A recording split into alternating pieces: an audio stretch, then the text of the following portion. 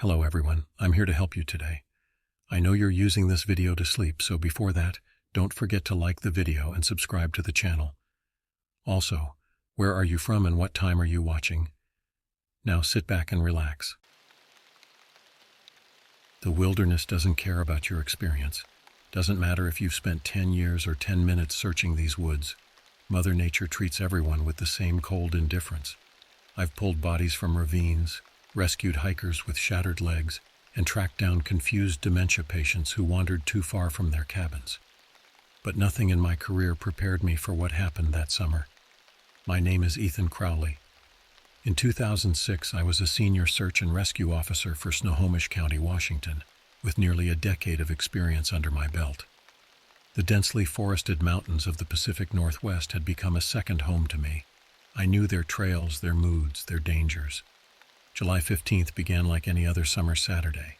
Early sunrise, clear skies, and the inevitable stream of weekend warriors heading into our wilderness areas. The morning briefing covered standard protocol, heat-related concerns, increased bear activity near Granite Falls, and a reminder to document all radio communications properly. Nothing suggested it would become the day that would forever divide my life into before and after. I remember checking my equipment while bantering with Sam Hawkins, my partner of 6 years. Sam was the perfect complement to my methodical approach. He had keen instincts and a dry sense of humor that kept morale up during difficult operations.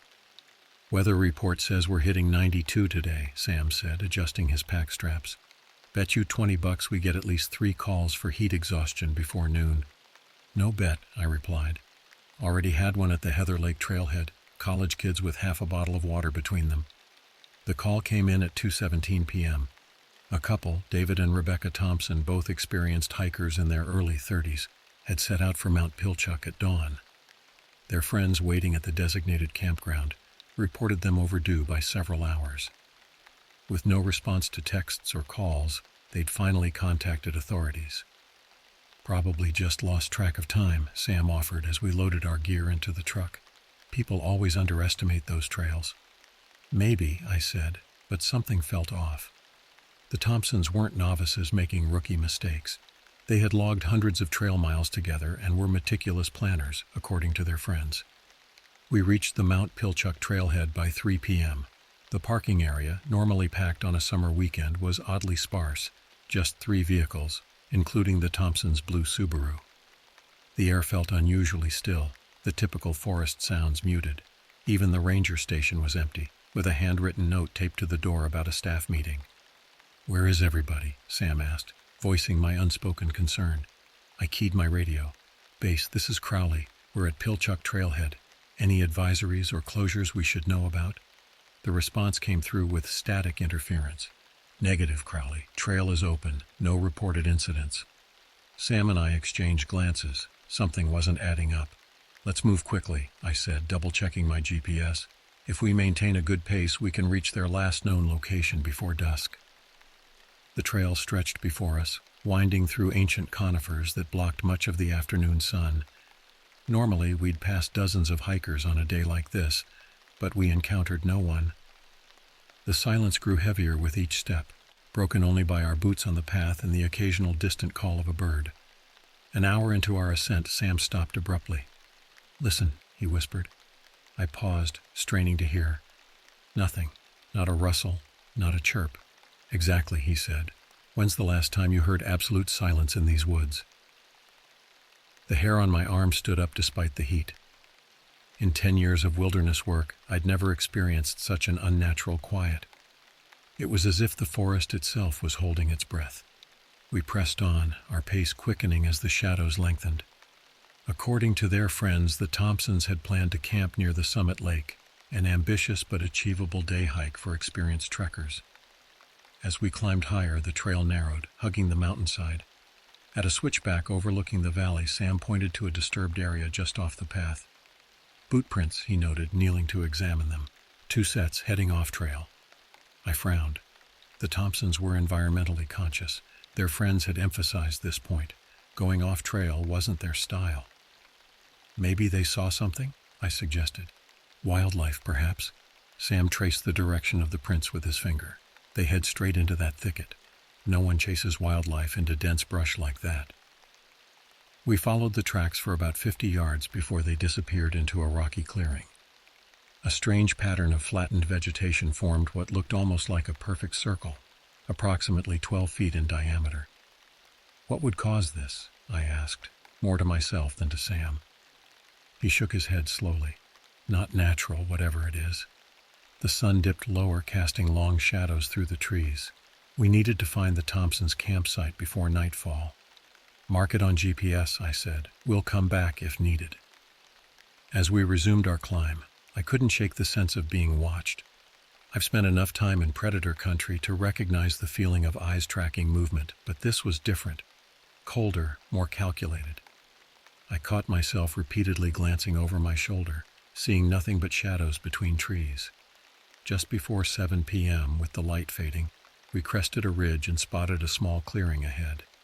"There," Sam pointed. A blue tent was pitched near a fire ring, exactly where the Thompsons had planned to camp. We approached cautiously, calling out their names. No response. The campsite appeared frozen in time, a half-eaten breakfast still on plates, coffee mugs full of now cold liquid, sleeping bags neatly arranged inside the open tent. Their backpacks rested against a log, and most telling of all, both their phones sat on top of a trail map spread out on a flat rock. "Who leaves their phones?" Sam muttered, picking one up. The screen showed several missed calls and text notifications. I examined the perimeter of the camp, looking for any sign of which direction they might have gone. Nothing indicated a hasty departure or struggle. No overturned items, no scattered belongings, no blood or signs of animal intrusion. "It's like they just vanished mid-breakfast," I said, a chill running through me despite the lingering heat of the day. As darkness settled over the mountain, we made the decision that would haunt me for the rest of my life. "We should split up," Sam suggested. "Cover more ground before we lose the light completely." I nodded, though something in me screamed against it. 1 hour, then we meet back here, whether we find anything or not. Sam headed west, following a faint game trail. I took the eastern path, which curved around the lake and deeper into the forest. The sun had nearly set now, the forest floor dimming to gray. I clicked on my flashlight, its beam cutting through the growing darkness. As I moved away from the camp, that unnatural silence returned, so complete I could hear my own heartbeat. The trees seemed to close in around me, their twisted shapes transforming into watchful sentinels. 1 hour, I reminded myself, just 1 hour, and then we regroup. I couldn't have possibly known that within that hour, everything I understood about our world would be irreparably shattered, and that I would never see Sam Hawkins alive again. The eastern trail curved around the small alpine lake, occasionally offering glimpses of dark water reflecting the last purple light of dusk. I marked my path methodically, calling out the Thompsons' names every 100 yards or so. Each shout seemed swallowed by the unnaturally thick silence, returning nothing but the faintest echo.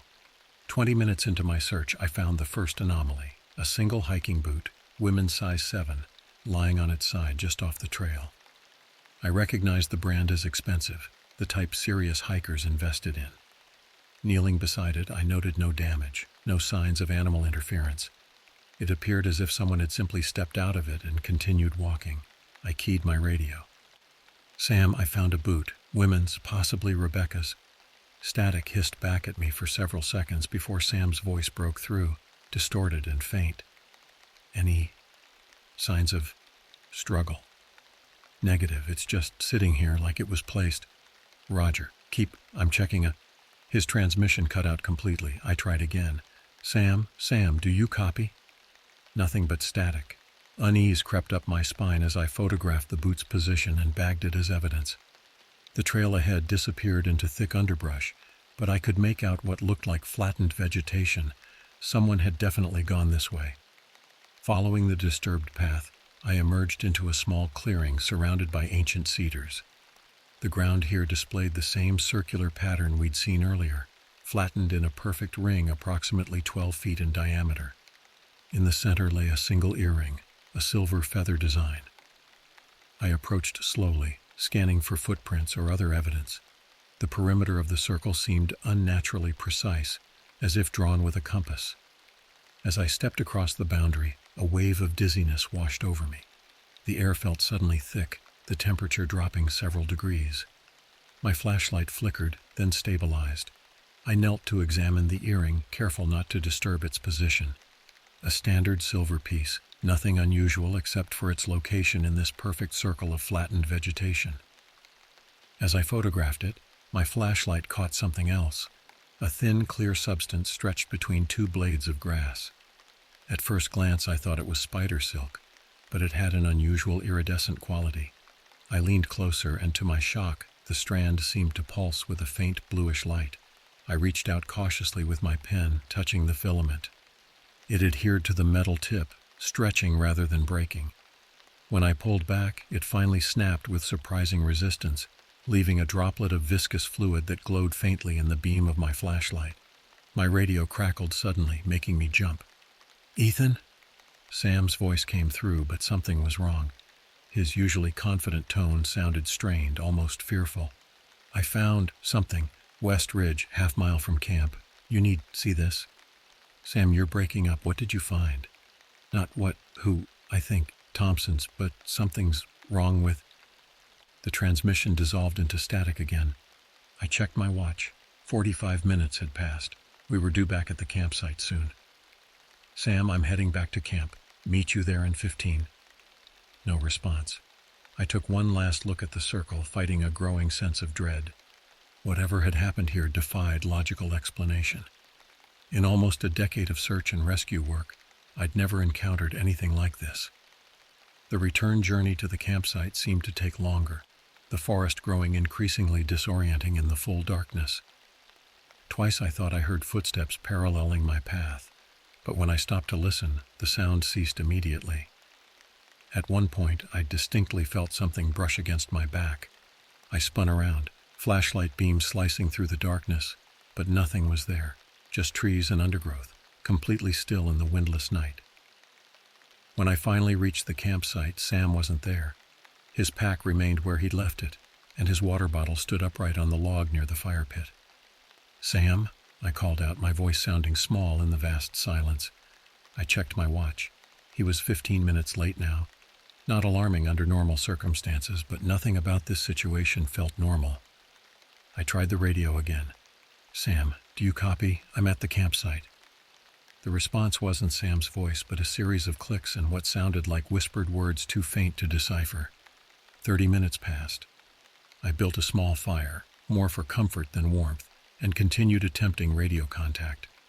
With each passing minute, my concern deepened. At the 1-hour mark, I made the decision to search for him. Protocol dictated waiting at the rendezvous point, but protocol assumed normal circumstances. There was nothing normal about this situation. I gathered essential gear, leaving unnecessary weight behind, and headed west following Sam's original route. The game trail he'd taken was narrow but distinct, winding through dense underbrush and occasionally disappearing beneath fallen logs. About a quarter-mile from camp, I found Sam's radio lying on the ground. The back panel was open, batteries missing. I examined it carefully. No damage, no signs of being dropped or thrown. It appeared to have been deliberately placed, the battery compartment methodically emptied. "Sam!" I shouted, my voice echoing through the trees. "Sam!" Only silence answered. I continued forward, moving as quickly as the difficult terrain allowed. The trail climbed steeply now, switchbacking up the western ridge. My flashlight beam caught occasional boot prints in the softer soil, confirming I was on Sam's path. Halfway up the ridge, I found the first piece of torn fabric, a strip of the dark blue shirt Sam had been wearing, caught on a thorn bush. I examined it under my light. The edges were frayed but not cut, as if it had been torn with considerable force. The trail ahead showed signs of disturbance, broken branches, scuffed soil, indications of someone moving quickly or being dragged. I followed the signs, my heartbeat thundering in my... At the ridge crest, the trail opened into another clearing. My flashlight beam swept across the ground, catching a reflection of something metallic. Sam's watch, the crystal face shattered. And then, just beyond, illuminated in my beam, was a set of strange markings in the soil. Not footprints, but long parallel grooves, approximately 4 inches apart, as if something with multiple appendages had moved through the area. The northern edge of the clearing, disappearing into thick undergrowth, As I approached, I noticed an unusual odor, acrid and chemical, reminiscent of ozone after a lightning strike. I pushed through the dense. The smell grew stronger, almost overwhelming. 20 yards in, the undergrowth opened to reveal another circular clearing, and in its center lay Sam Hawkins. He was face down, arms extended outward. His name. When I rolled him over, I recoiled in horror. Sam's eyes were open, fixed in an expression of pure terror. His skin had taken on a grayish pallor, and dark veins stood out prominently. There were no obvious wounds, no blood, just a series of strange geometric bruises forming perfect hexagons across his chest and throat. I checked for a pulse, though I already knew what I would find. Sam's kicked in despite my shock. I began to document the scene, taking photos and notes mechanically while my mind struggled to process what I was seeing. The circular clearing, the strange markings leading to Sam's body, diagonal bruises that defied medical explanation. None of it made sense. As I worked, I couldn't shake the feeling of being watched. The forest around me seemed to press closer, the darkness between trees. I caught movement at the periphery of my vision, but when I turned to look, nothing was there. I keyed my radio to contact base, but received only that same strange static, punctuated by faint clicking sounds. Cell service was this deep in the wilderness. I had to make a decision: stay with Sam's body until daylight, or return to the campsite to try for better radio contact. Standard procedure would be to remain with the deceased. At me to move. The decision was made for me when I heard it, a soft, rhythmic sound coming from the dense forest beyond the clearing. Not quite footsteps, more like something heavy dragging itself forward with determination. I shut off my flashlight instinctively, crouching low beside Sam's body. The sound continued, growing closer. Through gaps in the vegetation, I caught glimpses of movement, something moving with an unnatural gait between the trees. My breath caught in my throat. Whatever was approaching wasn't human.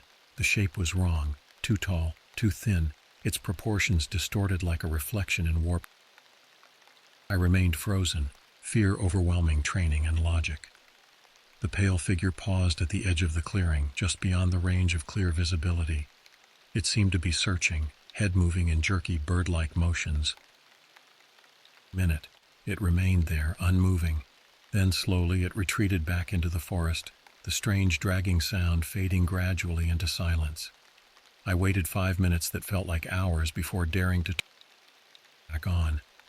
Sam's body lay unchanged, his vacant eyes still fixed in that expression of ultimate terror. "I'm sorry," I whispered, knowing I couldn't stay. Something was hunting in these woods, at least one life. I marked the location precisely on my GPS and took one final photograph. Then, fighting every professional instinct, I left my partner behind and began making my way back to the camp as quickly and quietly as possible through the dark forest. The weight of what I'd witnessed pressed down like a physical burden. Sam was dead.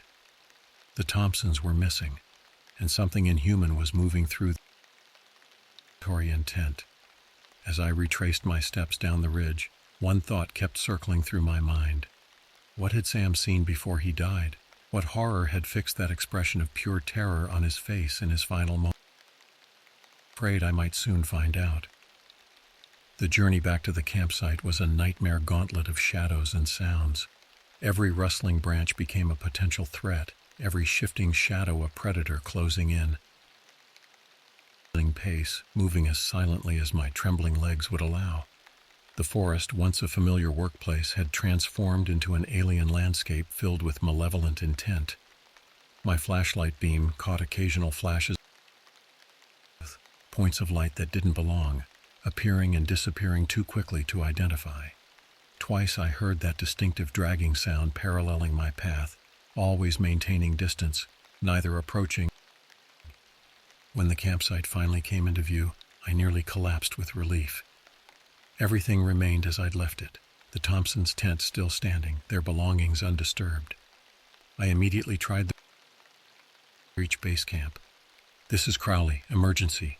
Officer down, repeat, officer down, request immediate backup and medical examiner, over. Through the static came a faint voice, barely audible. Location, coordinates. I provided our position, emphasizing the urgency, then repeated Sam's location. The response was mostly static, but I caught enough to understand that help wouldn't arrive before morning. The terrain too difficult for night operations. I was on my own until dawn. Security protocols dictated establishing a defensible position. I gathered firewood, building a larger blaze than normal. The dancing flames pushed back the darkness but created restless shadows that seemed to move with purpose at the forest edge. I retrieved my sidearm, a 9mm Glock I rarely carried, but had thankfully brought on this mission. Standard procedure was to avoid firearms during search and rescue operations, but tonight I was grateful for the weight of it in my hand. As I took inventory of supplies, I noticed something I'd missed earlier, a small leather-bound journal among Rebecca Thompson's belongings. I hesitated, aware of the privacy invasion, but the circumstances justified it. I needed any information that might help me understand what we were dealing with. The journal's most recent entry was dated the morning of their disappearance, July 15th. Woke before sunrise, David still sleeping. Something strange happened last night. Around 2 a.m. I woke to a sound like singing, but not quite human. When I looked out of the tent, the clearing was filled with lights, like fireflies, but larger and blue-white. They moved in patterns, forming circles and spirals. I watched for nearly an hour before they faded. Didn't wake David. He wouldn't believe me anyway. Going to investigate after breakfast. There's a circle of flattened grass just beyond the ridge. I think that's where the lights were centered. My blood ran cold. The circular clearing Sam and I had found. Rebecca had seen them too, had gone looking for them deliberately. I flipped back through earlier entries, finding more disturbing details. July 13th, arrived at Mount Pilchuck. Trails oddly empty for summer. Ranger seemed nervous when we mentioned camping near the summit lake, tried to direct us elsewhere. Said something about unusual wildlife activity. When pressed, he changed the subject. July 14th. David spotted strange markings on trees, perfect geometric patterns that don't look natural or man-made, almost like mathematical symbols. Found a dead fox near our campsite. No visible injuries, but its eyes were completely white, clouded over. David says it must have been diseased. The final entry ended mid-sentence. July 15th, later. Found the circle. It's perfect, like it was drawn with precision tools. The grass inside feels different, colder, somehow alive under my fingers. There's something moving at the forest edge. Tall, too tall to be nothing more. The pen stroke trailed off the page as if Rebecca had been interrupted mid-writing. I closed the journal, my mind racing. She had seen something, the same entity I'd glimpsed in the forest, the same thing that had killed Sam. The fire crackled, sending sparks spiraling upward. Beyond its light, the forest had fallen into that unnatural silence again. No insects, no night birds, nothing but the occasional soft snap of a branch that might have been the wind, or might have been something moving with deliberate stealth. Around midnight, the temperature dropped suddenly, my breath fogging in the cold air despite the summer season. The fire dimmed despite my efforts to maintain it, the flames turning an unusual bluish color at their edges. That's when I heard it. A sound like distant singing, just as Rebecca had described. Not quite human, the notes sliding between tones in a way that human vocal cords couldn't replicate. It seemed to come from everywhere and nowhere, impossible to pinpoint. I gripped my flashlight, sweeping its beam in a slow circle around the campsite. At the northern perimeter, just beyond the firelight's reach, something moved. I raised my gun instinctively, aiming at the movement. "Identify yourself," I shouted, my voice sounding thin and ineffectual.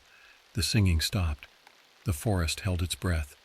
Then, stepping into the faintest edge of firelight, I saw it clearly for the first time. It stood at least 7 feet tall, its proportions wrong in ways that defied anatomical logic. Its limbs were too long, joints bending in impossible directions.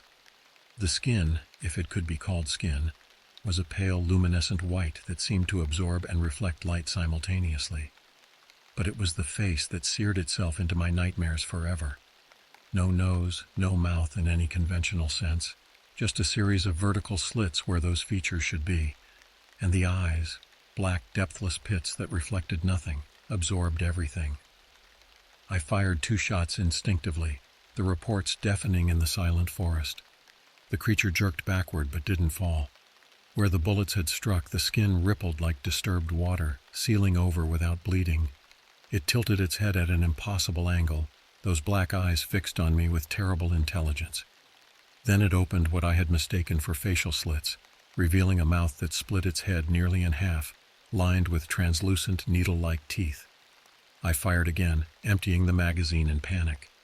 Some shots struck, causing that same rippling effect. Others missed as the creature moved with blinding speed, circling the campsite faster than my eyes could track. The fire died suddenly, plunging the clearing into darkness, save for my wildly swinging flashlight beam. In desperate terror, I grabbed a burning branch from the embers, waving it before me like a primitive torch. The creature hesitated, keeping its distance from the flame. It feared fire. This realization gave me the first glimmer of hope since finding Sam's body. I used the burning branch to reignite the campfire, feeding it everything flammable I could reach without turning my back on the circling entity. The flames caught, pushing back the darkness and forcing the creature to retreat to the forest edge. For hours, it stalked the perimeter of my camp, always just beyond clear visibility. I maintained the fire with religious devotion, rationing the available wood to last until dawn. My flashlight batteries weakened, the beam growing dimmer as the night progressed. Around 3 a.m. the singing began again, but different now, coming from multiple directions simultaneously. I realized with horror that there was more than one of these things out there, calling to each other in their inhuman voices. The hours crawled by, each minute a battle against exhaustion and terror. I found myself nodding off despite the adrenaline, jerking awake with nightmarish visions of those black eyes inches from my face. When the eastern sky finally began to lighten, the singing stopped. The presence at the forest edge withdrew, melting away with the darkness. By the time the sun crested the mountain, nothing remained but silence and the charred remnants of my desperate fire. I sat motionless, gun empty but still clutched in my hand, as birds cautiously resumed their morning calls. The forest returned to normal around me, as if the night's horrors had been nothing but a fever dream. But Sam was still dead. The Thompsons were still missing, and the memory of that tall, pale figure with its impossible mouth would never leave me. The rescue team arrived an hour after sunrise, 4 officers led by Captain Reynolds. Their cheerful calls as they approached the campsite seemed obscene after the night I'd endured. "Crowley, where's Hawkins?" Reynolds called as they entered the clearing. I must have looked half mad, sleepless, covered in dirt and ash, empty gun still in my hand. "Sam's dead," I said flatly. "Something killed him." Their expressions shifted from confusion to concern. Reynolds approached slowly as if dealing with a potentially unstable individual. "Let's get you some water, Ethan. You look dehydrated." "I'm not hallucinating," I snapped. "Check my GPS. I marked his location. He's been murdered." Reynolds exchanged glances with the others. "We'll check it out, but first tell us what happened. Start from the beginning." I did, omitting nothing. The circular clearings, the strange silence, Sam's body with its geometric bruises, and the pale, elongated creature that bullets couldn't stop. As I spoke, their expressions grew increasingly skeptical. "And you fired your weapon at this entity?" Reynolds asked when I finished. 8 shots, didn't even slow it down. Yet there's no blood trail. It didn't bleed. The skin just rippled and sealed over. Another exchanged glance between the officers. I knew how it sounded. "Look," I said, "check the journal. Rebecca Thompson saw them too. Lights, singing, the circular clearings. It's all documented." Reynolds took the journal, flipping through it briefly before handing it to another officer. "We'll take this as evidence. Now, show us where Sam is." The walk to Sam's body took longer in daylight, the terrain more difficult than I remembered. When we reached the clearing, Reynolds stopped abruptly. "You're sure this is the spot?" I checked my GPS. Positive. The clearing was empty. No body, no evidence that Sam had ever been there. "This is impossible," I muttered, circling the area. "He was right here. I have photographs." I pulled out my camera, scrolling to the images I'd taken the night before. Each one showed only empty forest floor, no Sam, no strange markings, nothing but dirt and vegetation. "Ethan," Reynolds said gently, "you've been under enormous stress. It's possible that in the darkness your mind—" "I'm not crazy," I shouted. "I know what I saw." But even as I protested, doubt began to creep in. Had exhaustion and fear affected my perception? Could I have imagined the pale creature, the singing, even Sam's death? No. The journal confirmed at least part of my experience. Rebecca had seen something too. "The Thompsons," I insisted. "We need to keep searching for them." Reynolds nodded, humoring me. "That's why we're here. But Ethan, you need rest. Go back to base with Johnson. We'll continue the search." I wanted to argue, but lacked the strength. The sleepless night had drained me completely. As Johnson led me back toward the trailhead, I took one last look at the forest. In broad daylight, it seemed impossible that anything unnatural could exist here, yet I couldn't shake the feeling that black, depthless eyes were watching from between the trees, waiting patiently for darkness to fall again. The descent from Mount Pilchuck passed in a haze of exhaustion and confusion. Johnson maintained a steady stream of conversation, weather forecast, department gossip, anything to fill the silence. But I barely registered his words. My mind kept returning to Sam's body, to the pale creature with its impossible mouth, to the evidence that had vanished with the night. At the ranger station, a medical team was waiting. They checked me for signs of hypothermia, dehydration, or head injury that might explain my disorientation. Finding nothing physically wrong, they chalked my experience up to extreme stress and sleep deprivation. "It's not uncommon," the paramedic assured me, "for the mind to create explanations when faced with traumatic events, especially in isolated wilderness settings." I nodded mechanically, too tired to argue. They gave me sedatives and arranged transportation back to headquarters, where I was placed on immediate administrative leave pending psychiatric evaluation. Sleep came the moment I reached my apartment, deep and dreamless thanks to the medication. I woke 14 hours later to pounding on my door, Captain Reynolds, with news I couldn't process. "We found Sam," he said grimly. Hope surged momentarily before his expression registered. "Dead?" He nodded. "A mile west of where you said, in a ravine. Looks like he fell, hit his head on the rocks below." "That's impossible," I protested. "I saw him. There were marks on his body, strange bruises." "Ethan," Reynolds cut me off.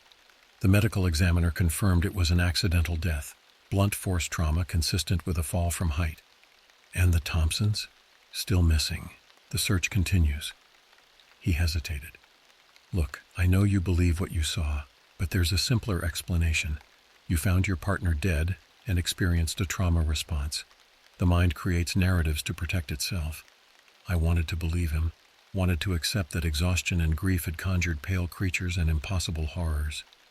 But Rebecca's journal entries couldn't be explained away so easily.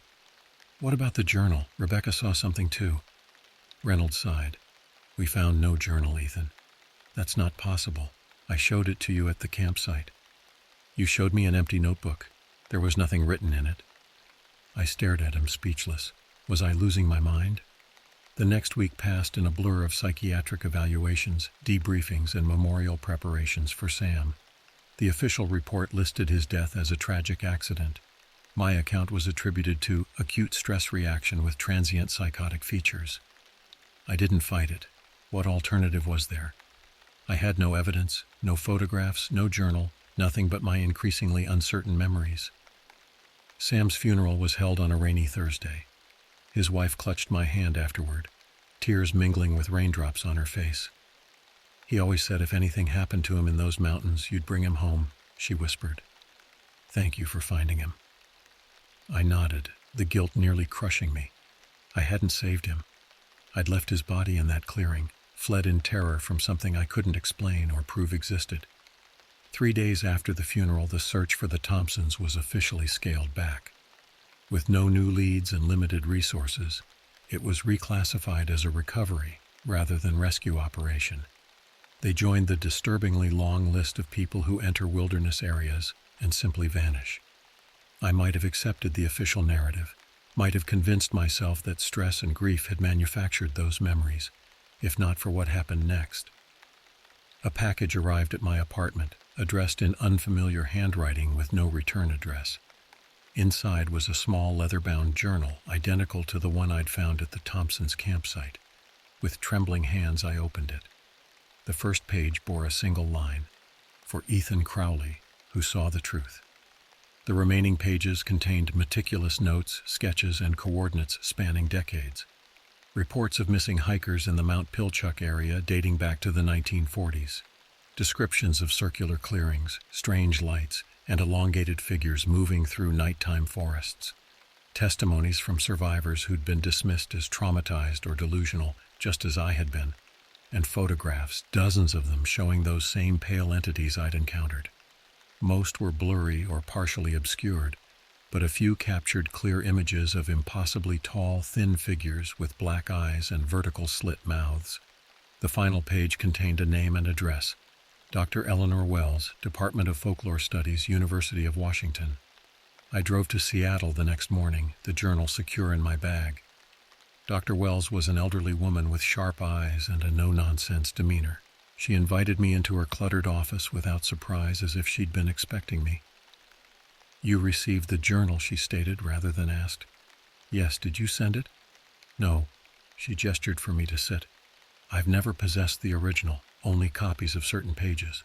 The journal has its own way of finding those who need it." Under normal circumstances, I would have dismissed such mystical nonsense. But after what I'd witnessed, normal parameters no longer applied. "What were those things I saw?" I asked directly. Dr. Wells studied me for a moment before answering. "Different cultures have different names for them. The Salish tribes called them stlakem, forest people who steal humans. European settlers described walking trees or pale watchers. Modern accounts often use terms like flesh gates or wendigo, though neither is accurate." "What are they, then?" "That's the question, isn't it?" She smiled thinly. "Something not quite of our world, existing in the boundary spaces. They've been documented for centuries, always with the same methods. They create perfect circles, use lights and sounds to lure humans, and occasionally take them. Take them where? No one knows. Those who are taken never return." "Sam wasn't taken," I said. "He was killed." Dr. Wells nodded. "Sometimes they kill rather than take, particularly those who pose a threat or witness a taking. Your friend was likely searching for the Thompsons when he encountered them mid-abduction. Why did Sam's body disappear, and the journal?" "They clean up after themselves. Evidence of their existence rarely survives daylight." "Then why did they leave me alive?" Her expression grew serious. "That's what concerns me, Mr. Crowley. They don't make mistakes. If you survived, it was deliberate." A chill ran through me. Why would they let me live? Perhaps to serve as a warning to others. Perhaps because they're not finished with you. Or perhaps, she hesitated, they've marked you in some way we can't perceive. I thought of the recurring nightmares since that night. Dreams of black eyes watching me through my bedroom window. Of my skin growing pale and limbs elongating. Dreams of becoming something else. "What can I do?" I asked, hating the tremor in my voice. "Be vigilant. They prefer isolated areas, but have been known to follow those who've encountered them. And whatever you do, don't return to those mountains alone." I left Dr. Wells's office with more questions than answers, but one certainty: I wasn't crazy. What I'd witnessed was real, documented by others over decades. The knowledge should have been comforting, but instead intensified my fear. If these entities were real, then the threat they posed was equally real. That night, alone in my apartment, I realized I was at a crossroads. I could take the journal to Reynolds, try again to convince authorities of what lurked in those forests, and likely be dismissed as completely unstable. Or I could keep the knowledge to myself, return to work after my mandatory leave, and pretend I'd accepted the official explanation of events. Neither option addressed the fundamental reality. People would continue hiking those trails, camping in those forests, unaware of what waited in the darkness between trees. As I contemplated this impossible dilemma, a sound from outside caught my attention, a familiar, not quite human singing, drifting through my open window despite being 15 floors up. I approached the window slowly, dreading what I might see. The street below was empty, but across the gap between buildings on the roof of the adjacent apartment complex stood a tall, pale figure silhouetted against the night sky. It raised one impossibly long arm in what might have been a greeting or a promise. I slammed the window shut and drew the blinds, but the singing continued, seeping through walls and glass with impossible clarity. They had found me. Or perhaps, as Dr. Wells suggested, they had never lost track of me at all. Dawn was still hours away, and I knew with terrible certainty that I wouldn't survive until morning if I remained. I packed essentials in shaking haste, closed the journal, my service weapon, and fled my apartment, the inhuman singing following me all the way to my car. As I drove through the sleeping city, a decision crystallized. I couldn't run forever. I couldn't convince authorities. But I could return to those mountains armed with knowledge and preparation, not to fight creatures that bullets couldn't harm, but to document, to gather irrefutable evidence of their existence. If I succeeded, others might be warned, protected from Sam's fate and whatever had befallen the Thompsons. If I failed, well, at least I'd face the darkness on my own terms. The singing faded as city lights gave way to rural darkness, but I knew it was only a temporary reprieve. They were patient hunters, and I had been marked as their prey. The real question wasn't whether I would encounter them again, but whether I would survive the encounter with my humanity intact. As Mount Pilchuck's silhouette appeared on the horizon, I gripped the steering wheel tighter. Whatever awaited me in those woods, I was done running. It was time to face the darkness, and whatever watched from within it. 19 years have passed since that night on Mount Pilchuck. 19 years since I faced what waited in those woods, armed with desperate courage and the knowledge gleaned from Dr. Wells and the mysterious journal. I survived, obviously, but survival came at a cost I'm still calculating. After fleeing my apartment that night, I didn't immediately return to the mountain as I'd planned. Self-preservation overrode vengeance or justice. Instead, I disappeared, abandoned my career, my home, my identity. For 3 years, I moved constantly, staying nowhere longer than a few months, working odd jobs for cash. The singing followed me, not every night, but often enough to prevent settling.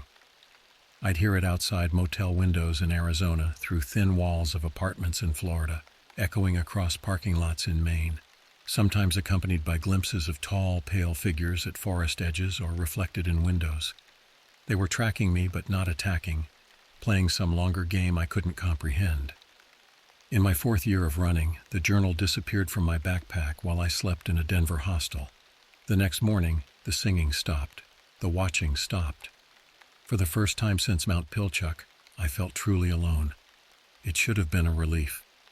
Instead, the silence was more terrifying than the pursuit had been. What had changed? Why had they lost interest? 3 weeks later, I saw the news report. 4 hikers missing near Mount Pilchuck, last seen by a ranger who described them as heading toward the summit lake despite warnings about the area. The same location, the same pattern. I knew then what I had to do. They hadn't stopped hunting, they'd simply found new prey. And I couldn't allow more people to vanish while I hid across the country. I returned to Washington under a new name, rented a cabin near the base of the mountain, and began my vigil. Not as a rescuer this time, but as a guardian and documentarian. For 15 years now, I've maintained my watch. I can't prevent all disappearances. The forest is vast, and I am one man growing older. But I've developed systems, methods of tracking their activity, and warning hikers away from active hunting grounds. I've documented dozens of circular clearings that appear overnight, recorded the singing when it echoes through the valleys, photographed the tall figures when they emerge at dusk, though the images always develop blurry or distorted. Most importantly, I've saved lives, not as many as I've lost, but enough to justify the lonely existence I've chosen, enough to honor Sam's memory and all the others taken by what hunts these woods. The locals think I'm eccentric but harmless, the strange old man who posts warning signs that rangers promptly remove, who approaches hiking groups with earnest concerns about dangerous trail conditions ahead. Some listen, many don't. I can only do so much. 3 years ago, something unexpected happened. A young woman arrived at my cabin, soaked from rain and trembling with exhaustion. She introduced herself as Mara Thompson, daughter of David and Rebecca, the couple whose disappearance had started everything.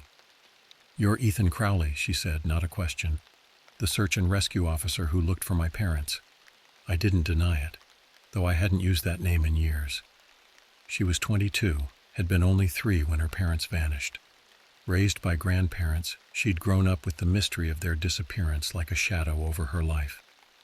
Upon reaching adulthood, she'd begun her own investigation, tracking down everyone connected to the case. "Everyone says you lost your mind," she told me bluntly. "Claimed monsters took them. Is that why you're here? To meet the crazy man?" "No." She held out a familiar leather-bound journal. "I'm here because of this. It arrived on my doorstep last month." The journal had found its next keeper. Mara stayed. Despite my protests, my warnings about the danger, she refused to leave. She had her parents' determination, and I feared their fate awaiting her if she remained. But I couldn't force her to go, and truthfully, after 15 years of solitude, I welcomed the company. We developed a partnership of sorts. Her fresh perspective and technological skills complemented my field experience. Together, we expanded the documentation, created mapping systems to track circular clearing appearances, and established an anonymous website to warn hikers of dangerous areas without sounding like conspiracy theorists. And we searched, not for her parents, we both knew they were long gone, but for answers. What were these entities? Why did they take some people and kill others? Where did they come from? And where did they take their victims? Slowly, we've pieced together a theory. The circular clearings aren't just hunting grounds, they're doorways. Temporary thinnings in the barrier between our world and somewhere else. The entities create these doorways, use light and sound to lure humans, then take them through before the doorway closes at dawn. Those who witness a taking but aren't taken themselves become marked, tracked, observed, like I was. Most eventually disappear. I'm an anomaly, having survived this long. Why? I believe it's because I serve a purpose in their incomprehensible design. By driving me to vigilance, they ensure I warn away most potential victims while still allowing them occasional successful hunts. A conservation method, perhaps, sustainable harvesting of human prey. It's a chilling thought, being used as their unwitting gatekeeper. But if the alternative is more deaths, more disappearances, I accept the role. Mara and I have documented nearly 200 disappearances connected to these entities across the Pacific Northwest since record-keeping began in the 1930s. The actual number is likely much higher.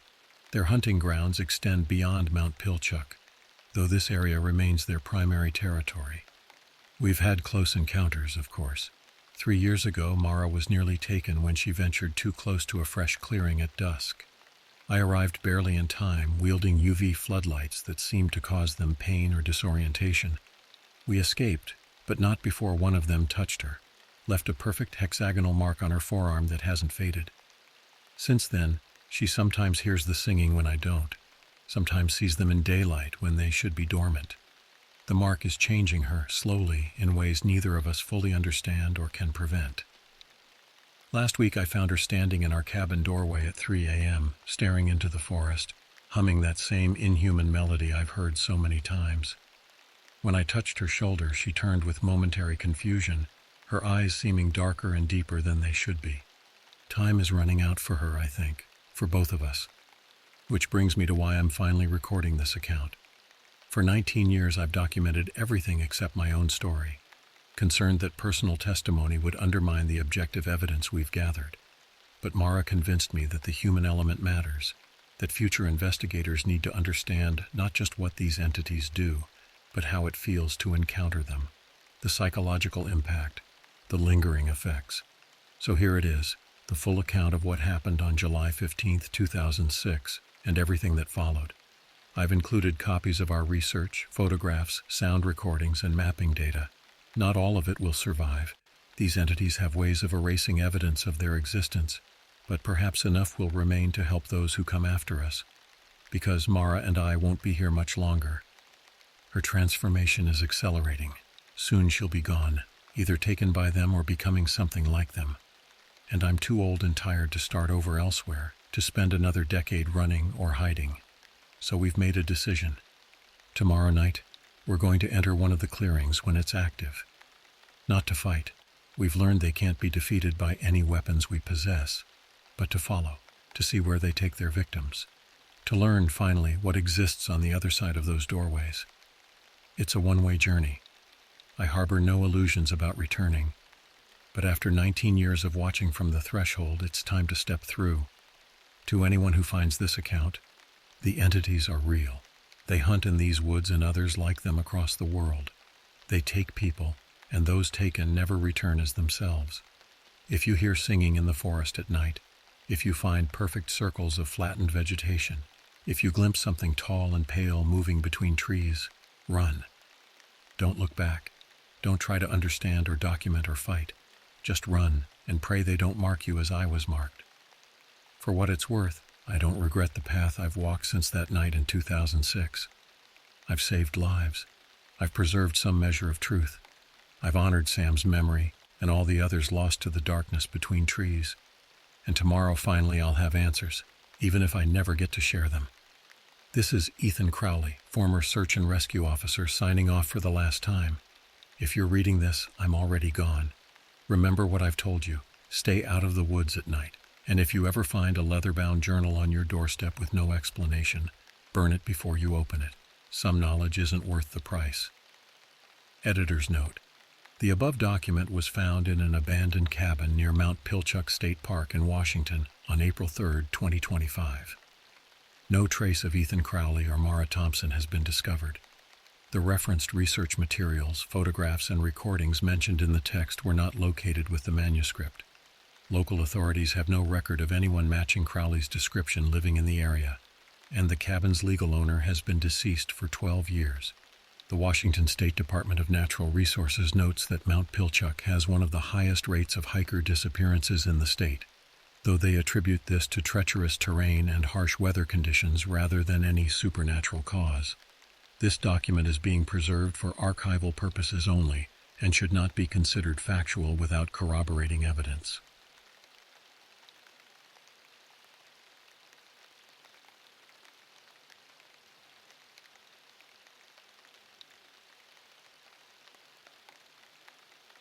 Search and rescue work demands a particular type of individual, someone who can navigate treacherous terrain in the worst conditions while maintaining composure when confronted with human suffering. As lead SR officer for the Boundary County Wilderness Response Team, I've spent 15 years in the dense northern Idaho forests, retrieving the lost, the injured, and occasionally the dead. My name is Jericho Wren, and what I encountered on October 3, 1998, in the Selkirk Mountains haunts me to this day. The morning began unremarkably. I was completing paperwork from a routine rescue the previous day. A college student with a sprained ankle who'd wandered off trail taking photographs of autumn foliage. The ranger station was quiet, just the occasional crackle of radio communication and the persistent tapping of the ancient wall clock that had hung there since before my time. Sam Harlow, my partner of 8 years, was organizing equipment in the adjacent room. Sam was the methodical one, a former Marine with piercing blue eyes that missed nothing and a quiet confidence that put victims at ease. We'd pulled dozens of people from the wilderness together, working with the intuitive synchronicity that comes from years of trust. Dispatch for Boundary SR, come in. The radio cut through the silence at 3:17 p.m. I remember looking at the clock, not knowing those minutes would divide my life into before and after. Boundary SAR, Wren here, go ahead dispatch. We've got a missing hiker in the West Selkirks. Male, 42, experienced backpacker.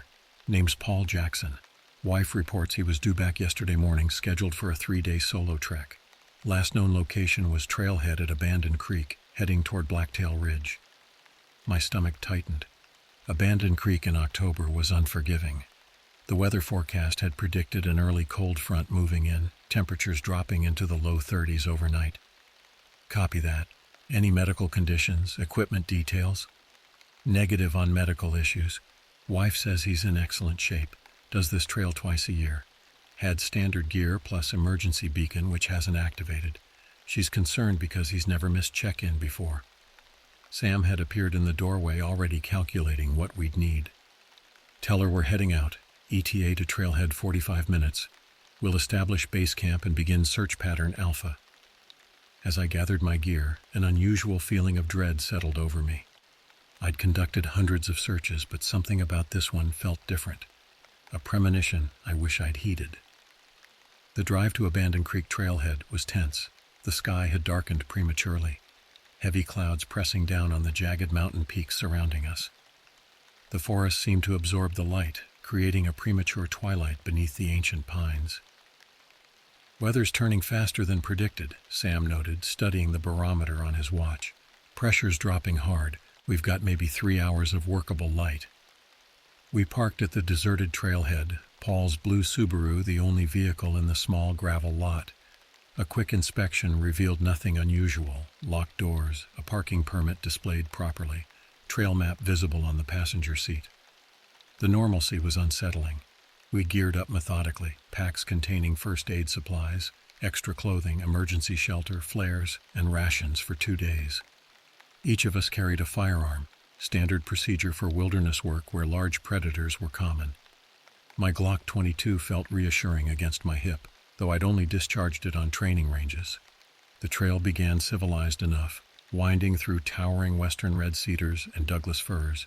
The air carried the sharp scent of pine and decaying vegetation, normal forest smells I'd grown to love over the years. But as we progressed deeper, I noticed an unusual silence. The typical forest sounds, birds calling, squirrels rustling through underbrush, were absent. "Notice that?" I whispered to Sam after we'd hiked about 2 miles. He nodded, eyes scanning the perimeter. "Too quiet. Something spooked the wildlife." We pressed on, calling Paul's name at regular intervals, our voices echoing unnaturally against the rock faces flanking the narrowing trail. The only response was the occasional gust of wind through the canopy above, creating disconcerting whispers that almost sounded like human voices. According to Paul's registered trip plan, he should have made camp the first night near Blackwater Lake, approximately 6 miles from the trailhead. We increased our pace, racing against the rapidly fading daylight.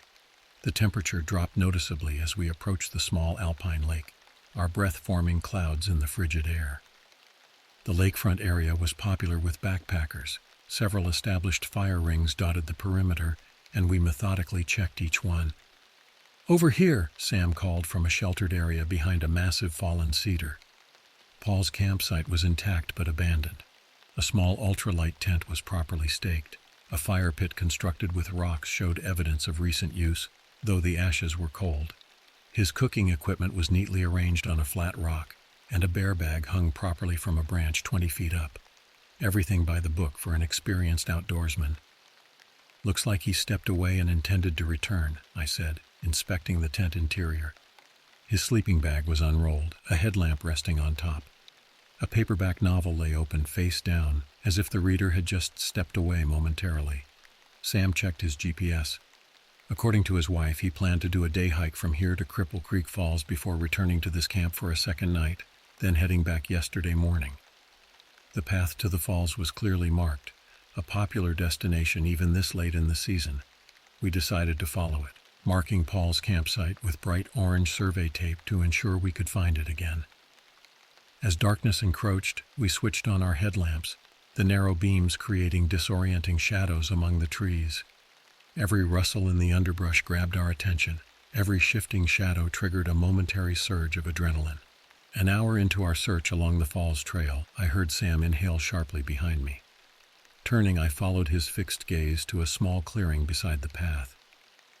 "Blood," he said simply, crouching beside a dark stain on a fallen log. My flashlight beam revealed more, droplets leading away from the trail into thicker forest. Not just droplets, splashes. Too much blood for a minor injury. The radio crackled at my hip, making me flinch. The base station was checking in, but the mountainous terrain disrupted the signal, transforming the words into garbled static that sounded disturbingly like pained moaning. "We should mark this location and continue while we still have some light," I said, fighting to keep my voice steady. Sam nodded, but his expression had changed. I'd seen that look before, when we both knew we were no longer conducting a rescue, but a recovery. We followed the blood trail deeper into the forest, away from marked paths. The trees grew denser here, branches interlocking overhead to create a near-perfect canopy that blocked what little daylight remained. Our headlamps provided the only illumination, the parallel beams cutting through increasing fog that had begun to roll through the underbrush. Neither of us spoke as we tracked the blood, which became more plentiful with each step. The silence of the forest pressed against my eardrums like physical pressure. No wind, no animals, just the sound of our controlled breathing and cautious footsteps on the carpet of decaying leaves. That's when I first sensed it, a prickling awareness of being watched. I glanced at Sam and knew instantly he felt it too. His hand had moved to rest on his holstered weapon, and his eyes continuously scanned our surroundings. The blood trail ended abruptly at the base of a massive, lightning-scarred pine. We scanned the area, confusion momentarily overriding caution. "Where did it go?" Sam muttered, sweeping his light in widening arcs. I directed my beam upward, following the trunk of the ancient tree. The light caught something in the lower branches, something that shouldn't be there. Paul Jackson's backpack hung 15 feet above us, impaled on a broken branch. It was ripped open, contents scattered among the branches. Blood had soaked through the fabric, dripping down the trunk in dark rivulets. "That's not possible," Sam whispered. "No animal drags prey up like that, not in these mountains." Before I could respond, a sound reached us from deeper in the forest, a sound that didn't belong in these woods or any natural place. A rhythmic clicking, interspersed with what could have been laughter if it hadn't been so utterly devoid of humanity. We both instinctively extinguished our lights, plunging ourselves into absolute darkness. The darkness surrounding us was absolute, the kind that exists only in the depths of wilderness far from civilization's light pollution. I could feel rather than see Sam beside me, his controlled breathing the only indication of his presence. We stood motionless, listening as the unnatural clicking sound faded into the distance. "What was that?" Sam finally whispered, his voice barely audible. I had no answer. In 15 years of wilderness work, I'd encountered every predator native to the northern Rockies: bears, mountain lions, wolves, and none made sounds remotely similar to what we'd just heard. We reactivated our lights, keeping the beams pointed downward to minimize our visibility. The blood trail had ended at the tree with the impaled backpack, but we needed to continue our search. Paul was still missing, though the amount of blood we'd found suggested we wouldn't be bringing him back alive. "We should call for backup," I said, reaching for my radio. The transmission was even worse than before, bursts of static punctuated by unintelligible fragments of words. I managed to communicate our coordinates and the discovery of blood evidence, but couldn't be certain how much was received. The response was lost entirely to interference. "We're on our own until morning," Sam concluded. "Should we return to his campsite or press on?" The decision weighed heavily. Standard procedure dictated returning to a secure location before dark, especially with evidence of potential danger. But Paul might still be alive, desperately needing help. 10 more minutes in this direction," I said, pointing along what seemed to be a rough game trail leading away from the blood-marked tree. "Then we head back to the campsite and secure it for the night." Sam nodded, drawing his sidearm. I did the same, the weight of the Glock reassuring in my grip. We moved forward cautiously, sweeping our lights in coordinated patterns to maximize visibility. The forest floor was disturbed here. Broken branches, scraped bark, and occasional blood smears indicated something large had moved through recently, dragging something heavy. The 10 minutes passed with excruciating slowness. We were about to turn back when our lights illuminated a small clearing ahead. In the center stood a solitary oak tree, unusual for this elevation and region. It seemed ancient, its gnarled trunk twisted in ways that suggested decades of growth in harsh conditions. What we found at its base haunts my nightmares to this day. Paul Jackson was propped against the trunk, positioned as if casually resting. His eyes were open, staring sightlessly at the canopy above. His torso had been systematically opened from sternum to pelvis, the skin peeled back with surgical precision. Internal organs were partially removed and arranged in a semicircle around him. His expression was frozen in a rictus of absolute terror. But most disturbing were the markings, intricate symbols carved into the exposed inside of his rib cage, geometric patterns that seemed to follow some terrible logic. They couldn't have been made by animal claws or teeth. These were deliberate, methodical, intelligent. My stomach heaved and I turned away, fighting to maintain my professional composure. Sam remained focused, though his face had drained of color. "We need to document this," he said mechanically, retrieving his camera. The flash illuminated the grotesque tableau in stark detail as Sam methodically photographed the scene. I used our GPS to mark the exact coordinates, focusing on procedure to keep the horror at bay. "Look at his hands," Sam said suddenly. Paul's hands were positioned palm up on his thighs. In each palm was a small stone polished to a mirror finish. They were perfectly round and seemed to absorb rather than reflect our flashlight beams. "Don't touch them," I warned as Sam leaned closer. "I wasn't planning to," he replied grimly. "This isn't an animal attack, Jericho. This is something else entirely." As if in response to his words, the clicking sound returned, closer this time, accompanied by movement in the underbrush surrounding the clearing. Multiple sources circling us. We positioned ourselves back to back, weapons raised, scanning the tree line. My light caught a flash of movement, something pale moving with unnatural speed between two massive pines. 3 o'clock, I hissed. Sam pivoted, training his beam on the spot. For a fraction of a second we saw it clearly, a figure humanoid in basic shape but wrong in its proportions. Too tall, limbs too long and jointed in places human limbs shouldn't bend. Its skin was pallid, almost translucent, stretched too tightly over a frame that seemed more insectoid than mammalian. Most disturbing were its eyes, reflective like an animal's but with obvious intelligence behind them. They caught our light and threw it back at us, two glowing pinpricks in the darkness. Then it was gone, melting back into the forest with silent efficiency. "We're leaving. Now," I said, fighting to keep my voice steady. We began backing away from Paul's body, maintaining our defensive position. The clicking sounds intensified, seemingly communicating between unseen entities surrounding us. I counted at least 3 distinct sources. "They're hurting us," Sam realized aloud as we found ourselves being subtly directed away from the path we'd taken to the clearing. "Keep moving toward the campsite," I countered. "Don't let them divert us." We increased our pace, no longer concerned with stealth. The creatures, whatever they were, kept pace, staying just beyond the reach of our lights but close enough that we caught occasional glimpses. A pale limb here, reflective eyes there, always in motion. The temperature had dropped precipitously, our breath forming dense clouds before us. The fog had thickened as well, reducing visibility to mere feet beyond our light beams. The forest that had seemed merely sinister before now felt actively malevolent, branches reaching toward us like grasping fingers. We'd nearly reached the blood-marked tree with the impaled backpack when one of the creatures made its move. It crossed directly in front of us, no more than 20 feet ahead, fully visible for several seconds. Its movements were jerky, yet precisely controlled, like a spider traversing its web. The body was vaguely humanoid, but with a torso too elongated, joints that bent in reverse directions, and a head that seemed to pivot a full 360 degrees to stare at us as it passed. "Jesus Christ," Sam whispered, raising his weapon. "Don't shoot unless they attack," I cautioned. "We don't know how many there are or what they're capable of." The creature paused, head tilting curiously as if considering us. A sound emerged from it. Not the clicking we'd heard before, but a series of wet, gurgling noises that horrifyingly resembled human speech patterns without forming actual words.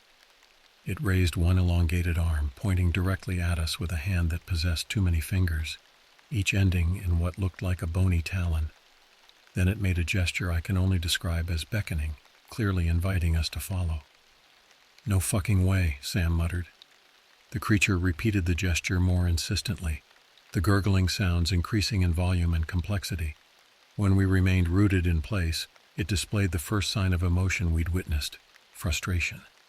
It slashed at a nearby sapling, severing the 3-inch trunk with casual ease. Message delivered. A sharp crack from behind made us spin around. Another creature had appeared, this one even taller than the first, its body more obviously inhuman up close. Its chest cavity appeared to be open, similar to how Paul's had been, but on this entity it seemed natural, revealing glimpsed internal structures that pulsed with bioluminescent light.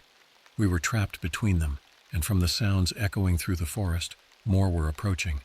"Run!" I shouted, abandoning caution. We sprinted perpendicular to their positions, crashing through underbrush, no longer following any trail. Behind us, the creatures emitted high-pitched sounds of what could only be excitement. The hunt was on. I've never run so fast in my life, adrenaline overriding the burning in my lungs and the scratch of branches against my face. Sam kept pace beside me, his training evident in his controlled breathing and strategic movement. We burst from dense forest onto the shore of Blackwater Lake, momentarily disoriented but grateful for the improved visibility in the open space. The moon had emerged from behind the clouds, casting silver light across the black water. "The campsite is northeast from here," Sam gasped, pointing along the shoreline. We'd barely taken 3 steps when a pale form erupted from the lake's surface not 10 yards offshore. Water cascaded from its elongated frame as it rose to its full height, easily 7 feet tall, standing impossibly on the surface of the lake as if it were solid ground. This one was different from the others. Where they had been pale, this one gleamed wetly in the moonlight, its skin translucent enough that we could see dark shapes moving beneath its surface. Its face was more defined, with hollows where eyes should be, and a lipless gash of a mouth that stretched too wide, revealing needle-like teeth. It raised both arms skyward, and the gurgling speech we'd heard before now emerged as a piercing wail that resonated across the lake. From the forest behind us, answering calls echoed back. They've been playing with us, Sam realized, raising his weapon and firing 3 rapid shots. The bullet struck the creature squarely in its chest, creating small entry wounds that leaked not blood, but a luminescent fluid that dripped upward, defying gravity. It registered no pain, merely lowering its gaze to examine the wounds with what appeared to be curiosity. Then it smiled. That smile will haunt me until my dying day, inhuman yet expressing recognizable emotion, amusement, anticipation, hunger. The creature's mouth stretched impossibly wide, revealing row upon row of translucent needle-like teeth receding deep into its throat. "The bullets aren't stopping it," Sam said unnecessarily, already backing away. We retreated along the shoreline, keeping our lights trained on the creature still standing impossibly atop the lake's surface. It made no immediate move to pursue us, continuing to study the luminous fluid leaking from its wounds with detached interest. "Where are the others?" I whispered, scanning the tree line.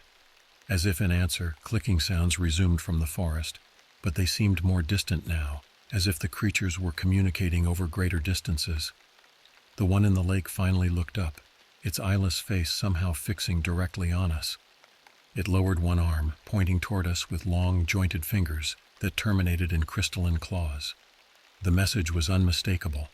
We ran again, no longer concerning ourselves with direction, just away from the lake and the pointing creature. The shoreline path soon reconnected with the main trail, and we followed it with desperate speed, hoping to reach Paul's campsite where we'd left our emergency radio. The forest around us came alive with movement, pale shapes flitting between trees, always peripheral, never directly in our path but unmistakably hurting us. The clicking grew more synchronized, almost melodic in its patterns. Sometimes it seemed to come from directly above us, though I dared not look up into the canopy. "They're toying with us," I gasped as we ran, "like cats with mice." "Conserve your breath," Sam warned, still somehow maintaining his tactical awareness despite our terror. We finally broke through to the small clearing containing Paul's campsite. Everything remained as we'd left it, tent erected, gear organized, bear bag still hanging from its branch. The normalcy of it was jarring after what we'd witnessed. I scrambled for the emergency radio we'd stashed in the tent, hands shaking as I extended the antenna and set it to broadcast on all emergency frequencies. "Mayday, Mayday. Boundary County SR officers Wren and Harlow requesting immediate assistance. We are at coordinates 48.9157 degrees north, 116.5603 degrees west, approximately 6 miles from Abandoned Creek trailhead. We have found the remains of missing hiker Paul Jackson and are under pursuit by unknown hostile entities.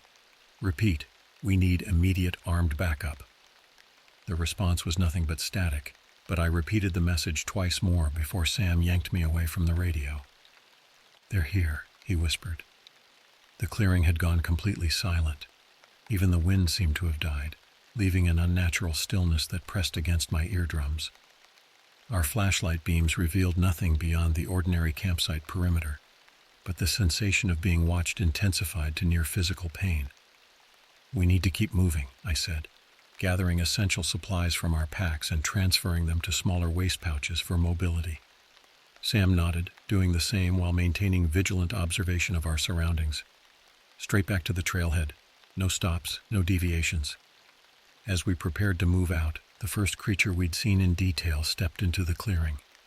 In the multiple overlapping beams of our flashlights, its appearance was even more disturbing than before.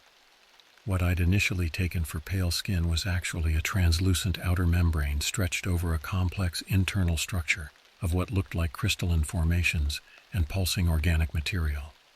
It moved with the precise, controlled movements of an insect, each step deliberate yet unnervingly fluid.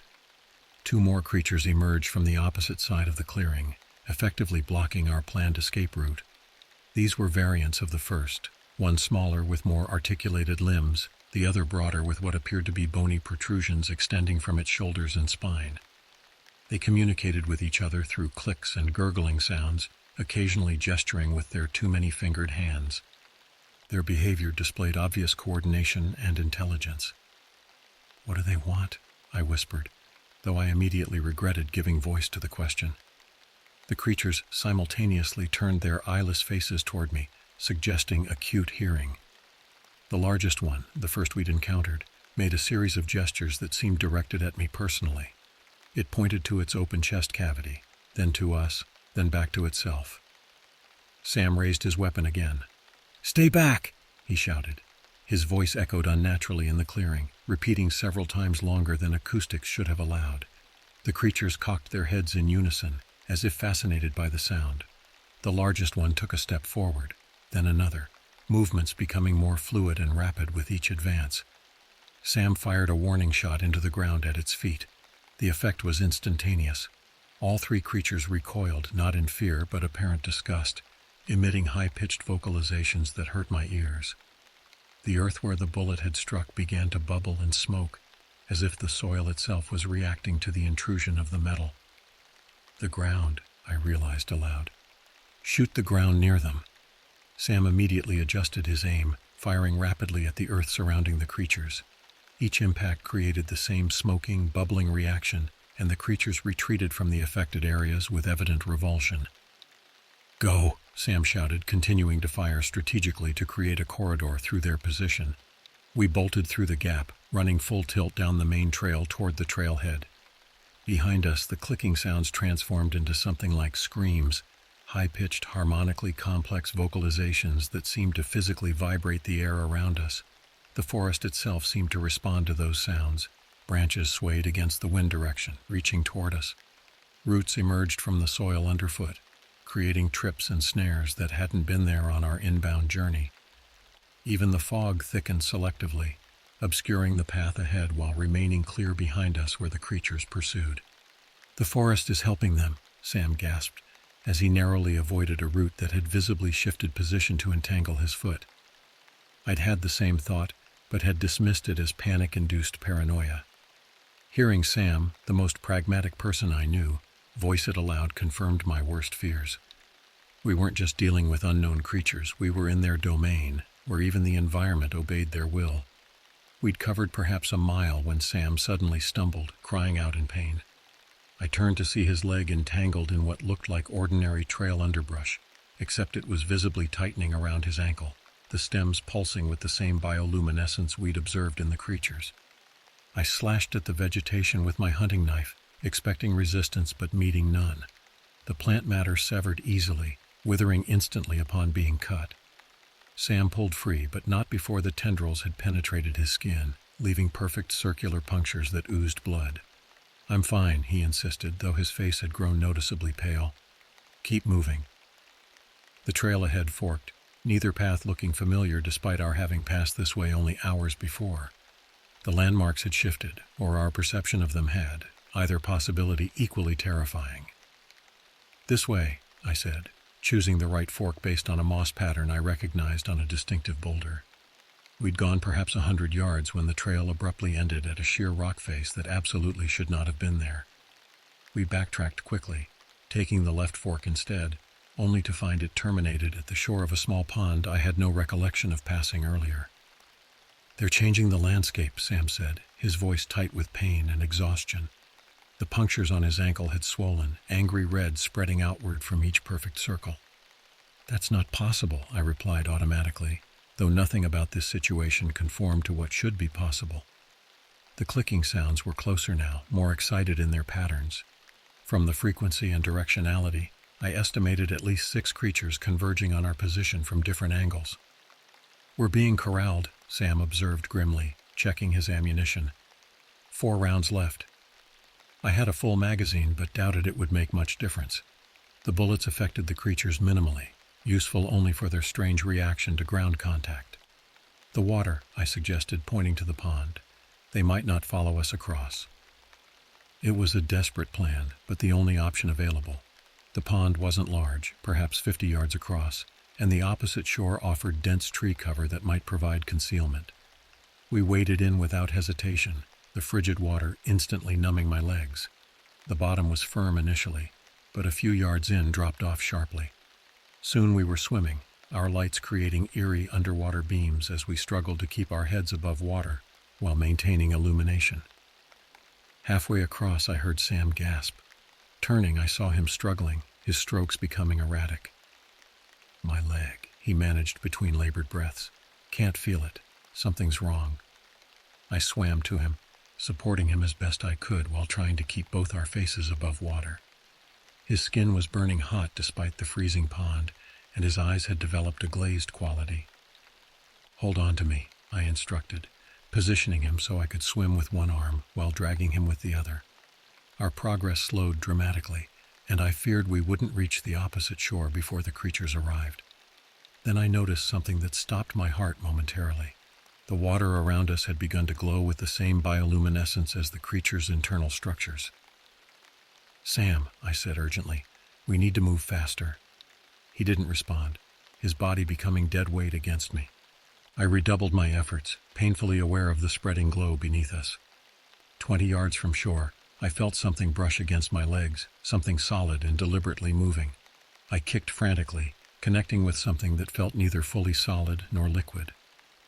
The water around that spot erupted with intense blue-green light, and a bubbling sound emerged that chillingly resembled laughter. With a final desperate surge, I managed to drag Sam to the shallows and then onto shore, collapsing beside him on the rocky ground. He was unconscious, his breathing shallow and rapid. The puncture wounds on his ankle had transformed, the skin around them becoming translucent, underlying veins glowing with the same bioluminescence we'd seen in the creatures and the water. "Sam," I shook him urgently. "Sam, wake up!" His eyes fluttered open, but the pupils had contracted to pinpoints despite the darkness. "They're in my head, Jericho," he whispered. "I can hear them. They're curious. They've never encountered humans before in this region." A chill ran through me that had nothing to do with my soaked clothing. "Fight it, Sam. We need to keep moving."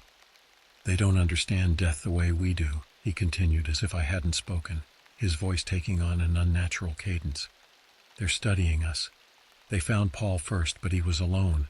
They want to see how we interact, how we respond to threat, how we care for each other." "Sam, stop," I pleaded, pulling him to his feet. He stood unsteadily, head lolling. "They've been here longer than us, much longer, since before the mountains rose." His eyes found mine, momentarily clearing. "Run, Jericho, leave me, I'm already changing." As if to prove his point, he extended his arm, the sleeve falling back to reveal skin turning translucent, a faint glow emanating from beneath. "It doesn't hurt," he said with detached fascination. "It feels expansive." Before I could respond, clicking sounds erupted from the pond behind us. The water's surface bulged upward as something massive began to emerge, the lake-dwelling creature we'd encountered earlier, or something even larger. Sam straightened suddenly, his expression sharpening. "Go," he commanded in his normal voice, shoving me forcefully away from him. "I'll hold them here. Get to the trailhead. Bring back help." "I'm not leaving you," I protested. He drew his weapon, aiming not at the emerging creature but at his own temple.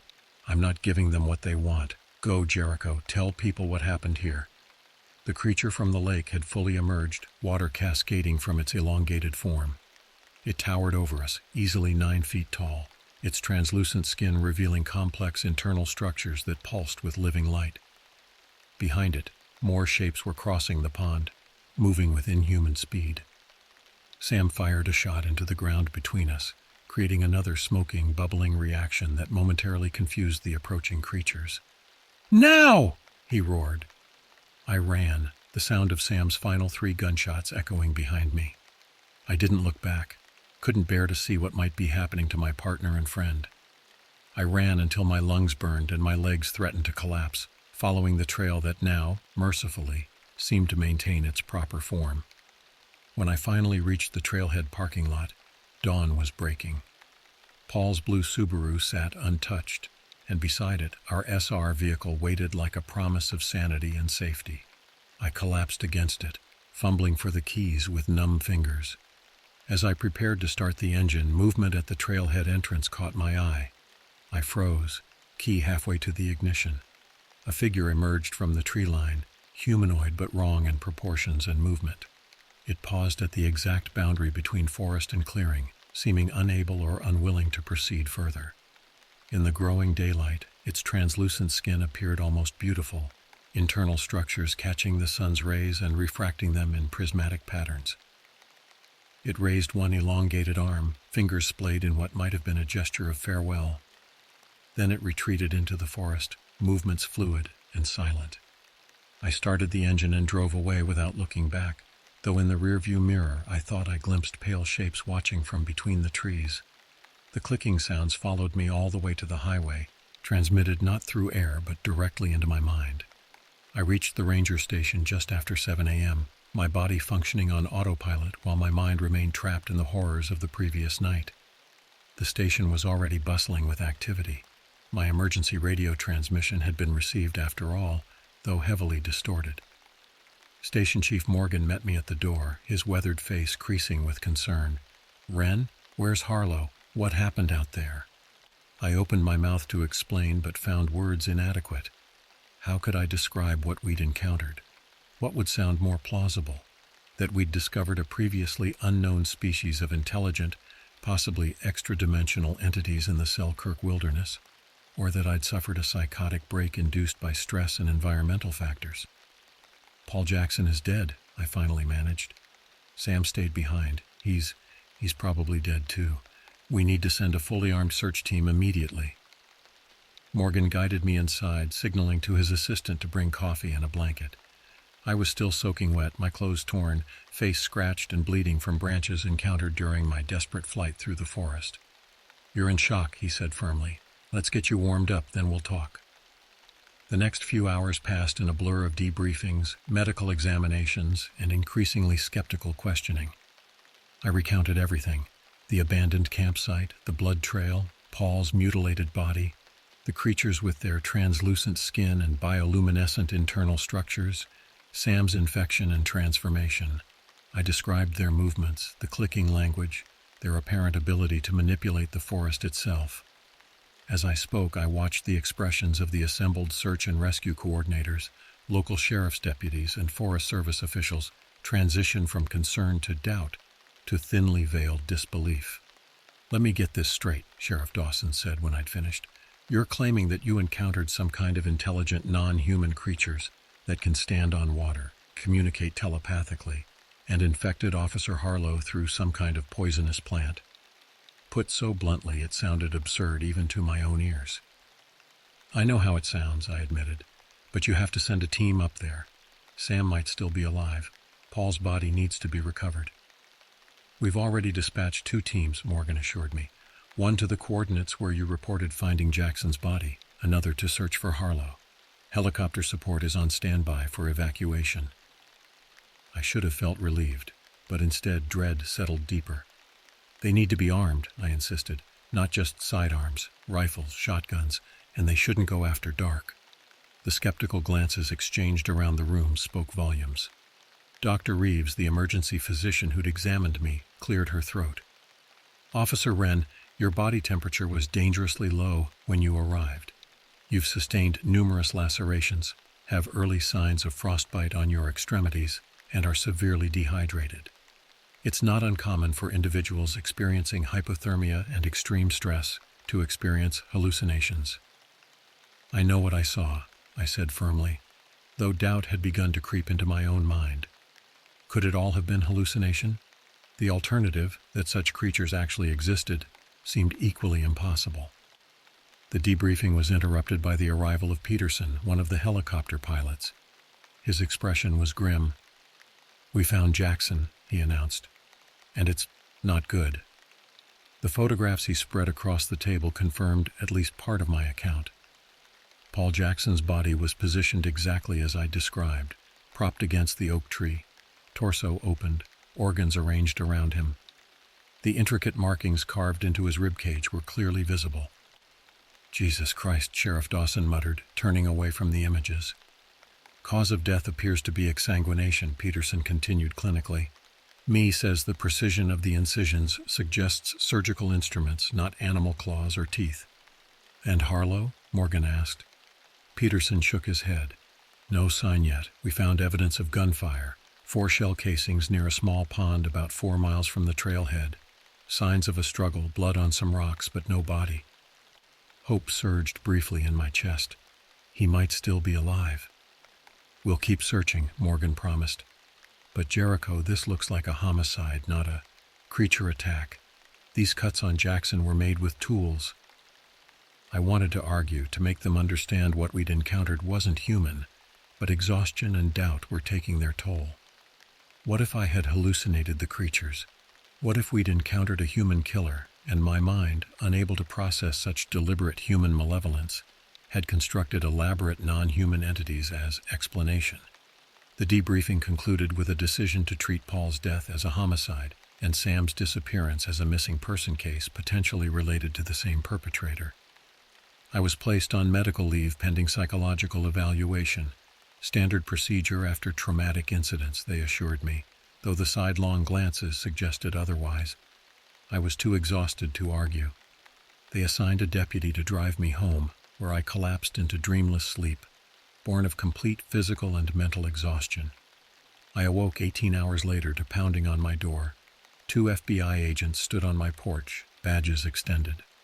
Special Agents Mercer and Chen had been assigned to the Jackson homicide and Harlow disappearance, given the crimes had occurred on federal land. Their questioning was more thorough than the local authorities, their demeanor less openly skeptical but more intensely analytical. They recorded my statement, asked me to walk through the events multiple times, focusing on different aspects: the exact appearance of the creatures, the precise nature of Sam's transformation, the clicking language and its patterns. "You haven't asked if I might have hallucinated all this," I noted near the end of the interview. Agent Mercer's expression remained neutral. "We're gathering all possible information at this stage. Your medical report indicates you were suffering from hypothermia and exhaustion, which could certainly affect perception. However, the physical evidence at the scene partially corroborates your account of finding Jackson's body and subsequently losing contact with Officer Harlow." "But not the creatures," I supplied. "We haven't found evidence supporting the existence of the entities you described," Agent Chen confirmed carefully. "The investigation is ongoing." After they left, I sat alone in my living room, doubt gnawing at me. Had I invented the creatures as a way to process witnessing a brutal murder? Was Sam involved somehow, not transformed by unknown entities, but perhaps the perpetrator himself? The thoughts felt like betrayal, but I couldn't dismiss them entirely. The search for Sam continued for 2 weeks. They found scattered personal effects: his flashlight, torn fragments of his uniform, his emptied sidearm, but no body. The case remained officially open but practically cold after the first month. Paul Jackson's autopsy revealed details that both supported and contradicted my account. The precision of the incisions did indeed suggest surgical tools rather than claws or teeth. However, trace evidence found in the wounds included crystalline particles of unknown composition that resisted standard analysis. The stones found in his palms were equally mysterious, composed of material not native to the region and containing microscopic structures that suggested artificial manufacturing rather than natural formation. I attended mandatory psychological counseling, where I gradually stopped mentioning the creatures. It was easier to be diagnosed with PTSD and temporary stress-induced psychosis than to continue insisting on the reality of what I'd seen. My therapist noted my progress toward acceptance of reality in her reports, which eventually led to my reinstatement to limited duty after 3 months. I never returned to field work. The department was understanding, assigning me to training and administrative roles where my experience could be utilized without placing me back in the wilderness. I accepted this arrangement without protest, knowing I could never again enter those forests. 6 months after that night, I received a package with no return address. Inside was a small stone identical to those found in Paul Jackson's palms, perfectly round, obsidian black, absorbing light rather than reflecting it. Accompanying it was a note written in handwriting I recognized immediately, despite its uncharacteristic shakiness. "They're still watching. They're curious about us.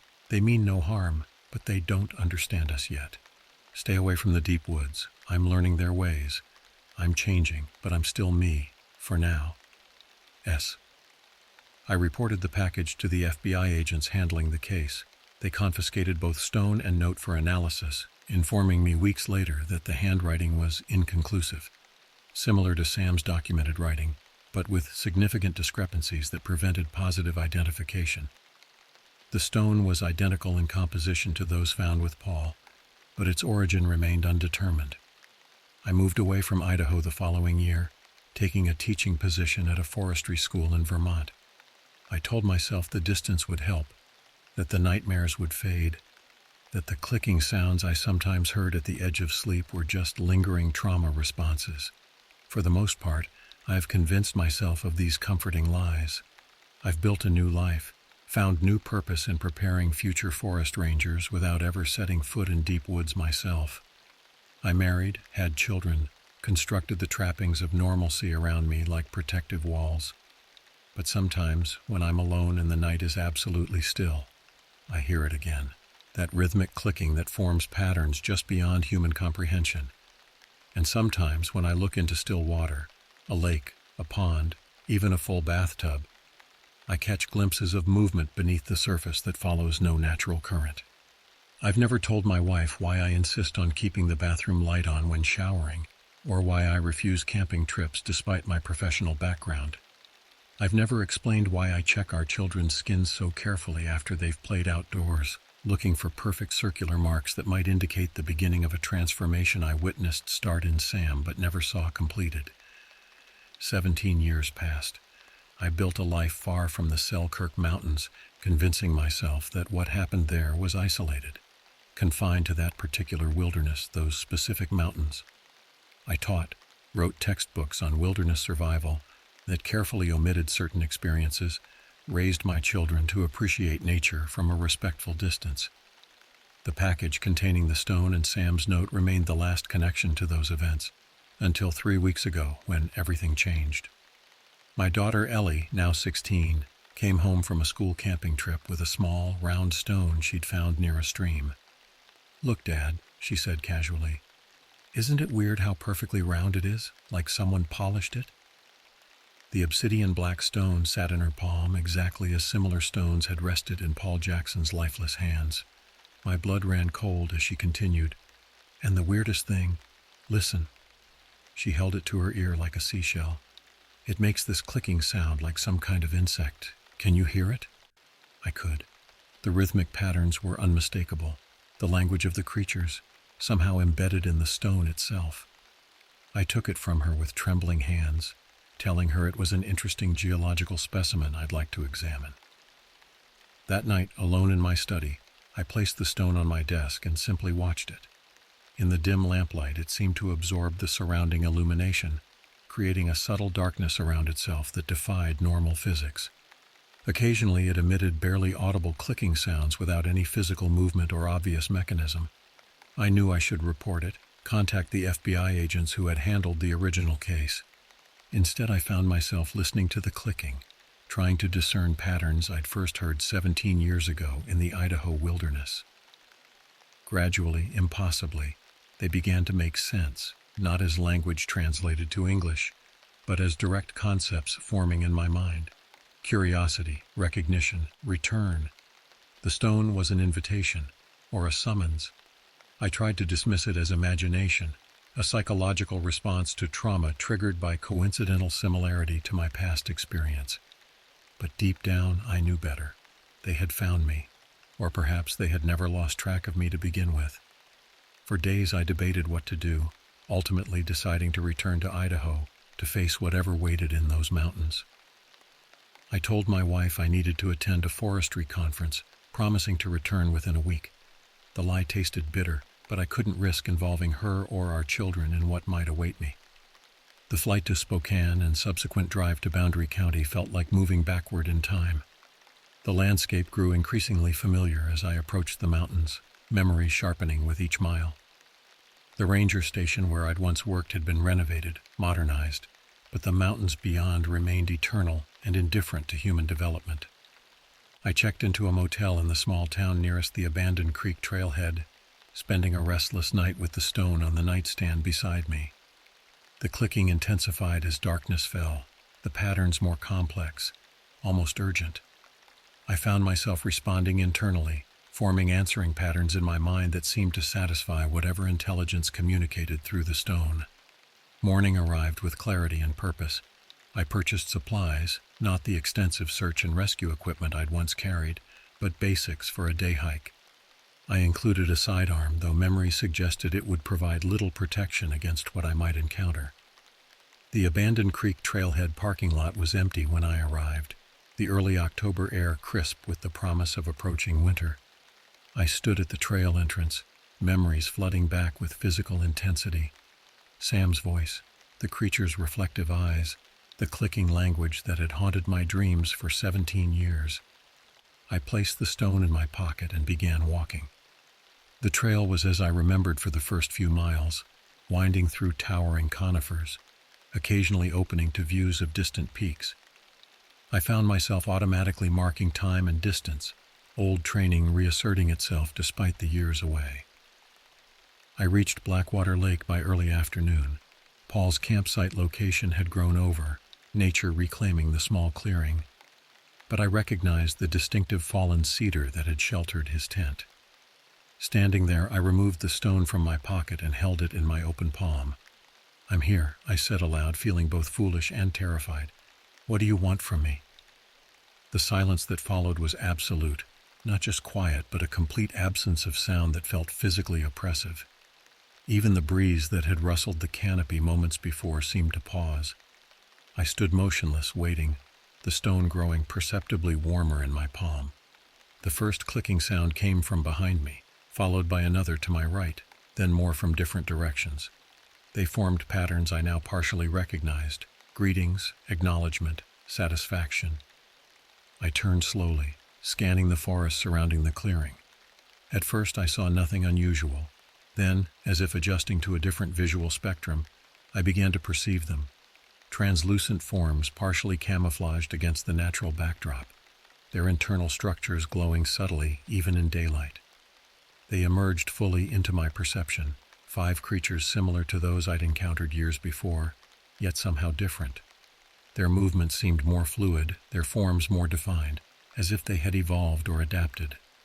The largest among them approached directly, stopping a few yards away. Up close, I could see that what I'd previously perceived as a featureless face actually contained subtle depressions where eyes might be on a human, and a vertical slit that occasionally opened to reveal crystalline structures underneath. Its chest cavity was partially open, revealing complex internal organs that pulsed with bioluminescence. It extended one elongated arm, pointing not at me but at the stone in my palm. The clicking intensified, patterns coalescing into concepts in my mind: recognition, completion, integration. "What happened to Sam?" I asked, surprised at the steadiness of my voice. The creature tilted its head, the clicking changing timbre.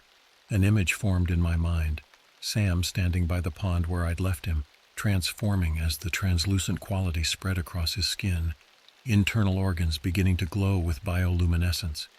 The image shifted to show him communicating with the creatures, learning their clicking language, following them deeper into the wilderness to places untouched by human presence. "Is he still alive?" I pressed. The concept of alive transmitted through the clicking seemed different from human understanding, less binary, more a spectrum of existence and awareness. The impression I received suggested Sam existed, but had transformed beyond what I would recognize as human life. Why Paul Jackson? Why did you kill him? The response came as impression rather than explanation. Curiosity, exploration, fundamental misunderstanding of human physiology, and the permanence of our death. They had been studying him, attempting communication through direct interaction with what they perceived as our communication centers, our internal organs. They hadn't understood that their examination would kill him. And now, why bring me back here? The largest creature extended both arms, gesturing to encompass the forest around us. The clicking from all 5 entities synchronized into a complex harmony that resolved into a single concept in my mind. Warning. Images flooded my consciousness.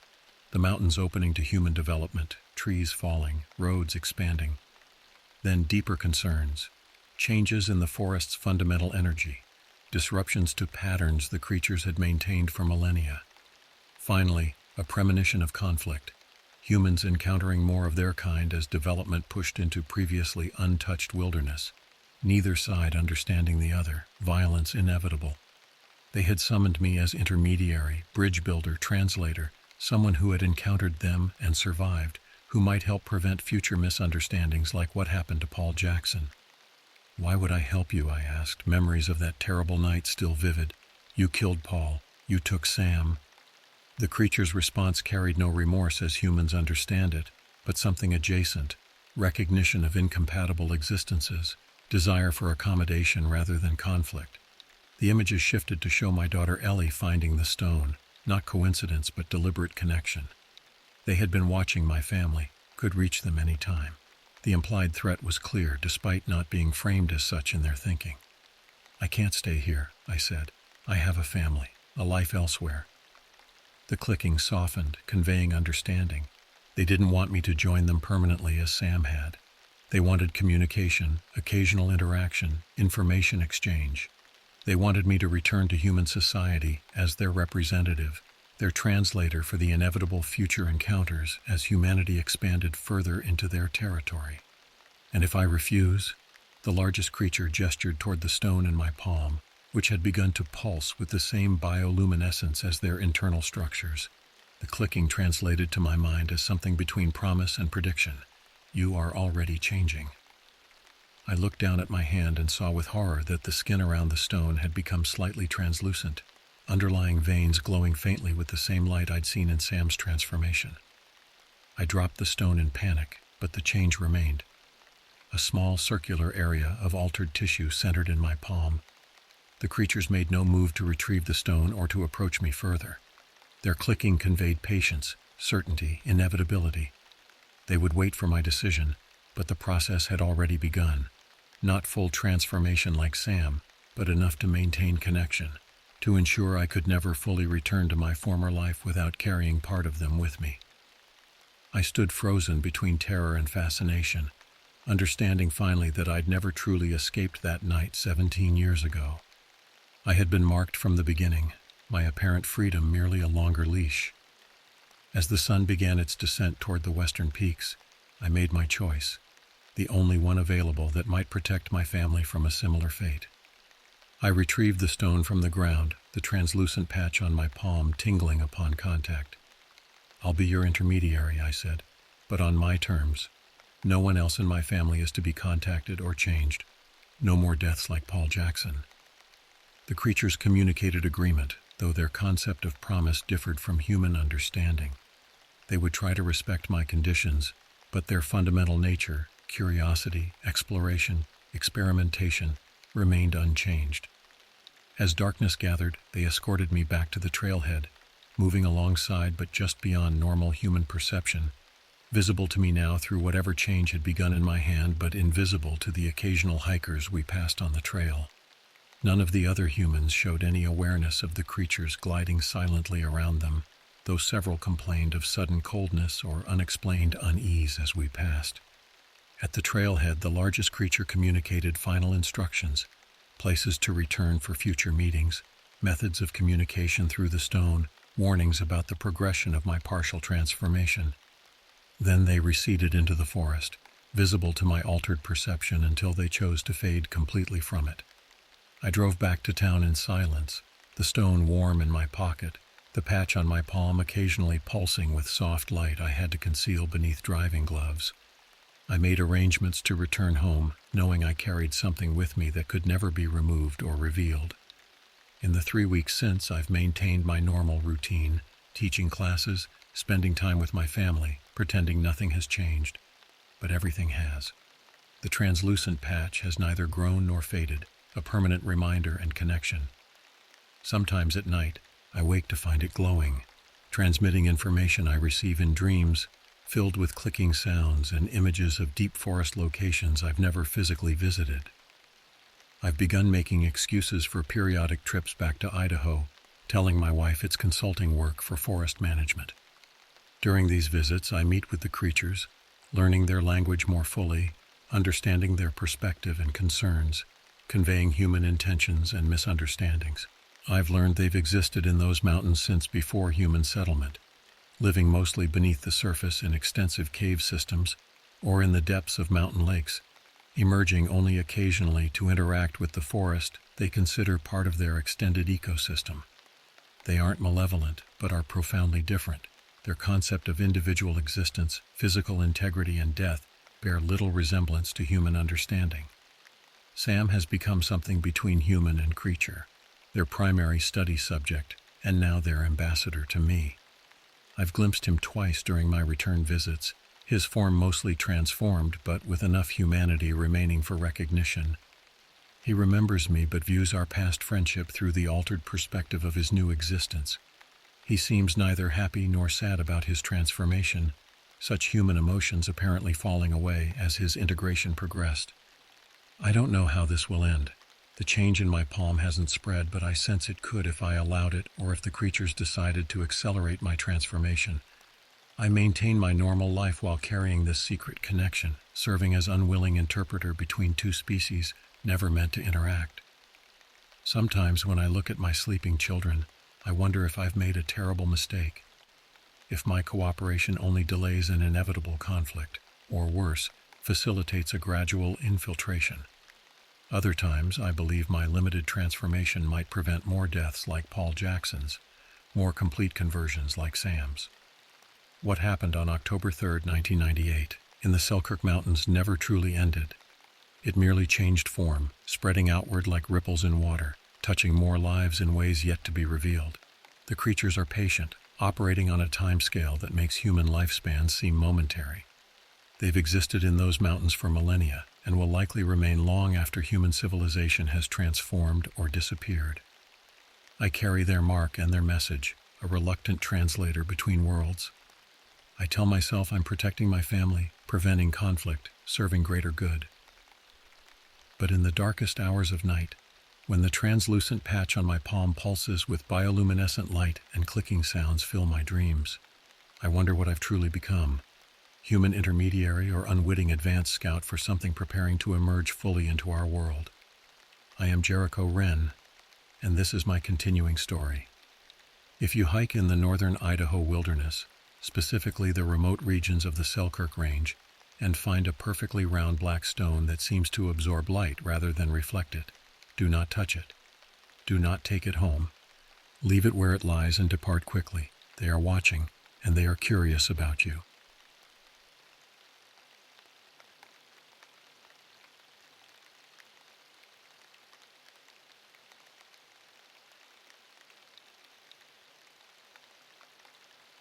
Forest Service Search and Rescue Incident. Report 247. 09 date filed. September 17, 2009. Reporting Officer Walker Green. Status: unresolved. The official report doesn't tell the whole story. It never could. Some truths are too disturbing for government documents, too inexplicable for the sanitized language of bureaucracy. What follows is my personal account of what really happened at Redwater Creek. My name is Walker Green, and this happened to me on September 17, 2009. I was working as a search and rescue officer in the thick forests of northern Idaho. This job had its fair share of strange encounters, but nothing could have prepared me for what unfolded that week. I'd been doing this for nearly 10 years, navigating the dense woods and steep terrains, searching for lost hikers and missing persons. It's a job that requires a lot of patience and sometimes a strong stomach. The Panhandle National Forest can be beautiful and serene in daylight, but when darkness falls, it transforms into something primordial. The old-growth pines creak in the wind like arthritic joints. The underbrush rustles with unseen creatures. It's a place where you're constantly reminded of how small and vulnerable humans truly are. That particular Thursday began like many others. I'd completed my morning patrol and was updating missing persons reports at the ranger station when the call came in. The static-filled transmission came from one of our outpost checkpoints. A man had emerged from the wilderness, frantic and alone, claiming his camping partner had vanished. "He's completely rattled," said the ranger on the radio. "Says something took his friend 3 nights ago. You might want to bring a medic. This guy's in rough shape." I gathered my equipment: GPS unit, first aid kit, flares, emergency rations, satellite phone, and my Glock 22. Standard issue for forest rangers, though I'd never had to use it against anything more threatening than a wounded animal. I checked the weather report: clear skies, temperatures dropping to the low 40s at night. Perfect conditions for a search. It was mid-afternoon when I reached the checkpoint and met the survivor, Eric Lundgren. He was in his mid-30s, bearded, and looked like he hadn't slept in days. His clothes were torn and he was covered in scratches. The medical officer had given him a sedative, but his hand still trembled as he clutched a paper cup of coffee. Eric kept muttering about something taking his friend, Jamie Westlake. Both men were experienced outdoorsmen from Spokane on what was supposed to be a week-long fishing and hiking trip. "Eric," I said, trying to keep my voice calm and steady, "I need you to tell me what happened out there." He took a deep breath, his hands shaking as he set down his coffee. "We were camping near Redwater Creek, about 15 miles in. Everything was fine until the 3rd night. We heard noises, like something big moving around our camp." "What kind of noises?" I asked, preparing my notepad. "Footsteps, too heavy for a deer, too deliberate for a bear." His voice cracked. "And whispering." I paused. "Whispering." Like someone talking just below their breath. We couldn't make out words, but it sounded almost human. Jamie went to check it out and his eyes welled up. "He never came back." I nodded, jotting down notes. "And you didn't see anything? No signs of what it might have been?" Eric shook his head, eyes wide with fear. "No, but I heard it. It wasn't an animal. It was something else." He leaned in closer, his voice dropping to barely above a whisper. I heard Jamie scream, not like he was surprised or scared, like he was in agony. I called out to him, but there was just silence. Then I heard something dragging through the underbrush, something heavy. "Did you try to find him?" I was too scared to leave the tent. His face flushed with shame. "I just sat there, knife in hand, until morning.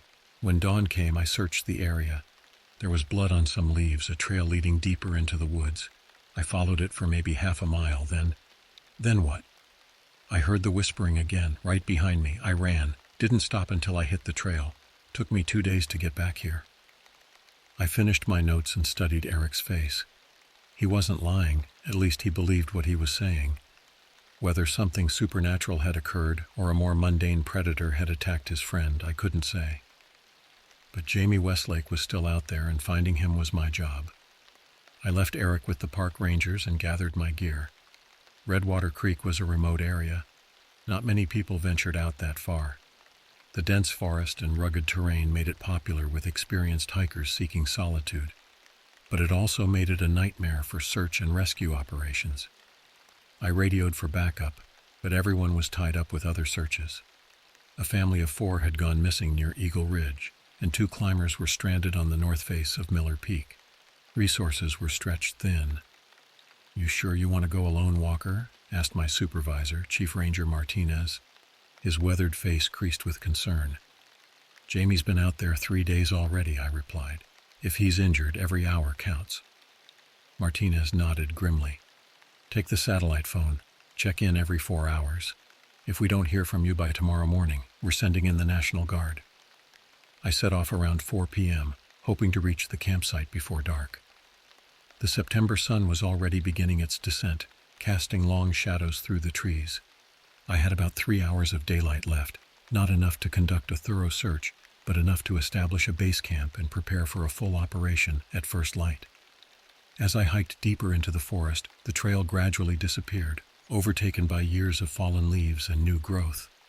The GPS coordinates Eric had provided guided me through increasingly wild terrain.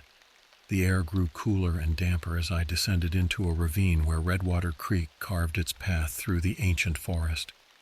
Something about the atmosphere changed as I neared the coordinates. The bird song that had accompanied my journey gradually faded until the only sound was the crunch of leaves beneath my boots and the distant murmur of running water. Even the wind seemed to hold its breath. I reached the ridge overlooking the creek just as the last rays of sunlight filtered through the canopy. In the dying light, I could make out the remains of a campsite on a small clearing near the water's edge. Even from a distance, I could tell something violent had happened there. My radio crackled with static as I tried to check in with the ranger station. The signal wavered, then died completely. I was on my own now, in the gathering darkness, with only my instincts and training to guide me.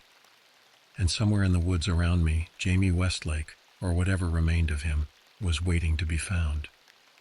The hike down to the creek was treacherous in the fading light.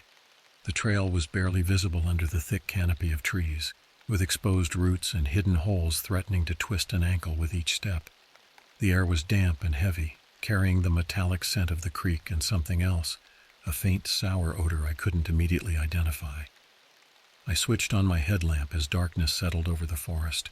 In its narrow beam, the trees seemed to lean in closer, their branches reaching like skeletal fingers. The creek's gentle babbling, normally a soothing sound, now seemed somehow ominous, as if it were whispering secrets I couldn't quite hear. I reached the campsite just as the last hint of twilight disappeared below the horizon. It was a mess, worse than I'd anticipated. 2 tents had been erected in a small clearing about 20 feet from the water's edge. One remained partially standing, though its entrance flap had been torn away. The other was in shreds, the synthetic fabric ripped apart and scattered across the clearing like confetti. Their supplies were scattered everywhere. A cooler lay on its side, its contents, mostly canned goods and energy bars, spilled onto the ground. Fishing gear was tangled in a heap near a fallen log. A fire pit had been hastily put out, with half-burned logs still arranged in a circle. What struck me most was the absence of animal tracks. If a bear or mountain lion had ransacked the camp, there would be distinctive paw prints in the soft soil. Instead, the ground showed only boot impressions, presumably from Eric and Jamie, and something else. Near the destroyed tent, the earth was disturbed in a way I couldn't immediately interpret. Not quite footprints, but long parallel depressions, as if something heavy had been dragged across the ground. I set up a small perimeter with reflective markers and started looking for clues, methodically working my way outward from the center of the campsite. My training kicked in, pushing aside the unease that had settled in my stomach. In the beam of my flashlight, I found a wallet abandoned near the creek. The driver's license inside confirmed it belonged to James Jamie Westlake, 34, from Spokane. The photo showed a smiling man with a reddish beard and friendly eyes. I pocketed the wallet and continued my search.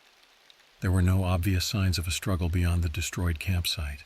No blood, no torn clothing, no personal items dropped in haste. It was as if Jamie had simply vanished, taken by the darkness itself. I radioed in my location and situation, getting only sporadic static in response. The mountains and dense forest were blocking the signal. I'd have to wait until morning and try from higher ground. With no immediate leads to follow in the darkness, I decided to set up camp and wait until morning to start a more thorough search. I chose a spot about 50 yards from the original campsite, close enough to maintain my search perimeter, but far enough away to avoid whatever had destroyed the tents. I didn't sleep much that night. The forest was unusually quiet. No owls hooting, no small creatures rustling in the underbrush. It was the kind of silence that feels oppressive, that makes your ears strain for any sound at all. Around midnight, that silence was broken. I heard footsteps, slow and deliberate, moving through the trees beyond my tent. Not the 4-footed gait of an animal, but something bipedal, with an odd, shuffling rhythm. Each step was punctuated by a soft thud, followed by a sliding sound, as if one foot was being dragged. I grabbed my flashlight and knife, moving quietly toward the sound. The beam of light swept across the trees, catching glimpses of movement.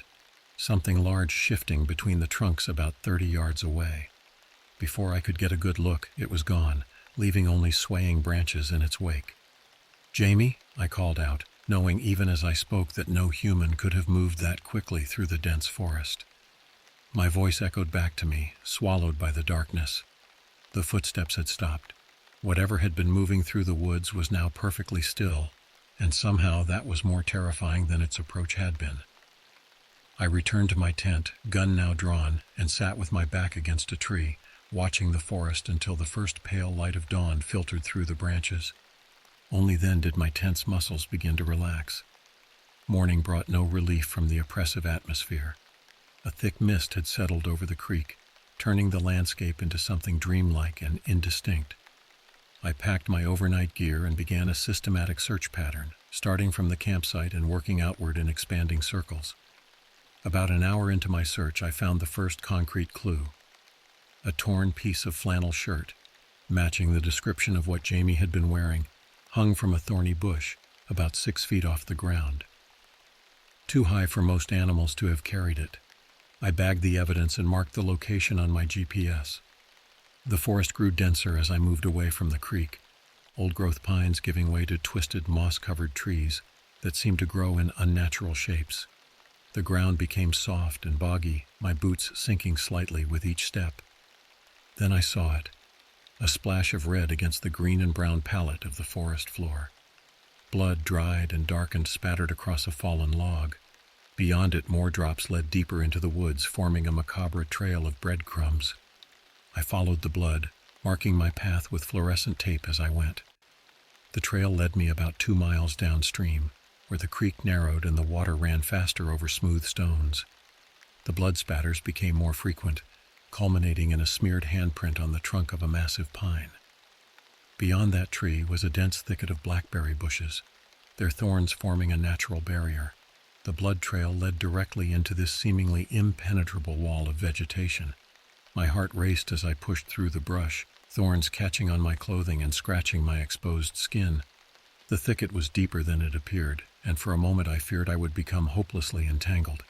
Then suddenly I broke through into a small clearing.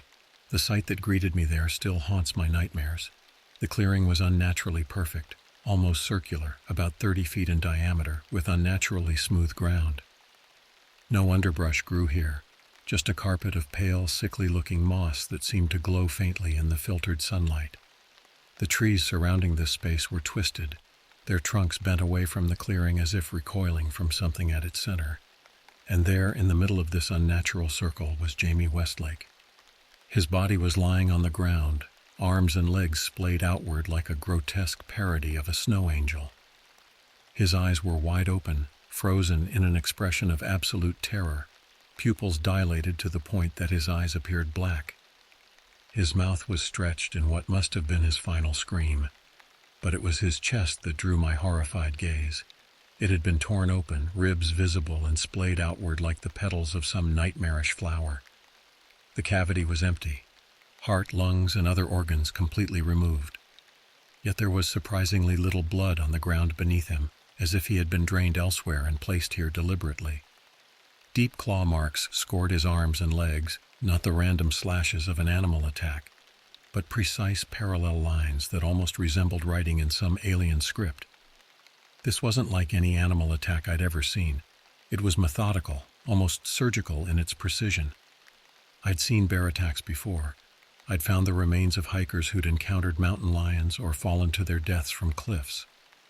This was something else entirely. Whatever had done this had intelligence behind its savagery, purpose beyond mere predation.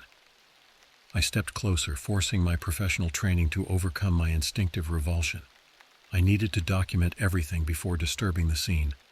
I pulled out my camera and began taking photographs, careful to capture every detail of this grotesque tableau. As I circled the body, I noticed something strange about the moss surrounding Jamie. It seemed more vibrant, almost luminescent, in a rough circle around the corpse, as if it were feeding on something emanating from the remains. The air in the clearing was different too, heavier, with that same sour smell I'd noticed the previous day, now stronger and mixed with the metallic scent of blood. Each breath felt like drawing syrup into my lungs. I was so focused on documenting the scene that I almost missed the sound, a soft rustling from the edge of the clearing. I looked up and my blood froze in my veins. It was standing at the edge of the clearing, partially obscured by the twisted trees, watching me. It was tall, at least 7 feet, covered in matted fur or hair that hung in long, tangled strands from its emaciated frame. Its limbs were too long, too jointed, bending in places where human limbs shouldn't bend. But it was its face, or what should have been its face, that turned my muscles to water. Where features should have been was instead a smooth, pale oval with no discernible eyes, nose, or mouth. Yet somehow I knew it was watching me, studying me with a cold intelligence that radiated malevolence. It didn't move, just stood there, a silent sentinel at the edge of its killing ground. I slowly reached for my gun, never taking my eyes off the creature. As my fingers closed around the grip, the thing tilted its featureless head, an almost curious gesture. Then, with a movement too quick for my eye to follow, it stepped backward into the dense forest and was gone, not running away but simply ceasing to be there between one heartbeat and the next. I stood frozen, gun now drawn but with nothing to aim at. My training screamed at me to collect evidence, to secure the scene, to radio for backup. But some deeper, more primal part of my brain had taken control, and it had only one directive: run. I slowly backed away, never turning my back to where the creature had been standing. Once I was out of the clearing, primitive instinct overwhelmed professional duty. I ran, crashed through the underbrush with no thought for direction or safety, driven by blind panic. I ran faster than I ever had in my life, branches whipping at my face, roots threatening to trip me with each pounding step. My lungs burned and my legs screamed in protest, but I didn't slow until I burst out onto the main trail, nearly 5 miles from where I'd started. Only then did I stop, collapsing to my knees, gasping for breath. My hand was still clutching my gun so tightly that my fingers had gone numb. My radio had been lost somewhere during my frantic flight. I needed to report what I'd found, to bring a team back to recover Jamie's body and investigate what had killed him. But how could I explain what I'd seen? What would I say in my report? That Jamie Westlake had been eviscerated by some impossible creature from a nightmare. I gathered what remained of my composure and hiked back to my vehicle, constantly glancing over my shoulder, starting at every sound. The forest that had been my workplace for a decade now felt alien and hostile, hiding secrets I never wanted to uncover. I didn't stop until I reached the ranger station. My appearance must have been alarming, clothes torn, face scratched by branches, eyes wild with fear. The other rangers gathered around as I reported everything. Jamie's body, the unnatural clearing, the creature. They looked at me with a mixture of concern and skepticism. Only Martinez, who had known me for years, seemed to consider that I might be telling the truth. "We'll send a team out first thing tomorrow," he said, placing a steadying hand on my shoulder. "Get some rest, Walker. You've had a hell of a day." I spent a restless night at the station, jumping at shadows, unable to close my eyes without seeing that featureless face watching me. Morning came, and with it a search party of 5 rangers, armed and equipped for recovery operations. I led them to the campsite first, which remained exactly as I'd left it. But when we reached the place where I'd found the blood trail, there was nothing. No dried blood, no handprint on the tree, no sign that anyone had passed this way. "It was right here," I insisted, growing more frustrated as we searched the area. The blood led through those blackberry bushes to a clearing. We pushed through the thicket, thorns catching on our clothes just as they had the day before.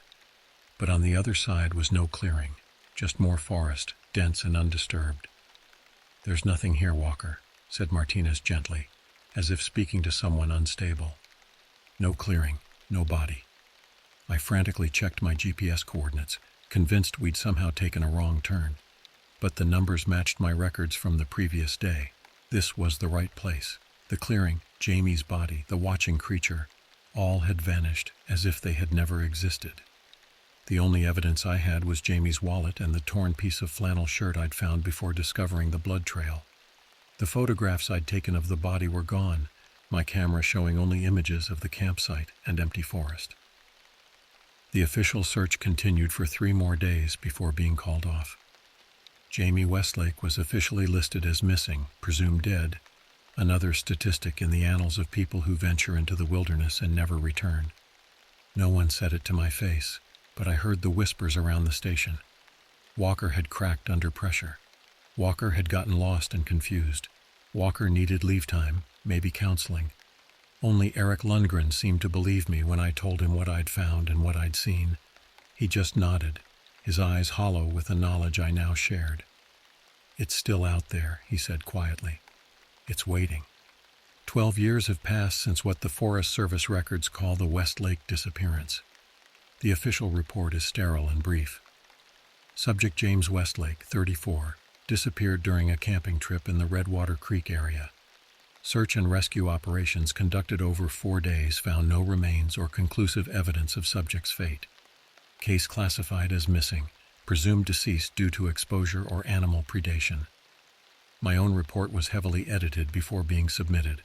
All mentions of the clearing, the eviscerated body, and the watching creature were removed. Martinez called it a professional courtesy, keeping my record clean of what would surely be seen as delusions brought on by stress and isolation. I didn't fight it. Who would believe me? In the rational light of the ranger station, surrounded by maps and equipment and the comforting routines of search and rescue protocol, even I began to doubt what I'd seen. But at night, alone with my thoughts, I knew. The smooth, blank face watching from the trees, the unnatural positioning of Jamie's body, the precise, almost ritualistic nature of his wounds. These weren't hallucinations. They were memories etched into my mind with the acid of pure terror. Eric left town shortly after the search was called off. He sold his house in Spokane and moved, according to mutual acquaintances, to Arizona. "Somewhere with no forests," he told them. I never saw him again, but occasionally I received postcards with no return address, just desert landscapes and a single line, "Still watching the shadows." I continued my work with the Forest Service for another 3 years, but something fundamental had changed. The woods that had once been my sanctuary became a place of dread. Every shadow concealed potential horrors. Every unexpected sound sent adrenaline coursing through my system. I requested transfers to increasingly populated areas, avoiding remote assignments when possible. My colleagues noticed the change but attributed it to PTSD from years of difficult rescues and recoveries. In a way, they weren't wrong. Eventually, I left the service altogether, taking a job as a safety consultant for outdoor recreation companies. I told myself and others that it was for better pay, better hours, a chance to settle down. The truth was simpler and more shameful. I was afraid of the deep woods and what waited there. Over the years, I've collected stories, unofficial accounts from other rangers, search and rescue workers, and hikers who ventured near Redwater Creek. Most describe only vague unease, an oppressive silence, or the feeling of being watched. But a few tell of glimpsed movements, of strange clearings that appear and disappear, of the sound of something large moving through the underbrush with an unnatural, dragging gait. 3 hikers have vanished in that region since Jamie Westlake. Each disappearance followed the same pattern.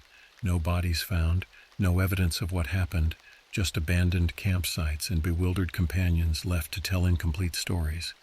I've kept a map, marking each incident with a red pin. The pattern that emerges isn't random. The disappearances form a rough circle, expanding outward from Redwater Creek year by year, as if whatever hunts there is gradually widening its territory. Last year, I broke my self-imposed exile from the deep forest. A child had gone missing, 8-year-old Melissa Chen, separated from her family during a day hike near Miller Lake, just 5 miles from Redwater Creek. When I heard the news, something hardened inside me.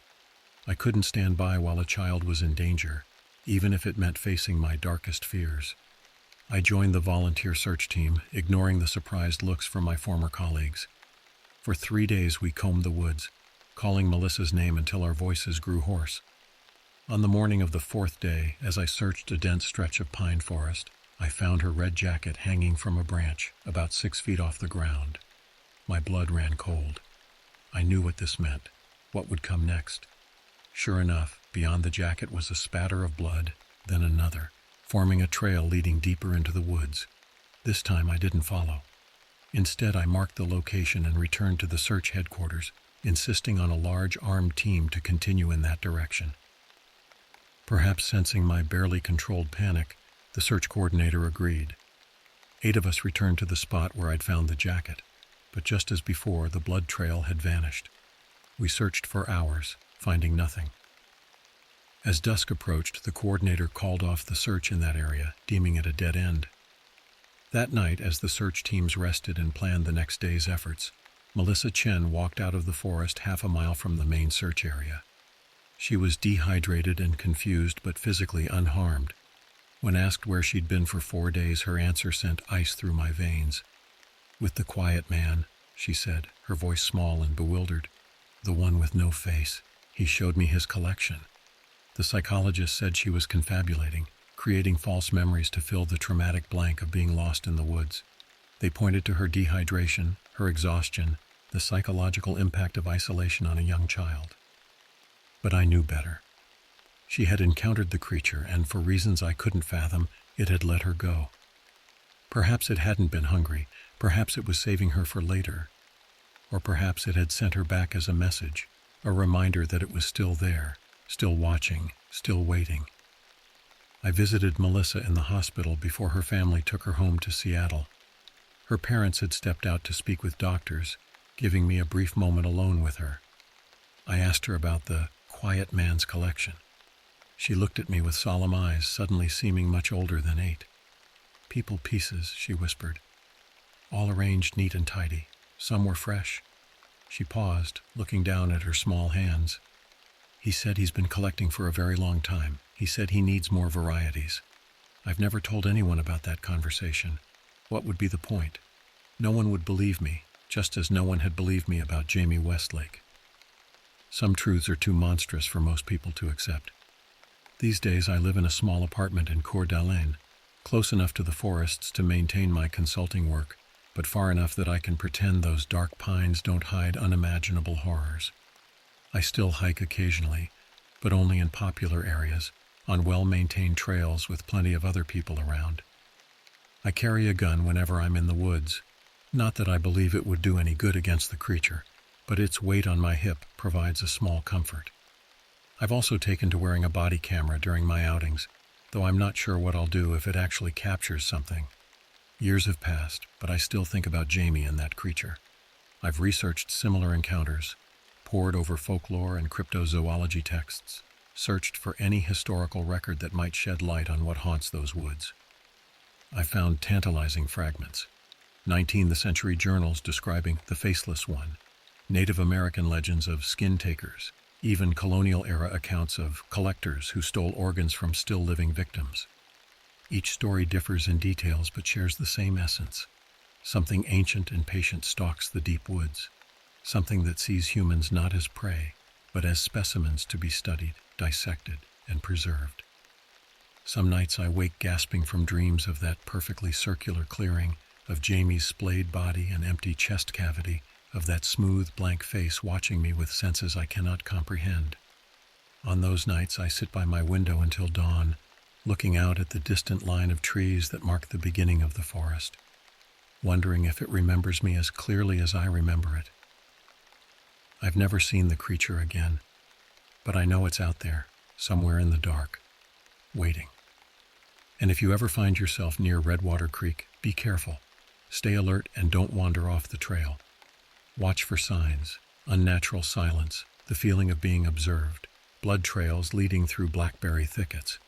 But most importantly, if you hear whispers just below the threshold of understanding, if you glimpse something tall moving with a dragging gait between distant trees, if you find yourself at the edge of a perfectly circular clearing covered in pale moss, run. Run without looking back. Run as if your very soul depends on it, because it does.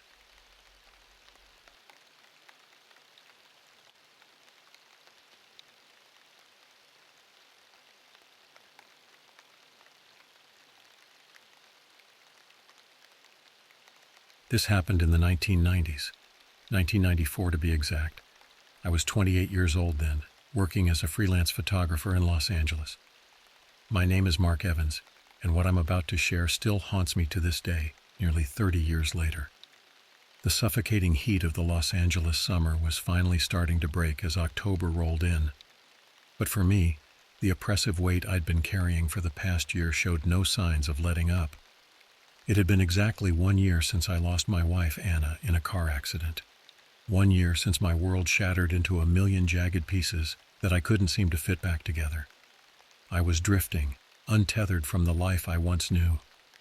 My photography work, once my passion, had become mechanical, a way to pay the bills and nothing more. The only thing keeping me marginally connected to the world was my blog. It had started as a travel journal, a place to share my adventures and photography.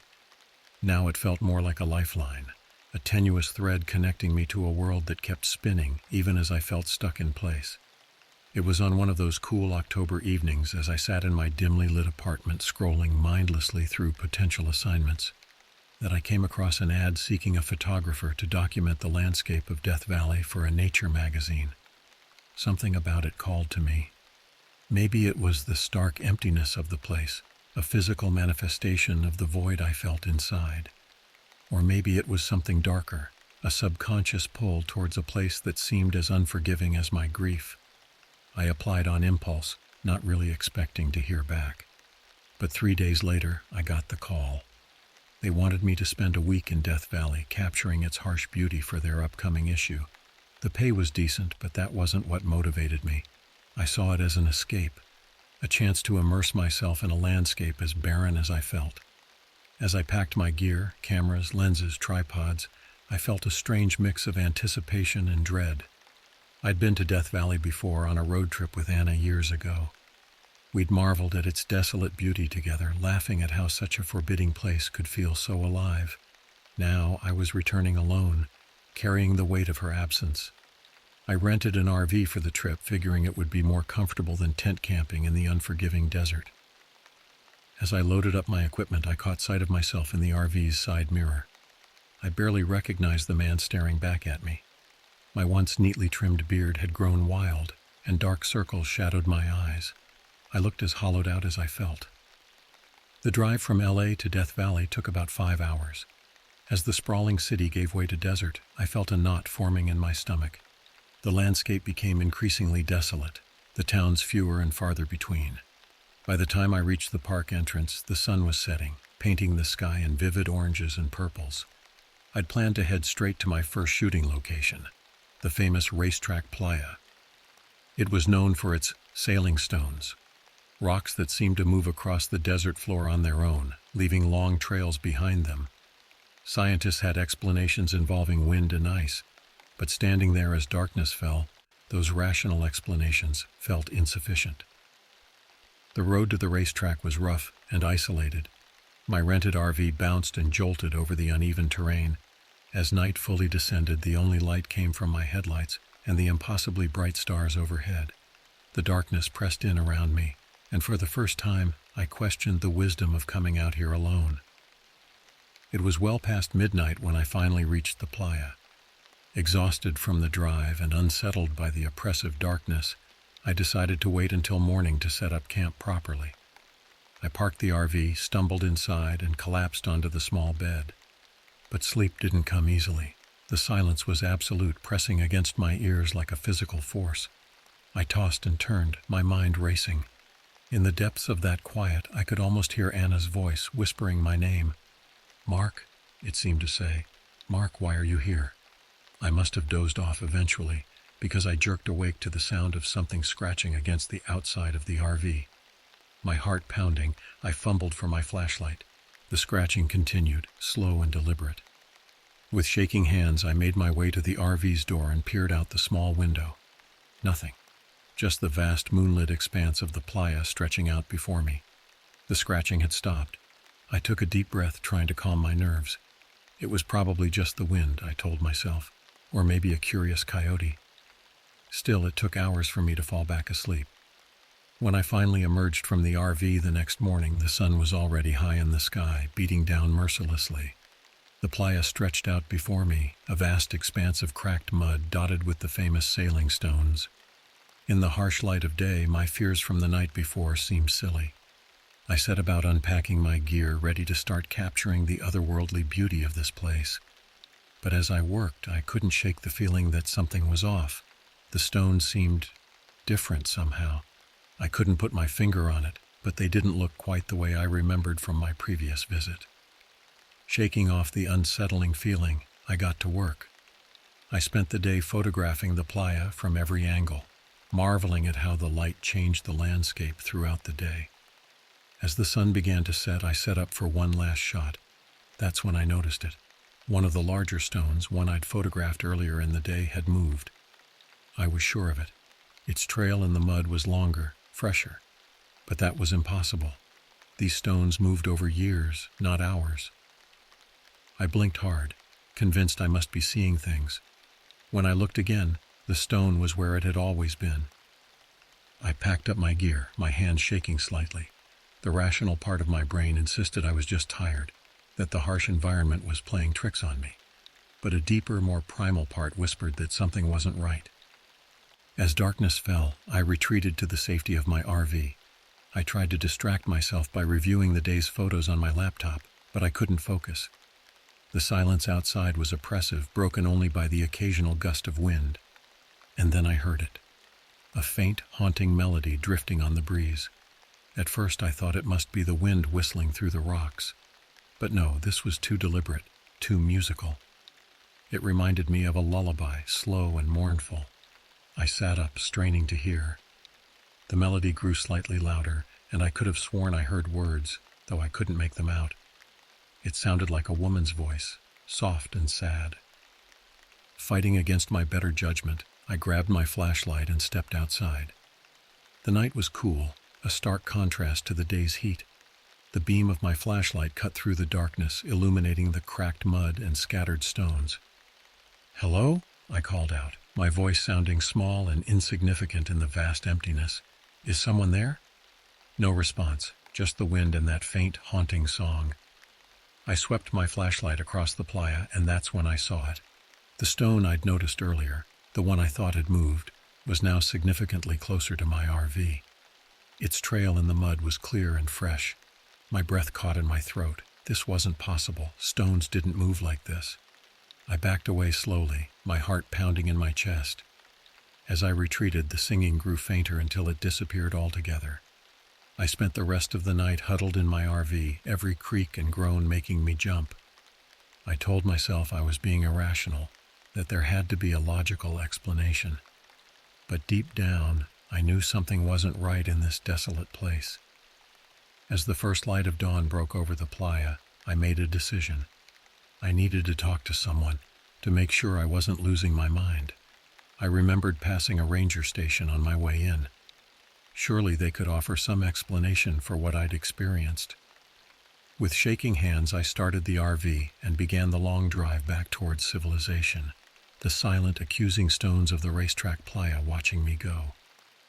The drive to the ranger station was tense. Every shadow, every rock formation seemed to hold some sinister secret. I kept glancing in my rearview mirror, half expecting to see one of the sailing stones following me. It was mid-morning by the time I pulled into the small parking lot of the Furnace Creek Ranger Station. The place looked deserted, the unrelenting sun beating down on the weathered wooden building. For a moment I considered turning back, convinced I was overreacting. But the memory of that moving stone, of that haunting melody, propelled me forward. I pushed open the creaky door, a small bell jingling to announce my presence. The interior was mercifully cool, a stark contrast to the sweltering heat outside. Maps and informational posters lined the walls, detailing the harsh beauty and hidden dangers of Death Valley. "Can I help you?" a gruff voice called out. I turned to see a woman emerge from a back room. She was in her 50s, with steel-gray hair pulled back in a tight bun and eyes that seemed to look right through me. Her name tag read Ranger Martinez. "I hope so," I said, suddenly feeling foolish. How could I explain what I'd experienced without sounding completely unhinged? "I'm camping out by the racetrack playa, and, well, some strange things have been happening."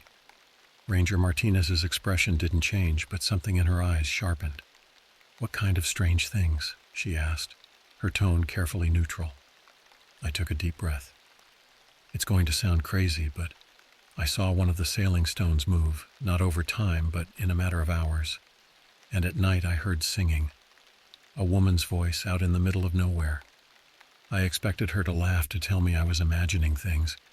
Instead, her face grew serious. She glanced around as if to make sure we were alone, then leaned in close. "Listen to me carefully," she said, her voice low and urgent. "The desert has its own rules, its own way of testing people. Some pass, some don't. If you're hearing things out there, especially singing, it's best you pack up and leave. Don't let it draw you in." A chill ran down my spine despite the heat. "Draw me in? What's out there?" Ranger Martinez shook her head. "I've been working these parts for 30 years, and there are things I've seen that I can't explain. Things that don't fit into our neat scientific worldview. The singing, well, let's just say you're not the first to report it. And those who follow it, they don't always come back." My mouth went dry. "But what is it? A person? Some kind of animal?" "I don't know," she admitted, "and I don't want to know. All I know is that it's dangerous. The desert can play tricks on your mind, make you see and hear things that aren't there. Or maybe they are there, just not in any way we can understand." She must have seen the fear in my eyes because her expression softened slightly. "Look, I'm not trying to scare you, but you need to be careful out there. Don't go wandering off at night no matter what you hear. And if things get too strange, you get out. Understand?" I nodded, my head spinning. Part of me wanted to laugh off her warnings as superstitious nonsense. But a deeper part, the part that had seen that stone move, that had heard that unearthly singing, knew she was deadly serious. "Thanks," I managed to say. "I'll be careful."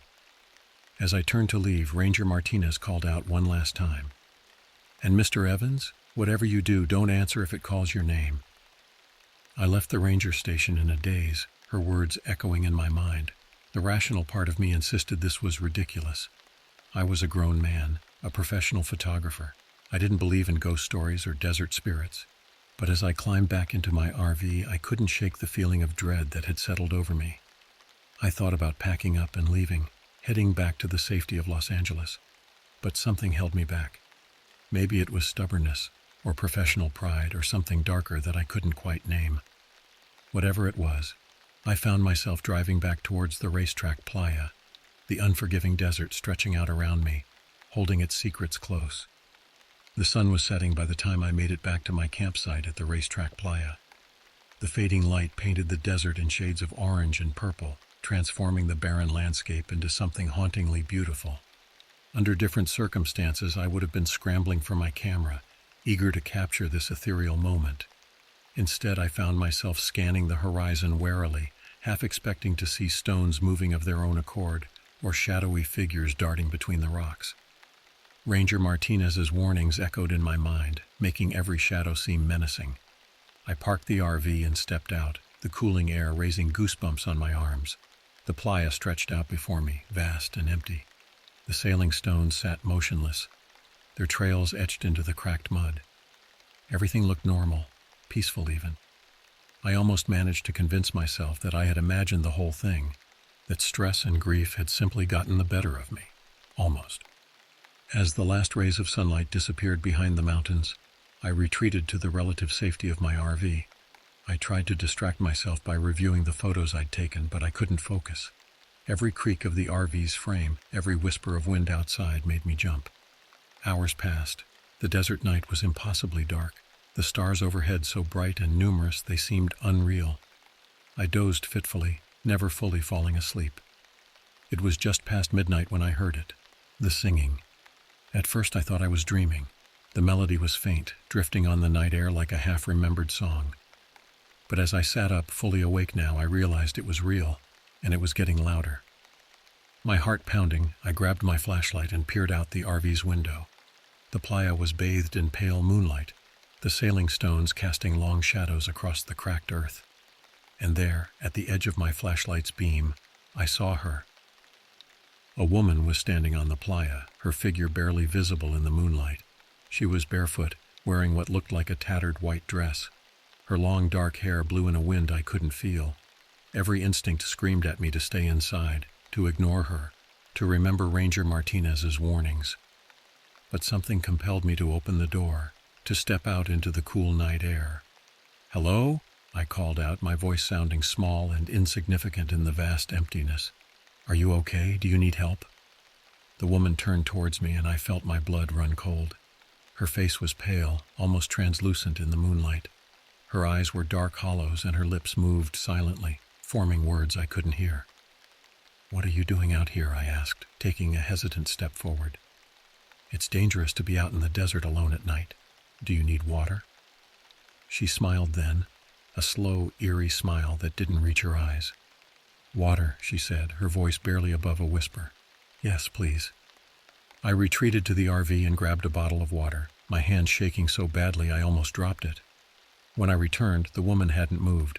She stood perfectly still, her eyes fixed on me with an intensity that made my skin crawl. I held out the water bottle. Here, I said, take it. She reached out, her movements slow and deliberate. Her fingers brushed mine as she took the bottle, and I gasped at how cold they were. Ice cold in the middle of the desert. What's your name? I asked, trying to keep my voice steady. She tilted her head, considering the question. Lucy, she said finally. My name is Lucy, and you're Mark, aren't you? I stumbled backward, my heart racing. How do you know my name? Lucy's smile widened, revealing teeth that seemed too sharp, too numerous. The desert knows many things, Mark Evans. It knows why you're here, running from your grief. It knows about Anna. At the mention of my late wife's name, a wave of nausea washed over me. This wasn't possible. This couldn't be real. What are you? I whispered, fear closing my throat. Lucy took a step towards me, her movements unnaturally fluid. I'm lost, she said, her voice a mixture of sadness and something else, something hungry. Will you help me find my way? I backed away, my legs trembling. Every instinct screamed at me to run, to get in the RV and drive as fast and as far as I could. But I found myself rooted to the spot, unable to look away from Lucy's hollow eyes. I don't think I can help you, I managed to stammer. Maybe we should call the Rangers. They can... No! Lucy's voice took on a sharp, angry edge. They can't help. Only you can, Mark. Only you. She took another step forward, and I noticed something horrifying. Where her bare feet touched the cracked mud of the playa, nothing happened. No footprints, no disturbance of the dust. It was as if she had no weight at all. What do you want from me? I asked, my voice barely above a whisper. Lucy's smile widened impossibly, her face stretching in ways that no human face should. I want you to listen, she said. Listen to the song of the desert. It's been calling you, Mark. Calling you since Anna died. Can't you hear it? And suddenly I could. The haunting melody I'd heard before swelled around us, seeming to come from the very air itself. It was beautiful and terrible, a song of longing and loss that brought tears to my eyes. Anna, I whispered, recognizing something of my wife in the mournful notes. Lucy nodded, her expression almost gentle now. She's here, Mark, in the song, in the stones, in the very fabric of this place. You can be with her again. All you have to do is follow me. Part of me, the part still raw with grief and loneliness, wanted to believe her, wanted to follow her out into the desert, to lose myself in that ethereal song. But a smaller, more rational part of me remembered Ranger Martinez's warnings, remembered that whatever this thing was, it wasn't human, and it didn't have my best interests at heart. No, I said, surprised at the strength in my voice. No, you're not Anna, and whatever you are, I won't go with you. Lucy's face contorted with rage, her features twisting into something inhuman and monstrous. The beautiful melody turned discordant, becoming a cacophony of screams and wails. You don't have a choice, Mark Evans, she snarled, her voice no longer anything close to human. The desert has chosen you. It hungers for you. She lunged forward with impossible speed. I turned and ran, my heart pounding in my ears. I could hear her behind me, her inhuman shrieks mixing with the terrible song that now seemed to come from everywhere at once. I reached the RV and yanked the door open, throwing myself inside. My trembling hands fumbled with the keys as Lucy's face appeared at the window, her mouth open in a silent scream, her eyes black pits of endless hunger. The engine roared to life just as something heavy slammed into the side of the RV. I threw it into gear and pressed the accelerator to the floor, not caring about the rough terrain. All that mattered was getting away. As I sped away from the playa, I glanced in the rearview mirror. Lucy stood in the middle of the road, her form seeming to waver and distort in the moonlight. And all around her the sailing stones were moving, converging on the spot where my RV had been parked. I drove through the night, my knuckles white on the steering wheel, expecting at any moment to see Lucy materialize in front of me or hear that terrible song again. But there was nothing but the empty desert road and the sound of my own ragged breathing.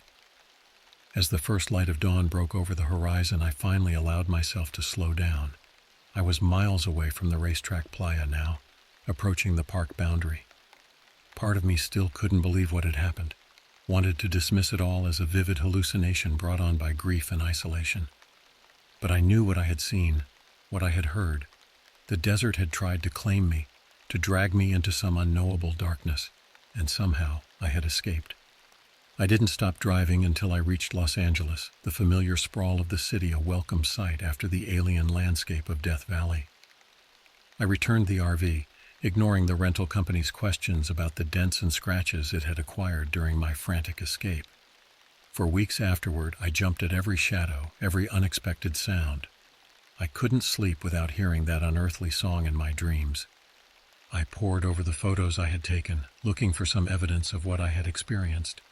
But there was nothing concrete, nothing I could point to and say, "See, this is proof." I posted a heavily edited version of my experience on my blog, framing it as a piece of creative writing. Most of my readers enjoyed it, commenting on how atmospheric and creepy it was, if they only knew the truth. Years have passed since that night in Death Valley, but I've never been able to shake the memory of it completely. Sometimes, in the quiet hours of the night, I still hear that faint, mournful song calling my name, and I wonder if someday the desert will come to claim what it believes is rightfully its own. I never returned to Death Valley after that night. My photography career eventually recovered, but I stuck to urban landscapes and portraits, avoiding the wide-open spaces of the desert that once called to me. The blog continued, but I never again shared anything close to the truth of what happened at the racetrack playa. There are times when I'm tempted to go back, to face whatever is out there and find some closure. But then I remember Lucy's inhuman face, the way the stones moved of their own accord, and that haunting, terrible song. And I know that some mysteries are better left unsolved, some landscapes better left unexplored. The desert keeps its secrets, and those who discover them rarely live to tell the tale. I was one of the lucky ones, or perhaps, as I sometimes think in my darkest moments, my escape was just an illusion. Perhaps a part of me is still out there, lost in the vast emptiness of Death Valley, listening to a song that never ends. The weeks following my return from Death Valley were a blur of sleepless nights and paranoid days. Every shadow seemed to hide a threat. Every unexpected sound made me jump. I couldn't shake the feeling that I was being watched, that something had followed me back from that desolate place.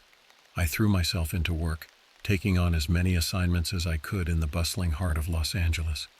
The constant noise and movement of the city were a stark contrast to the eerie silence of the desert, and I clung to that difference like a lifeline. But even in the midst of crowds, I couldn't escape the memory of what I'd experienced. My dreams were haunted by visions of Lucy, her face morphing between the beautiful, sad woman I'd first seen and the monstrous creature she'd become. I'd wake up in a cold sweat, the echo of that unearthly song ringing in my ears.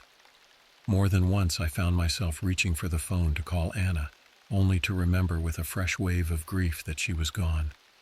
I knew I needed to talk to someone to try and make sense of what had happened. But who would believe me?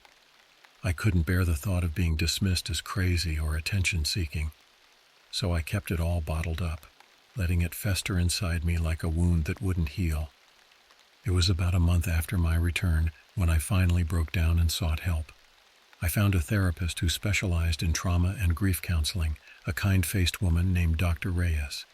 In our first session, I didn't mention anything about the supernatural aspects of my experience.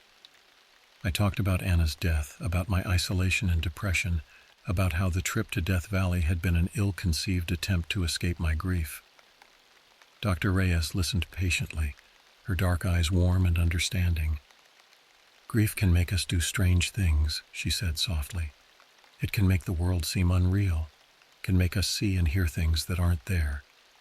Your mind was looking for a way to process your loss. I nodded, grateful for the rational explanation. But as our sessions continued, I found myself wanting to tell her the whole truth. It was during our 5th meeting that I finally worked up the courage. "There's something else," I said, my voice shaking slightly. "Something I haven't told you about what happened in Death Valley." Dr. Reyes leaned forward, her expression open and non-judgmental. "Go on, Mark. You're safe here." So I told her everything. The moving stones, the ghostly singing, Lucy and her impossible knowledge of Anna. I described the terrifying chase, the way the desert itself had seemed to come alive with malevolent intent. As I spoke, I braced myself for disbelief, for the gentle suggestion that I might be experiencing some kind of psychotic break. But Dr. Reyes just listened, her face thoughtful. When I finished, she was quiet for a long moment. "Mark," she said finally, "I want you to know that I believe you experienced something profound and traumatic in Death Valley. Whether it was supernatural in nature or a manifestation of your grief and stress, it was very real to you, and that's what we need to focus on, helping you process and cope with this experience." Her words were carefully chosen, neither confirming nor denying the reality of what I'd seen. But the simple fact that she didn't immediately dismiss my story as delusion was immensely comforting. Over the next few months, Dr. Reyes helped me work through not just the Death Valley incident, but the deeper pain of losing Anna. We talked about guilt and grief, about the human need to find meaning in suffering. Slowly, I began to feel more grounded, more present in my own life. But even as I made progress, a part of me couldn't let go of what had happened out there in the desert. I found myself researching desert folklore, poring over accounts of strange phenomena in Death Valley. Most of what I found was easily dismissible, obvious hoaxes or the ramblings of conspiracy theorists. But every now and then, I'd come across a story that rang true, that echoed my own experience in ways that sent chills down my spine. There was the account of a hiker who claimed to have been lured off trail by the sound of a woman singing, only to find himself hopelessly lost for days before being rescued. A park ranger's report mentioned inexplicable movement of heavy equipment at a remote site, accompanied by auditory anomalies that the ranger refused to describe in detail. And then there was the story that hit closest to home, a man whose wife had disappeared during a camping trip in Death Valley. He claimed that in the weeks following her disappearance, he could hear her voice calling to him at night, trying to lure him out into the desert. The man was eventually institutionalized, still insisting that his wife was out there, trapped in some in-between place. Reading these accounts, I felt a mix of validation and terror. On one hand, it was comforting to know I wasn't alone in my experience. On the other, it reinforced the reality of what I'd encountered, making it impossible to dismiss it all as a stress-induced hallucination. I debated long and hard about whether to share my story publicly. Part of me felt a responsibility to warn others, to let them know about the dangers lurking in that seemingly empty landscape. But I was also afraid of being ridiculed, of being labeled as unstable, of drawing the attention of whatever force I'd encountered out there. In the end, I decided to post a heavily fictionalized version of my experience on my blog. I framed it as a short horror story, changing enough details to make it unrecognizable as a true account. The response was overwhelmingly positive. Readers praised the atmospheric tension, the vivid descriptions of the desert landscape. Some even asked if I was considering turning it into a full-length novel. Their enthusiasm should have been gratifying. Instead, it left me feeling hollow. They enjoyed my story as a piece of fiction, never knowing the terror of living through it, never understanding that out there in the vast emptiness of Death Valley, something ancient and hungry was waiting, singing its siren song to lure in the lonely and the grieving. As the months turned into years, the acute fear of my experience faded into a kind of background radiation in my life. I never returned to Death Valley, but its presence loomed in my consciousness like a dark shadow.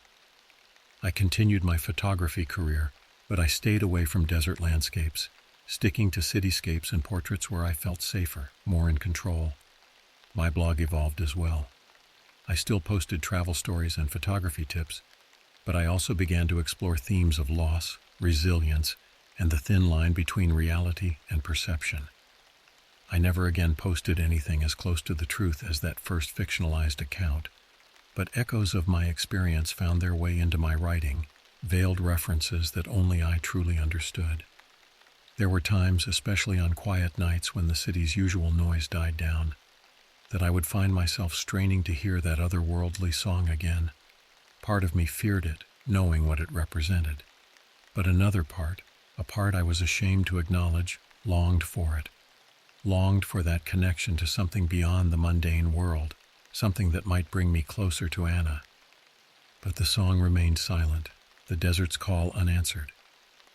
And as time passed, I began to wonder if that was a mercy or a curse. Had I truly escaped? Or was I just being given a longer leash before being pulled back in? 5 years after my encounter in Death Valley, I met someone. Her name was Claire, a fellow photographer with kind eyes and a laugh that reminded me it was okay to be happy again. Our relationship developed slowly, cautiously. I was hesitant to open my heart again, afraid of experiencing that devastating loss once more. It was on our first anniversary that I finally told Claire the true story of what had happened in Death Valley. We were sitting on the beach watching the sun set over the Pacific. As the sky turned the same shades of orange and purple I'd seen that fateful evening on the playa, the words just started pouring out of me. I told her everything, about Anna's death, about my spiral into depression, about the horrifying encounter with Lucy in the sentient desert. I talked about the guilt I felt for being happy again, for moving on when part of me still felt tied to that otherworldly experience. When I finished, Claire was quiet for a long time, her eyes fixed on the horizon. I braced myself for disbelief, for her to pull away from me, to see me as damaged or delusional. Instead, she took my hand and squeezed it gently. "Thank you for trusting me with this," she said softly. "I can't imagine how hard it's been to carry that alone all these years." Her simple acceptance, her willingness to believe me, broke something open inside me. For the first time since that night in the desert, I felt truly seen and understood. I wept then, deep, racking sobs that Claire weathered with quiet strength, holding me as years of pent-up fear and grief poured out of me.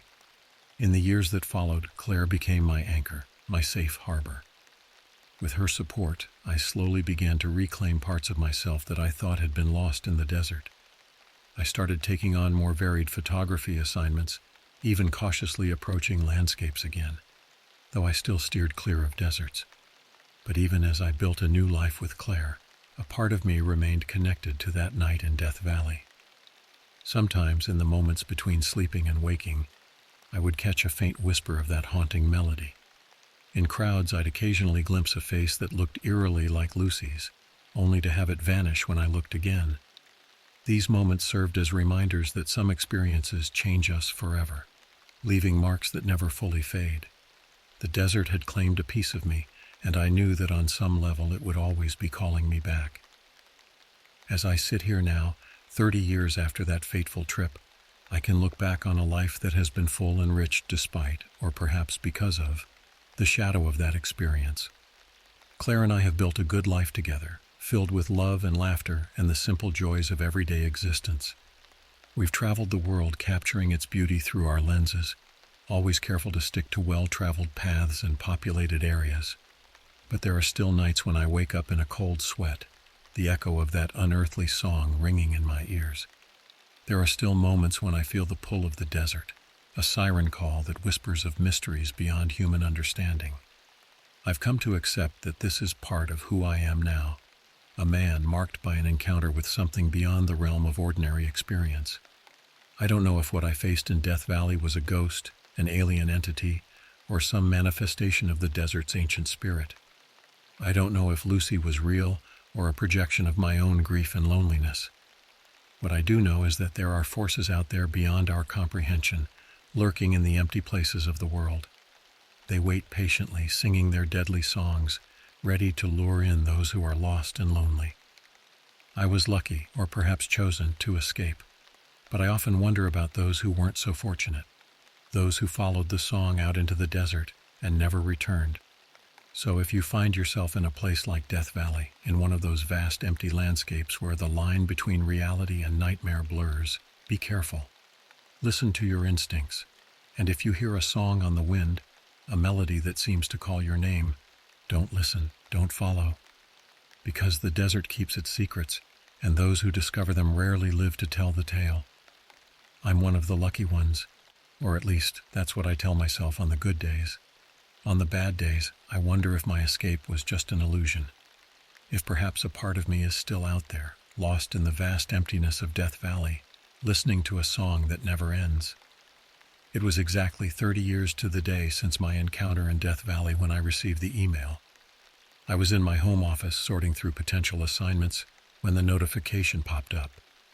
The sender's name made my blood run cold, Ranger Martinez. With trembling hands, I opened the message. Mr. Evans, I hope this email finds you well.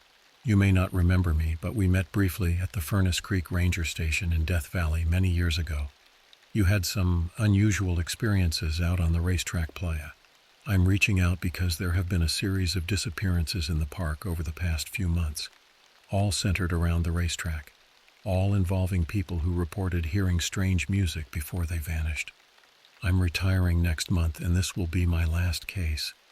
I need your help, Mr. Evans. You're the only person I know who encountered what's out there and lived to tell about it. Please, if you're willing, come to Death Valley. We need to put an end to this, once and for all. Ranger Elena Martinez. I stared at the screen, my mind reeling. 30 years of carefully constructed normalcy threatened to crumble around me. I had worked so hard to put that experience behind me, to build a life that didn't revolve around the terror and wonder of that night. And now, with a single email, it all came rushing back. Claire found me there, still staring at the computer, my face pale. Mark, what's wrong? I turned to her, seeing the concern in her eyes. We had built a life together, a good life, founded on trust and understanding. Even if she couldn't fully comprehend what I'd experienced all those years ago, she had always believed me, always supported me. I couldn't keep this from her. Wordlessly, I gestured for her to read the email. As her eyes scanned the screen, I saw her expression shift from curiosity to concern to a resigned sort of understanding. You're going to go, aren't you? She said softly, once she'd finished reading. I nodded, surprised to find that I'd already made the decision. I have to, I replied. If there's any chance I can prevent what happened to me from happening to others, I have to try. Claire took my hand, squeezing it gently. I know, she said, and I'm coming with you. I started to protest, to tell her it was too dangerous, but she silenced me with a look. We're in this together, Mark. Always have been, always will be. If you're going back to face your demons, you're not doing it alone. The next few days were a blur of preparation. We arranged for someone to watch our house, postponed upcoming assignments, and packed for a trip into the desert. All the while, a sense of unreality hung over me. Was I really going back? After all these years, was I willingly walking back into the maw of the beast that had nearly consumed me? The drive to Death Valley was tense, filled with a mixture of dread and a strange sort of anticipation. As the landscape around us grew more barren, I found myself straining to hear that ethereal song on the wind. But there was nothing but the hum of our car's engine and the occasional rustle of the desert breeze. We arrived at the Furnace Creek Ranger Station in the late afternoon. The place looked much the same as it had 3 decades ago, weathered wood bleached by the relentless sun. As we stepped out of the car, the heat hit us like a physical force, a stark reminder of the unforgiving nature of this place. Ranger Martinez was waiting for us on the porch. 30 years had etched deep lines into her face, and her once steel-gray hair was now snow-white. But her eyes were as sharp as ever, glinting with recognition as we approached. Mr. Evans, she said, extending a hand, thank you for coming. And this must be... My wife, Claire, I supplied. She knows everything, and she insisted on coming. Martinez nodded approvingly. Good. You'll need all the support you can get out here. She ushered us inside, where the air conditioning provided a welcome respite from the heat. Once we were settled with cups of water, Martinez began to explain the situation. Over the past 6 months, 5 people had gone missing in the vicinity of the racetrack playa. All had been solo travelers. All had reported hearing strange music in the days leading up to their disappearances. At first we thought it was just bad luck, Martina said, her voice heavy. People underestimate the desert, go off trail, get lost. It happens, but then we started finding things. Personal belongings scattered across the playa. And the stones. She trailed off, a haunted look in her eyes. What about the stones? I prompted, though I feared I already knew the answer. They're moving, she said simply. Not the slow, natural movement we've always seen. They're moving fast, leaving fresh trails every night, and they seem to be gathering, forming patterns. A chill ran down my spine despite the heat.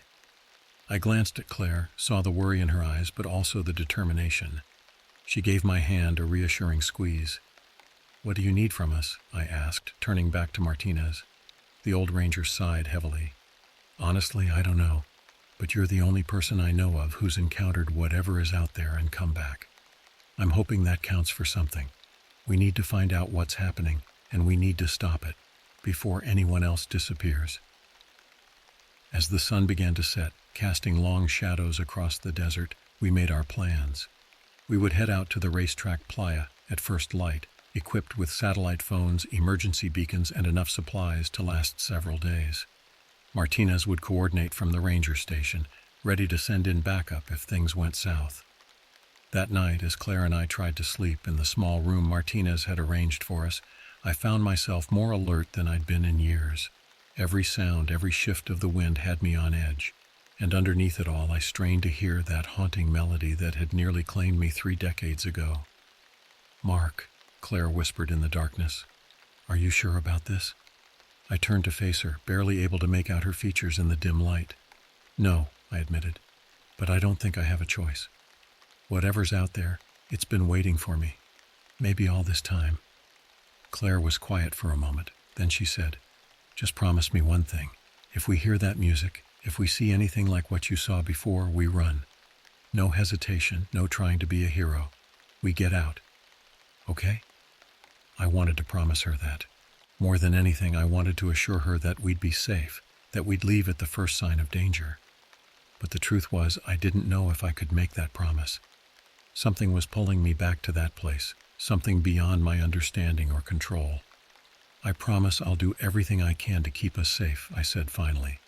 It wasn't exactly what she'd asked for, but it was the most honest answer I could give.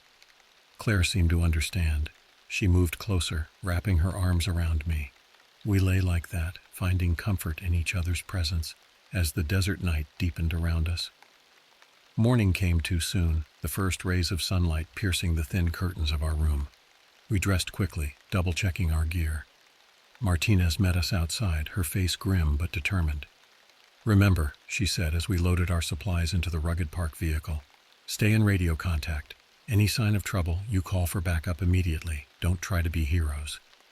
I nodded, exchanging a glance with Claire. We both knew that once we were out there, in the vast emptiness of the playa, all bets were off. Whatever was waiting for us, we'd face it together. As we drove out towards the racetrack playa, the rising sun painted the desert in shades of gold and red. It was beautiful, in a stark, alien way, but I couldn't shake the feeling that we were driving into the mouth of something ancient and hungry, something that had been waiting a very long time for our return. The racetrack playa came into view, a vast expanse of cracked mud stretching to the horizon, and there, scattered across its surface, were the sailing stones. Even from a distance I could see that something was wrong. The stones were arranged in intricate patterns, spirals and whirls that couldn't possibly be natural. As we parked and stepped out onto the playa, the silence hit me like a physical force. No wind, no animal sounds, not even the crunch of our boots on the dry earth seemed to penetrate the stillness. It was as if the desert itself was holding its breath, waiting. Claire gripped my hand tightly as we began to walk towards the center of the playa, where the stone patterns were most concentrated. Each step felt heavier than the last, as if the very ground was trying to pull us down. And then we heard it, faint at first but growing stronger with each passing moment. The song, that beautiful, terrible melody that had haunted my dreams for 30 years. Mark, Claire whispered, her voice tight with fear. We should go back, now. But I couldn't move. The music filled my head, drowning out everything else. And there, Shimmering into existence at the center of the stone spiral was a figure I had hoped never to see again. Lucy stood before us exactly as she had been 3 decades ago. Her tattered white dress billowed in a wind I couldn't feel, her dark hair floating around her pale face. But her eyes were different. No longer empty voids, they now swirled with colors I had no names for, ancient and terrible. "Welcome back, Mark," she said, her voice resonating with the power of the desert itself. "We've been waiting for you." As Lucy's words echoed across the playa, I felt a surge of conflicting emotions. Terror, yes, but also a strange sense of inevitability. Part of me had always known it would come to this, that the desert wasn't done with me yet. Claire's grip on my hand tightened, grounding me in reality. "Mark," she whispered urgently, "we need to leave, now." But Lucy's gaze held me transfixed. Those swirling, otherworldly eyes seemed to contain entire universes, secrets beyond human comprehension. When she spoke again, her voice was a mixture of the woman I'd met 30 years ago and something far older, far more powerful. "You've carried a piece of this place with you all these years, Mark," Lucy said, her words seeming to come from everywhere and nowhere at once. "Did you think you could simply walk away? The desert remembers. It always remembers." I swallowed hard, finding my voice at last. "What do you want? Why have you been taking people?" Lucy's smile was both beautiful and terrifying. "Want? We don't want, Mark, we are. And those who hear our song, who feel the pull of the ancient things buried in the sand and stone, they become part of us, as you were always meant to." The stones around us began to move, slowly at first, then with increasing speed. They scraped across the cracked mud of the playa, forming new patterns, complex mandalas that hurt my eyes to look at directly. Claire tugged at my arm, her voice edged with panic. "Mark, please, we have to go." But even as she spoke, more figures began to appear behind Lucy, shimmering, translucent forms that might once have been human. With a jolt of horror, I recognized them as the missing people Ranger Martinez had told us about. Their eyes were as alien as Lucy's now, their bodies seeming to flicker in and out of existence. "You see," Lucy said, gesturing to the ghostly figures, "they've joined with the spirit of this place, become one with the song of the desert. And now it's your turn, both of you." The ethereal music swelled, and I felt my resolve weakening. It was so beautiful, so alluring. Promises of cosmic understanding, of reunion with Anna, of an existence beyond the limits of human perception. All these and more seemed woven into its melody. But then I felt Claire's hand in mine, warm and solid and real. I looked at her, saw the fear in her eyes, but also the love and determination. And I remembered the life we'd built together, the joy and pain and everyday miracles of human existence. "No," I said, surprised at the strength in my voice. "No, we don't belong to you. We don't belong to this place." Lucy's expression darkened, the colors in her eyes swirling faster. "You don't have a choice, Mark. The desert has claimed you. It's only a matter of time." The stones moved faster now, the ground beneath our feet beginning to shift and crack. The ghostly figures behind Lucy began to advance, their mouths open in silent screams. "Run!" I shouted to Claire, turning to flee. But the ground itself seemed to be working against us, becoming soft and treacherous. Each step was a struggle, as if we were trying to run through quicksand. The song grew louder, more insistent. I could feel it trying to worm its way into my mind, to override my will. Beside me, Claire stumbled, and I saw her eyes begin to glaze over. "Claire!" I shouted, shaking her. "Stay with me. Focus on my voice. Don't listen to the song." She blinked hard, some of the clarity returning to her gaze. Together we pushed on, fighting against the pull of the desert with every step. Behind us I heard Lucy's voice, now tinged with anger. "You can't escape, Mark. The desert is endless. We are endless. You'll tire eventually, and when you do, we'll be waiting." I didn't look back, focusing all my energy on putting one foot in front of the other. The edge of the playa seemed impossibly far away, the desert stretching out around us in every direction. Just when I thought we couldn't go on, when the song had grown so loud it threatened to drown out my very thoughts, I heard another sound, an engine growing louder. "There!" Claire shouted, pointing. A cloud of dust was approaching fast, a vehicle headed straight for us. As it got closer, I recognized the Park Service logo on its side. Ranger Martinez. "Keep going," I urged Claire, hope giving us a second wind. The ground fought us every step of the way, becoming even more unstable as we neared the edge of the playa. Behind us, I could hear the unearthly shrieks of Lucy and her ghostly companions, their anger palpable in the air. Martinez's vehicle skidded to a stop just ahead of us, the ranger herself leaping out with a shotgun in her hands. "Get in," she shouted. "Hurry!" We didn't need to be told twice. Claire and I scrambled into the back of the vehicle as Martinez laid down covering fire. The shotgun blast seemed to disrupt the ghostly figures, making them flicker and distort. As soon as we were in, Martinez gunned the engine. The vehicle fishtailed on the unstable ground before finding purchase, and we tore away from the playa. I looked back, my heart pounding. Lucy stood at the edge of the stone spiral, her form seeming to grow and distort. For a moment she wasn't a woman at all, but something vast and ancient, a spirit as old as the desert itself. Her scream of rage shook the very air, and the ground behind us began to collapse, a sinkhole forming where we had just been. "Don't look back," Martinez shouted, her eyes fixed on the road ahead. "Whatever you do, don't look back." I turned away, pulling Claire close. We held each other as the vehicle bounced and jolted, carrying us away from the racetrack playa and the horrors it contained.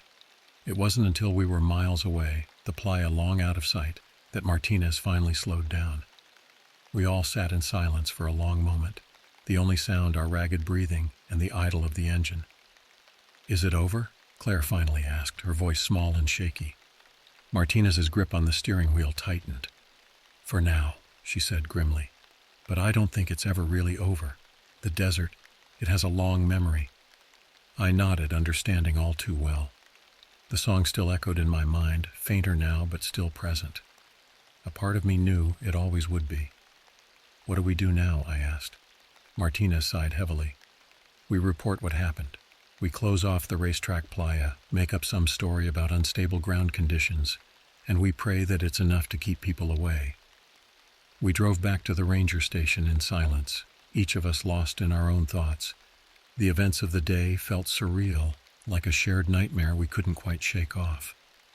As we pulled up to the station, the sun was setting, painting the desert in shades of orange and purple that reminded me all too vividly of that first fateful night 30 years ago. Inside, Martinez made some calls, her voice low and urgent as she spoke to her superiors. Claire and I sat huddled together, drawing comfort from each other's presence. The adrenaline was wearing off, leaving us exhausted and shaken. "It's done," Martinez said finally, hanging up the phone. "The racetrack playa is officially closed to the public, pending a geological survey. It's the best we can do for now." I nodded, knowing it wasn't really enough, but unsure what else could be done. How do you fight something as ancient and vast as the desert itself? "What about the missing people?" Claire asked softly. "Their families." Martinez's face fell. "We'll keep searching, of course. But..." She trailed off, and we all knew the truth. Those people were gone, absorbed into whatever force ruled the playa. As we prepared to leave the next morning, Martinez pulled me aside. "Evans," she said, her voice low, "I'm retiring next month, but I'll keep in touch. If anything changes out there, if there's even a hint that it is spreading beyond the playa, I'll let you know." I clasped her hand, grateful for her understanding and her vigilance. "Thank you," I said simply, "for everything." The drive back to Los Angeles was quiet, Claire and I both lost in our own thoughts. The desert stretched out around us, beautiful and terrible in its vastness. I couldn't shake the feeling that we were being watched, that somehow the presence from the playa was still with us. As the city skyline came into view, Claire finally broke the silence. "What do we do now, Mark?" I took a deep breath, considering her question. "We live," I said finally. "We cherish every moment we have together, and we remember." She nodded, understanding the weight of those words. We had faced something beyond human comprehension and survived. But we'd also been marked by it, changed in ways we might never fully understand. In the years that followed, we kept our promise to live fully and love deeply. But we also remained vigilant. I maintained contact with Martinez even after her retirement. We monitored news from Death Valley, always watching for signs that the force we'd encountered was growing, spreading. Sometimes, in the quiet hours of the night, I still heard that haunting melody. It was fainter now, more of a memory than an active presence, but it never truly faded. And in my dreams, I often found myself back on that cracked, dry earth, facing Lucy and the ancient power she represented. But I also dreamed of Claire, of the life we'd built together, of the simple, beautiful moments that made up our days. And I knew that whatever forces existed out there in the empty places of the world, the human capacity for love and resilience was just as powerful, just as eternal. The desert keeps its secrets, and those who discover them are forever changed. But life goes on, in all its messy, glorious complexity. And in the end, it's the connections we make, the love we share, that truly define us. As I sit here now, an old man looking back on a life fully lived, I can say this with certainty. The song of the desert may be powerful, but the song of the human heart is stronger still, and it's that song in the end that saves us. The woods have a way of revealing truths we're not prepared to face. That's something I learned in the autumn of 2003, though I wish I'd remained ignorant. Some knowledge changes you forever, corrupts the lens through which you view the world. I'm committing this account to paper because I must preserve what happened, even as each word revives memories I've spent years trying to bury. My daughter Emily was only 10 that year. We lived in a modest apartment in Richmond, Virginia, just the two of us since her mother walked out when Emily was 4. The abandonment left scars on both of us, though Emily's were deeper, manifesting in small ways. Her reluctance to form attachments, her fear of being left alone, her need for routines and traditions that provided stability. That's how our annual cabin trips began. Every autumn, we'd escape to a small, rustic cabin in the Shenandoah Valley for a long weekend. Those few days in the wilderness became sacred to us, a chance to strengthen our bond away from the distractions of city life. For Emily, with her curly blonde hair and eyes that sparked with curiosity, these trips represented adventure.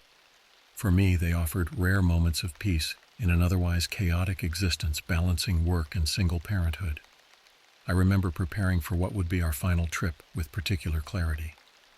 Emily sat cross-legged on our living room floor, methodically packing her backpack with field guides, a magnifying glass, and her prized possession, a leather-bound sketchbook for documenting wildlife. "Dad, do you think we'll see a black bear this time?" she asked, her voice tinged with both hope and apprehension.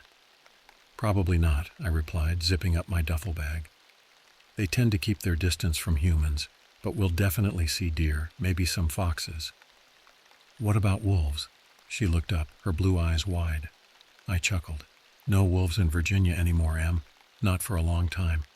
How confidently I dismissed her question, how naively secure in my understanding of the natural world. If only I'd known what truly lurked in those ancient woods. We left early Friday morning, the sun barely cresting the horizon as we loaded our Honda Civic. Emily clutched her favorite stuffed animal, a worn wolf named Luna, against her chest as she settled into the passenger seat. The 3-hour drive passed pleasantly, filled with our favorite music and Emily's animated chatter about school. The deeper we drove into the Shenandoah Valley, the more the landscape transformed. Urban sprawl gave way to rolling farmland, which eventually surrendered to dense, vibrant forest. Autumn had painted the trees in brilliant crimsons and golds, a spectacular display that never failed to take my breath away. "It's like the trees are on fire," Emily whispered, pressing her palm against the window as we wound through the mountain roads. We reached the cabin just after noon. It stood in a small clearing, surrounded by towering oak and maple trees that dappled the ground with shadows. Nothing fancy, just a one-story structure built of weathered logs with a sagging porch and a stone chimney. But it felt like home the moment we stepped inside. The interior was exactly as we remembered. A main room with a fireplace and kitchenette, 2 small bedrooms, and a bathroom with temperamental plumbing. The wooden floors creaked beneath our feet as we moved about, unpacking groceries and settling in. Emily immediately claimed her usual bed by the window, carefully arranging Luna and her books on the nightstand. "Can we hike to the lookout today?" she asked, bouncing on her heels as I stowed our food in the ancient refrigerator. Not today, kiddo. It's already afternoon, and I want to check the trail conditions first. I glanced out the window at the gathering clouds. Besides, looks like we might get some rain. How about we gather firewood, play some cards, and save the big hike for tomorrow? She agreed, hiding her disappointment admirably. We spent the afternoon combing the edges of the clearing for fallen branches, building up a respectable woodpile beside the porch. As the daylight began to fade, we retreated inside. I prepared a simple dinner of pasta and sauce on the old gas stove, while Emily set the table with our mismatched camping dishes. That evening remains etched in my memory as our final moment of normalcy, sitting before a crackling fire, playing endless rounds of Crazy Eights, roasting marshmallows for s'mores.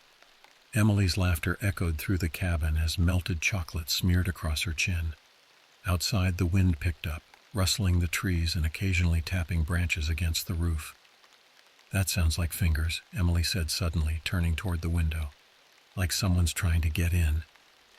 "Just the trees, Em," I assured her, though a peculiar chill crept up my spine. "They get friendly when it's windy." She nodded, but her gaze lingered on the darkened glass. "I had a weird dream last night about this place." "What kind of weird?" She hesitated, biting her lower lip. There was something in the woods, watching us through the windows. It had yellow eyes. "Probably just thinking about wildlife," I said lightly, though something in her expression unsettled me. "Your brain mixing up bears and owls into something scary." "Maybe." She didn't sound convinced. Later, as I tucked her into bed, she gripped my hand with surprising strength. "Dad? If I hear something in the night, can I come to your room?" "Of course," I smiled, brushing hair from her forehead. "But the only thing you'll hear is me snoring." I kissed her goodnight and retreated to my own room, leaving both our doors ajar. Outside, the wind continued to howl and rain began to patter against the roof. I lay awake longer than usual, listening to the storm intensify, trying to ignore a growing sensation of unease. Had the forest always felt this watchful, this aware? I dismissed the thought as imagination inflamed by my daughter's talk of dreams and yellow eyes. Eventually, exhaustion overcame my restlessness and I drifted into uneasy sleep. I awoke once in the deepest part of night, certain I'd heard something moving on the porch, a slow, deliberate scraping like claws on wood. Heart pounding, I strained to listen, but there was only the sound of rain and wind. I told myself it was a branch dragged by the storm, or perhaps a raccoon seeking shelter. I had no way of knowing that this night marked the beginning of our nightmare, that the sounds I dismissed were the first herald of a horror beyond comprehension. By the time dawn broke through leaden clouds, we were still blissfully ignorant of what awaited us in the ancient forests of the Shenandoah. Sometimes ignorance truly is the only mercy we're granted. Morning arrived with lingering mist hugging the treetops and air scrubbed clean by the night storm. After a breakfast of pancakes and hot chocolate, Emily stood at the window, pointing excitedly at a pair of deer grazing at the forest's edge. "Can we go to the lookout now?" she asked, already pulling on her hiking boots. The rain stopped. I checked my watch, just past 9. "Sure, plenty of daylight ahead. Let's pack some lunch." The trail began about a quarter-mile from our cabin, a narrow path that wound through increasingly dense forest before climbing to a rocky outcropping that offered spectacular views of the valley.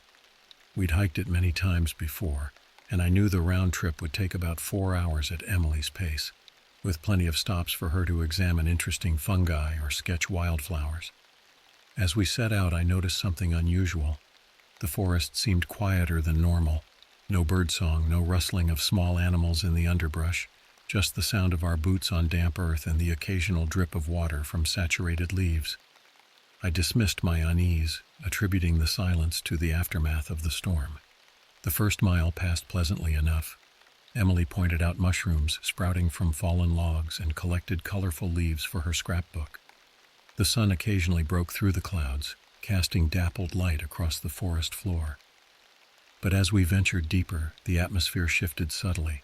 The trees grew older, their trunks wider and more gnarled. Moss hung in thick curtains, and the underbrush thinned, as though the ancient sentinels guarding this part of the forest allowed nothing to intrude upon their domain. The air felt heavier, tinged with a musty scent like rotting vegetation. "Dad, look!" Emily suddenly stopped, pointing to the ground ahead. What made those?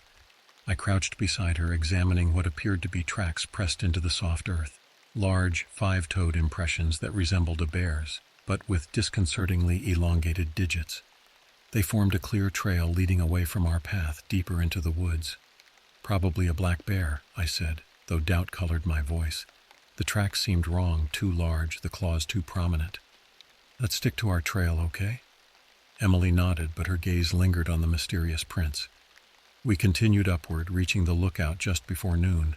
Despite my growing disquiet, I had to admit the view was spectacular. Rolling mountains blanketed in autumn foliage stretching to the horizon. The valley floor a patchwork of fields and forests.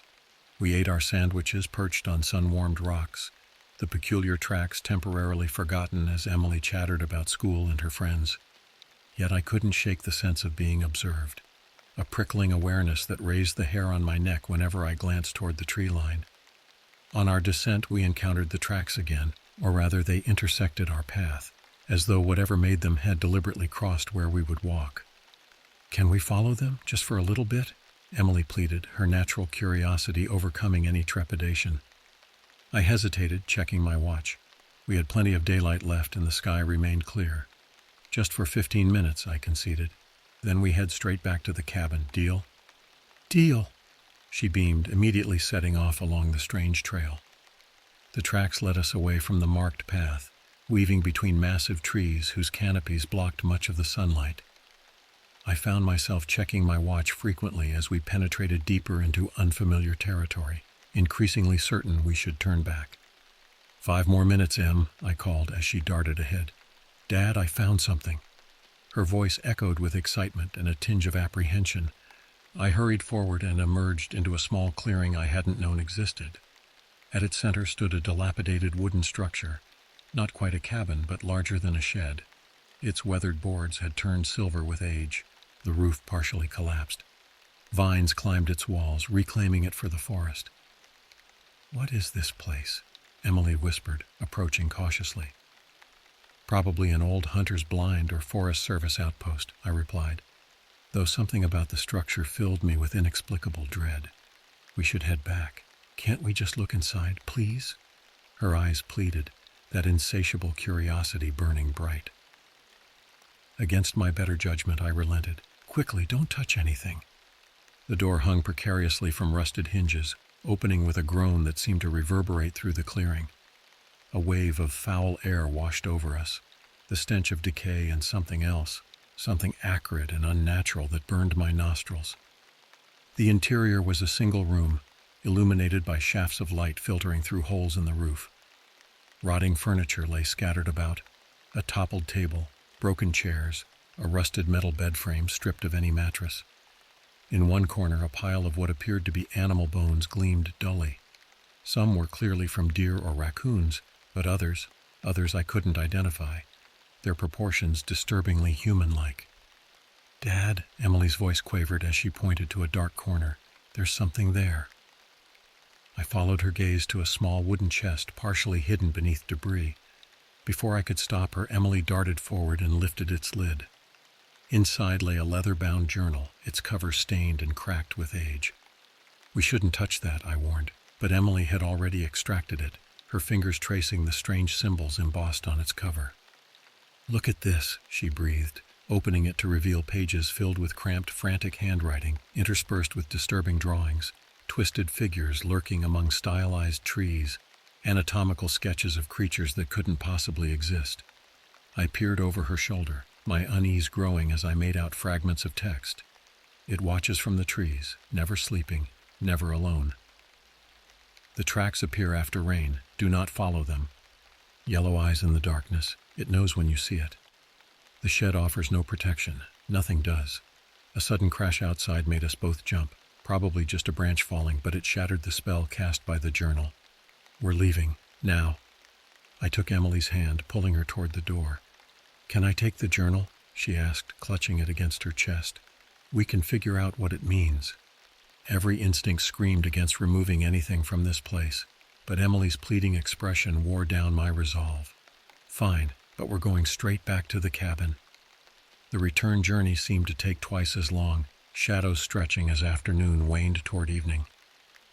couldn't shake the feeling that we were being followed, that something tracked our movements from just beyond the trees. Emily clutched the journal tightly, her earlier excitement replaced by a watchful silence. By the time we reached the cabin, twilight had descended, transforming the forest into a maze of deepening shadows. I locked the door behind us, something I'd never felt compelled to do before, and busied myself preparing dinner while Emily spread the journal on the kitchen table, completely absorbed. "Listen to this," she called as I stirred a pot of stew. "It is drawn to light and sound. Darkness is not safety but concealment. Move only when necessary." Maybe we should put that away for tonight," I suggested, discomfort crawling up my spine. She ignored me, flipping pages with growing agitation. "Dad, I think whoever wrote this was hiding from something in the forest." She looked up, her face pale.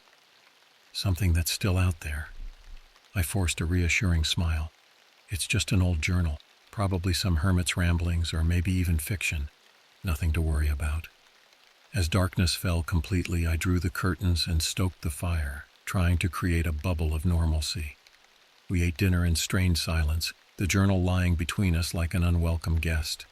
Emily picked at her food, her gaze repeatedly drawn to the windows. "What if it's real?" she finally whispered. "What if we're being watched right now?" "There's nothing out there except trees and normal forest creatures," I assured her, even as doubt gnawed at my certainty. We were washing dishes when the first sound came, a low grating noise like metal drawn slowly across stone. It emanated from the direction of the porch, followed by what could only be described as the deliberate tap of claws on wood. Emily's eyes widened in terror. I pressed a finger to my lips, set down the dish I'd been drying, and moved silently to the window. Pulling the curtain back just enough to peer out, I scanned the darkness. The porch appeared empty, but at the edge of the clearing where forest began, I glimpsed movement, a tall, unnaturally thin silhouette that seemed to shift between the trees. As I watched, paralyzed, it tilted what must have been its head, and two glowing yellow points pierced the darkness, eyes fixed unmistakably on the cabin, on us. I let the curtain fall and turned to find Emily clutching the journal, her hands trembling.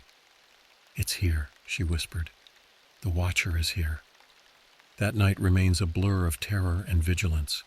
We huddled in Emily's room, doors locked, a chair wedged beneath the knob. The sounds continued intermittently, scratching at the walls, that terrible grating noise, and occasionally a low guttural vocalization that resembled no animal I'd ever heard. Emily clutched Luna to her chest, knuckles white, as I paged through the journal by flashlight, searching for any information that might help us survive until dawn. Most entries were indecipherable, the handwriting deteriorating into frenzied scribbles or symbols that made my eyes hurt to look at. But certain phrases stood out with horrifying clarity. "It cannot enter unless invited.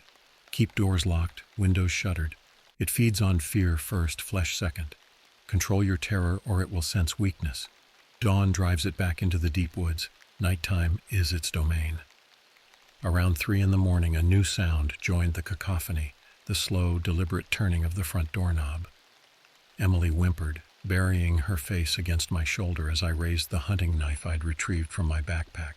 But the door held, and eventually the attempt ceased. As predicted in the journal, the presence retreated with the first gray light of dawn. We emerged cautiously from the bedroom to find the cabin undisturbed, save for long parallel scratches marring the front door, 5 distinct lines gouged deep into the wood. "We need to leave," I said, already gathering our belongings. "Now, before it gets dark again." Emily nodded, clutching the journal. "What about this?" I hesitated. Part of me wanted to leave it behind, to pretend we'd never found it, or the shed, or those tracks. But a deeper instinct warned that knowledge, however terrifying, was our only protection. "Bring it," I decided. "We might need it." We packed in frantic silence, constantly glancing toward the windows as though expecting to see that elongated silhouette emerging from the trees. The forest seemed to watch our preparations with malevolent patience, as though aware we couldn't escape so easily. The drive home passed in tense silence, Emily hunched in the passenger seat, the journal open on her lap. Occasionally she would read passages aloud, her voice barely audible over the car's engine. Distance offers no safety. Once it has your scent, your image, it can find you anywhere. It is patient beyond human comprehension. Weeks, months, years mean nothing to it. By the time we reached Richmond, afternoon was fading toward evening. Our apartment, typically unremarkable in its urban ordinariness, suddenly seemed like a sanctuary. I secured every lock, drew all curtains, and tried to reassure Emily with pizza and a movie she loved.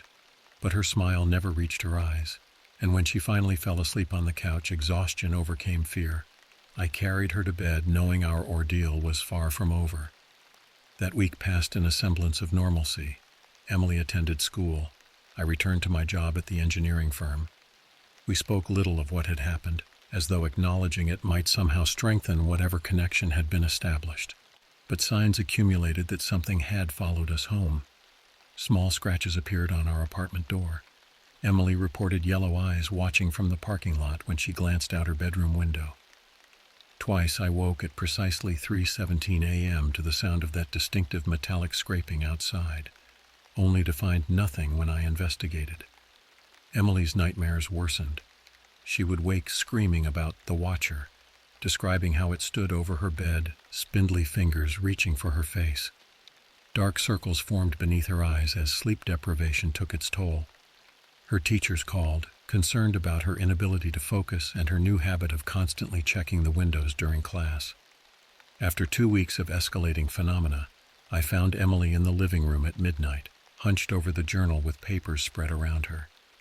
She'd been methodically transcribing and analyzing its contents, creating timelines and patterns I hadn't noticed. "Dad," she looked up, her young face grave with understanding beyond her years. "I know what it is." She pointed to a particularly disturbing illustration.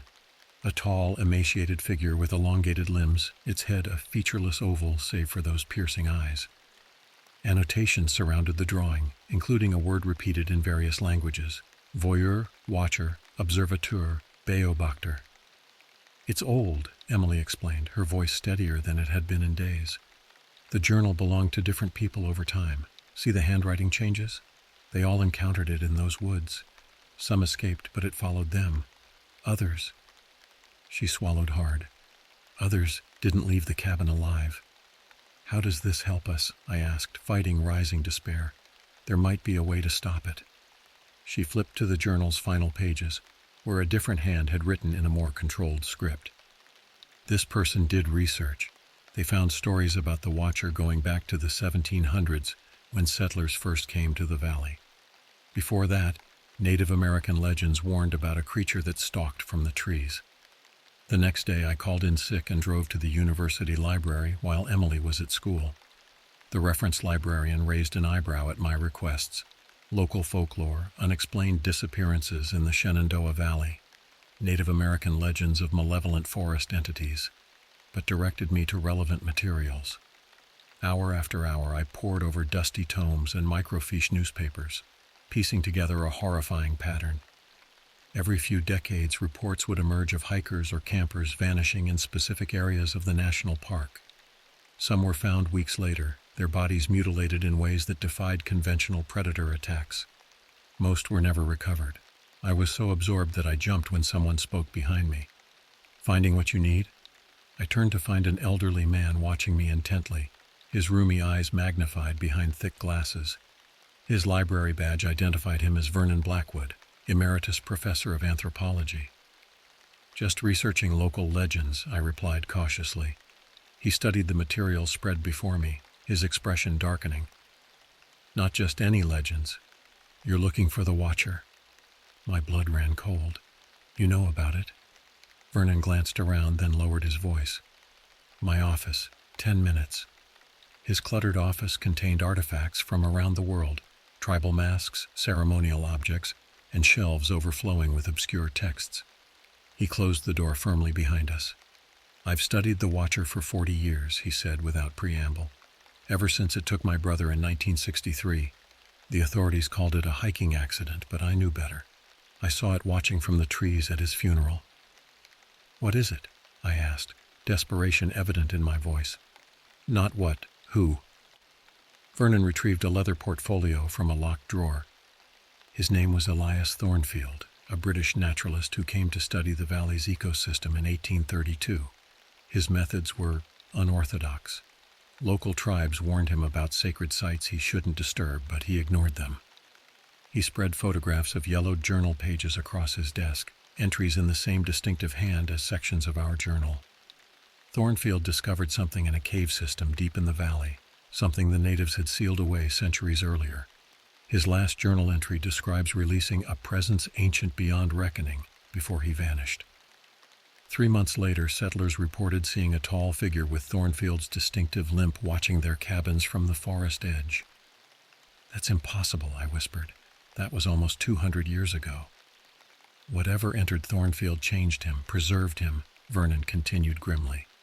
"The natives called it the hunger that walks, a parasitic entity that takes a human host but warps it over time. It feeds on fear and suffering before consuming its victims physically." "How do we stop it?" I asked, thinking of Emily waiting at home, vulnerable. Vernon's expression turned grave. "Legend says it can be destroyed by returning it to the cave where it was originally imprisoned, using fire and iron to seal it away again." He hesitated. "But no one knows the cave's location anymore. Thornfield's final journal might have contained that information, but it was lost decades ago." My breath caught. "Unless it's the journal we found." Hope flickered in Vernon's faded eyes. "You have Thornfield's journal?" I nodded, describing our discovery in the shed. "That changes everything," he breathed. "With the complete journal, we might find the cave's location." He gripped my arm with surprising strength. "But be careful. If you have the journal, the Watcher knows. It will do anything to prevent you from finding that cave." When I returned home that evening, Emily was waiting by the door, her face ashen. "It was outside my school today," she whispered, standing across the street watching. "Miss Peterson saw it too. She called security, but it disappeared." That night, as Emily finally slept, exhaustion overcoming fear, I spread the journal across the kitchen table and began a systematic review, paying special attention to Thornfield's early entries. If the cave location was documented anywhere, it would be here. Around 2 a.m., I found it. A crude map drawn on what appeared to be the journal's original end paper, partially obscured by later additions.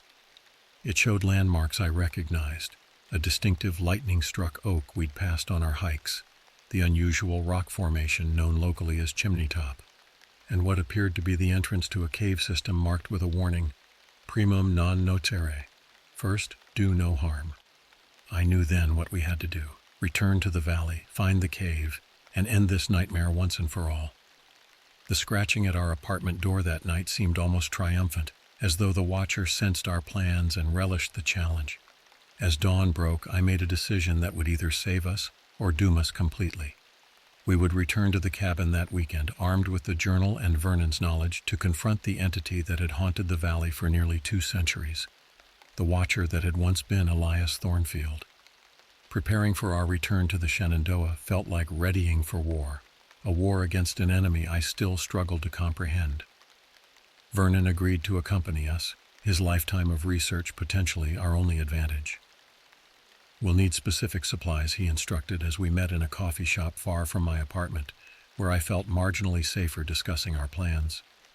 Iron nails, hand-forged if possible, salt, kerosene, torches, and something of significance to Thornfield. "The journal itself," I suggested.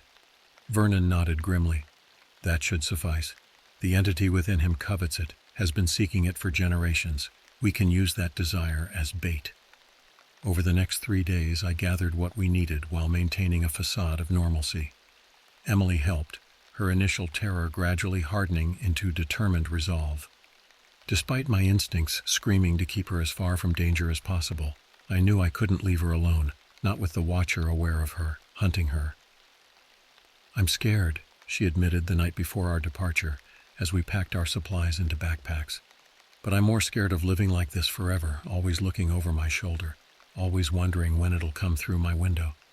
I hugged her fiercely, marveling at her courage. "We'll end this, Em, I promise."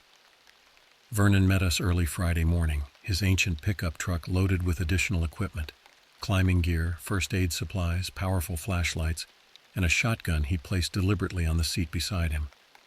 Conventional weapons won't kill it, he cautioned, noting my expression, but they can slow it down. We followed his truck in my Honda, the 3-hour drive passing in tense silence.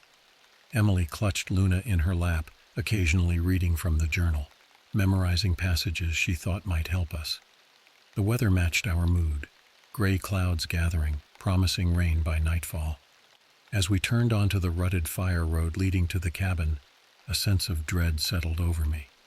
The forest seemed to press closer, branches reaching like grasping fingers. Even in daylight, shadows pooled unnaturally beneath the trees. The cabin looked smaller than I remembered, more vulnerable. Fresh scratches marred its exterior walls, long parallel gouges that hadn't been there during our previous visit. Inside, evidence of unwelcome presence awaited, furniture overturned, cupboard contents scattered across the floor, Emily's pillow shredded. "It's been waiting," Vernon muttered, surveying the destruction. "It knows we've returned." We worked quickly, securing the cabin as best we could while daylight remained. Vernon inscribed strange symbols above doors and windows. Protective sigils, he explained, that might buy us time. I nailed iron spikes into the threshold and windowsills, recalling the journal's assertion that cold iron repelled the entity. By late afternoon, we'd transformed the cabin into a fortress of sorts. Rain began to fall as we gathered around Vernon's detailed topographical map, plotting our route to the cave. Here, Vernon indicated a spot approximately 3 miles northeast of the cabin. Based on Thornfield's map and modern surveys, the cave entrance should be located along this ridgeline. We'll set out at first light tomorrow. "Why not go now?" Emily asked, glancing nervously at the darkening windows. "The Watcher is strongest at night," Vernon explained gently, "and the terrain is treacherous even in daylight. We need every advantage." He didn't voice the obvious. If we failed to find the cave or to trap the entity, we might never leave these woods alive. As darkness fell completely, we huddled in the main room, a fire blazing in the hearth. Vernon insisted we each carry iron, nails clutched in our palms, the metal cold and reassuring. Emily sat between us on the couch, Luna tucked beneath her arm, as Vernon recounted what he'd learned about the entity over decades of research.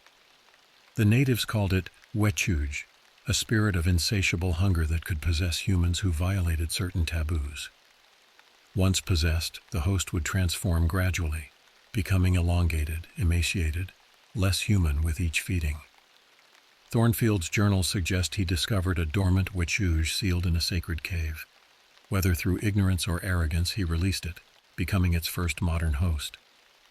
"But why does it watch instead of just attacking?" I asked, glancing toward the window where rain lashed against glass. "It feeds on fear before flesh," Vernon replied grimly. "The longer it observes its prey, the more terror it harvests. Some victims were watched for months before the final attack." Emily shuddered against my side. "It's been watching us for weeks, which means we've become a significant source of nourishment," Vernon confirmed. "It won't relinquish such prey easily." The first scratching began around midnight, soft at first, then increasingly frantic, circling the cabin as though testing our defenses. Emily whimpered, pressing herself against me as Vernon raised the shotgun, his weathered face set in grim lines. "The iron is working," he whispered. "It can't enter." A new sound joined the scratching, a wet, chittering noise like insect mandibles amplified 100-fold. The temperature plummeted suddenly, our breath fogging despite the fire's warmth. Through the window I glimpsed movement, a tall, impossibly thin silhouette circling the cabin, its movements jerky yet purposeful. "Don't look directly at it," Vernon warned sharply. "Direct observation strengthens its connection to you." Hours passed in this state of siege, the entity testing each window, each door, occasionally emitting that terrible metallic scraping noise that set my teeth on edge. Emily eventually fell into exhausted sleep against my shoulder, her face twitching with nightmares I couldn't protect her from. "It's trying to wear us down," Vernon murmured, his eyes red-rimmed from vigilance. "Exhaust us before our journey tomorrow." "Will this work?" I asked quietly, doubt gnawing at me. "Trapping it in the cave?" Vernon's expression revealed his own uncertainty. "The legends say it worked before for centuries, until Thornfield's interference. It's our only hope." Shortly before dawn, the assault intensified.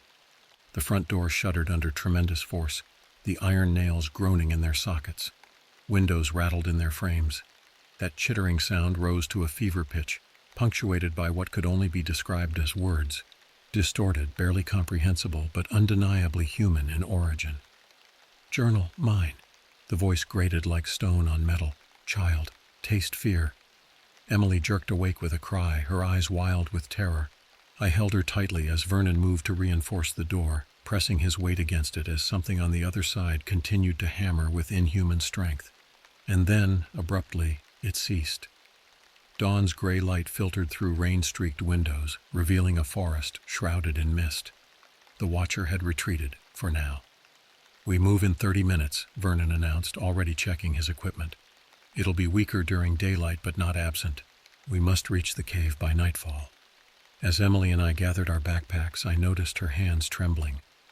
"We can still leave," I told her softly. "Drive away. Go somewhere it can't find us." She shook her head resolutely.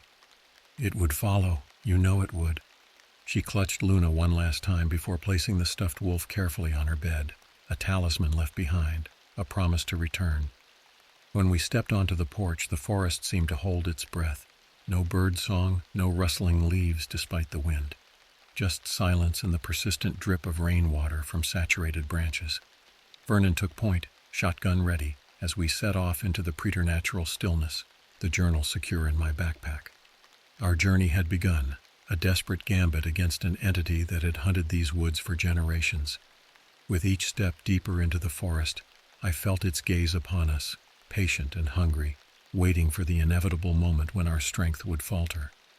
Waiting to feed. The forest closed around us like a living entity, branches reaching as though to impede our progress. Rain continued to fall, a persistent drizzle that soaked through our clothing and rendered the ground treacherous underfoot. Vernon led our small procession with the confidence of a man who had spent decades preparing for this moment, consulting his compass frequently as we navigated increasingly unfamiliar terrain. Emily stayed between us, her face set in determined lines that occasionally cracked to reveal the terrified child beneath. I maintained constant vigilance behind her, checking our backs every few minutes, certain that the watcher tracked our movements from just beyond visual range. "We're entering territory that doesn't appear on modern maps," Vernon explained during a brief rest. He indicated a ravine cutting across our path, a deep gash in the earth partially concealed by dense undergrowth. This entire section was deliberately excluded from park surveys in the 1930s at the request of local tribal elders. "They knew what was here," I said, understanding dawning. Vernon nodded grimly. "They've always known. Their ancestors sealed the cave centuries ago and established a tradition of avoiding this region. White settlers ignored those warnings, built cabins like yours, and people began to disappear." We descended carefully into the ravine, using exposed tree roots as handholds. At the bottom, a narrow stream trickled between moss-covered stones. The air felt different here, heavier, charged with something I couldn't identify but that raised goosebumps on my exposed skin. "Dad," Emily whispered, pointing to our right. "Look." Partially submerged in the stream bed lay the skeletal remains of a deer, or what I initially took for a deer. Closer inspection revealed anatomical impossibilities. Too many joints in the legs, a skull elongated beyond natural proportions, eye sockets positioned at unnatural angles. "Not a natural animal," Vernon confirmed, studying the remains with academic detachment. "The entity doesn't just consume its prey, it warps them, changes their fundamental structure. Like it did to Thornfield," Emily said quietly. "Precisely." Vernon began climbing the opposite side of the ravine. "We're getting close. The transformation accelerates near the cave." The forest beyond the ravine had an ancient quality. Massive trees with trunks wider than our outstretched arms, their canopies forming a cathedral-like dome that further dimmed the already gray daylight. Moss hung in thick curtains, and fungi of shapes and colors I'd never seen sprouted from decaying logs. "No normal wildlife has inhabited this area for generations," Vernon observed as we passed another set of distorted remains, this time something that might once have been a fox. "Only the corrupted survive here, feeding upon each other in endless cycles of distorted consumption." After another hour of increasingly difficult hiking, We reached a steep incline strewn with massive boulders. Vernon pointed to a narrow opening between two of the largest rocks. There, according to Thornfield's map, that should be the cave entrance. We approached cautiously. The opening resembled a jagged wound in the earth, barely wide enough for an adult to squeeze through. Cold air flowed from its depths, carrying that same acrid scent I'd noticed in the shed where we found the journal. "I'll go first," Vernon decided, switching on his most powerful flashlight. "Felix next, then Emily. Stay close, but if anything happens to me, turn and run. Don't hesitate. Don't look back." He disappeared into the narrow passage. After a tense moment, his voice echoed back. "Clear so far. Come ahead." I helped Emily adjust her backpack to fit through the tight entrance, then followed Vernon into the earth. The passage descended steeply, opening into a larger tunnel whose walls glistened with moisture. Our flashlight beams revealed elaborate carvings, stylized figures with elongated limbs, scenes of hunting and consumption, warnings in a pictographic language lost to time. "The natives documented their first encounter with the entity," Vernon whispered, his light tracing one particularly disturbing image of a tall figure emerging from a human body, like a butterfly from a chrysalis, "and their method of containing it." The tunnel continued downward, occasionally branching. Vernon navigated with confidence, consulting Thornfield's map at each intersection. The air grew colder, damper, that acrid scent intensifying until it burned my nostrils with each breath. "We're beneath the heart of the old forest now," Vernon explained as we entered a larger chamber. "The deepest part of the cave system should be just ahead." Emily suddenly froze, clutching my arm. "Dad," she whispered, her voice tight with terror. "It's here." In the same instant, our flashlights flickered and died, plunging us into absolute darkness. The silence that followed was broken only by our ragged breathing. And then, from somewhere in the blackness ahead, that familiar chittering sound. "Iron," Vernon hissed. "Hold your iron nails." I fumbled in my pocket, extracting the cold metal spikes as Emily pressed against me, trembling. Ahead, yellow eyes blinked open, two glowing points floating in the darkness, watching us with malevolent intelligence. "Journal!" The voice grated through the darkness, no longer distant but terrifyingly close. "Mine!" Vernon's shotgun blast shattered the darkness momentarily, illuminating a scene from Nightmare. The Watcher, fully revealed. Its body resembled a human framework stretched beyond all natural proportion, skin pulled tight over elongated bones. The face retained horrifying hints of what must have been Elias Thornfield. Hollow cheeks, a prominent brow, eyes burning with unnatural light, but distorted into something barely recognizable as human. The entity shrieked, a sound like tearing metal, as the shotgun pellets tore through its emaciated form. It retreated into darkness, but the damage seemed minimal, more annoyance than injury. "The central chamber!" Vernon shouted, his voice echoing through the cave. "Run!" We stumbled forward blindly, one hand trailing along the damp wall for guidance, the other clutching our iron talismans. Behind us, the chittering grew louder, interspersed with that terrible scraping sound, claws on stone pursuing relentlessly. The passage widened suddenly, and we emerged into a vast underground chamber. Our flashlights sputtered back to life, revealing a space larger than I'd imagined possible, a cathedral beneath the earth. Stalactites hung like petrified tears from the distant ceiling, while stalagmites rose from the floor in formations resembling grasping hands. At the chamber's center stood a stone altar, a flat slab surrounded by smaller stones arranged in a pattern that hurt my eyes to look at directly. Ancient symbols covered its surface, partially erased by time but still recognizable as similar to those in Thornfield's journal.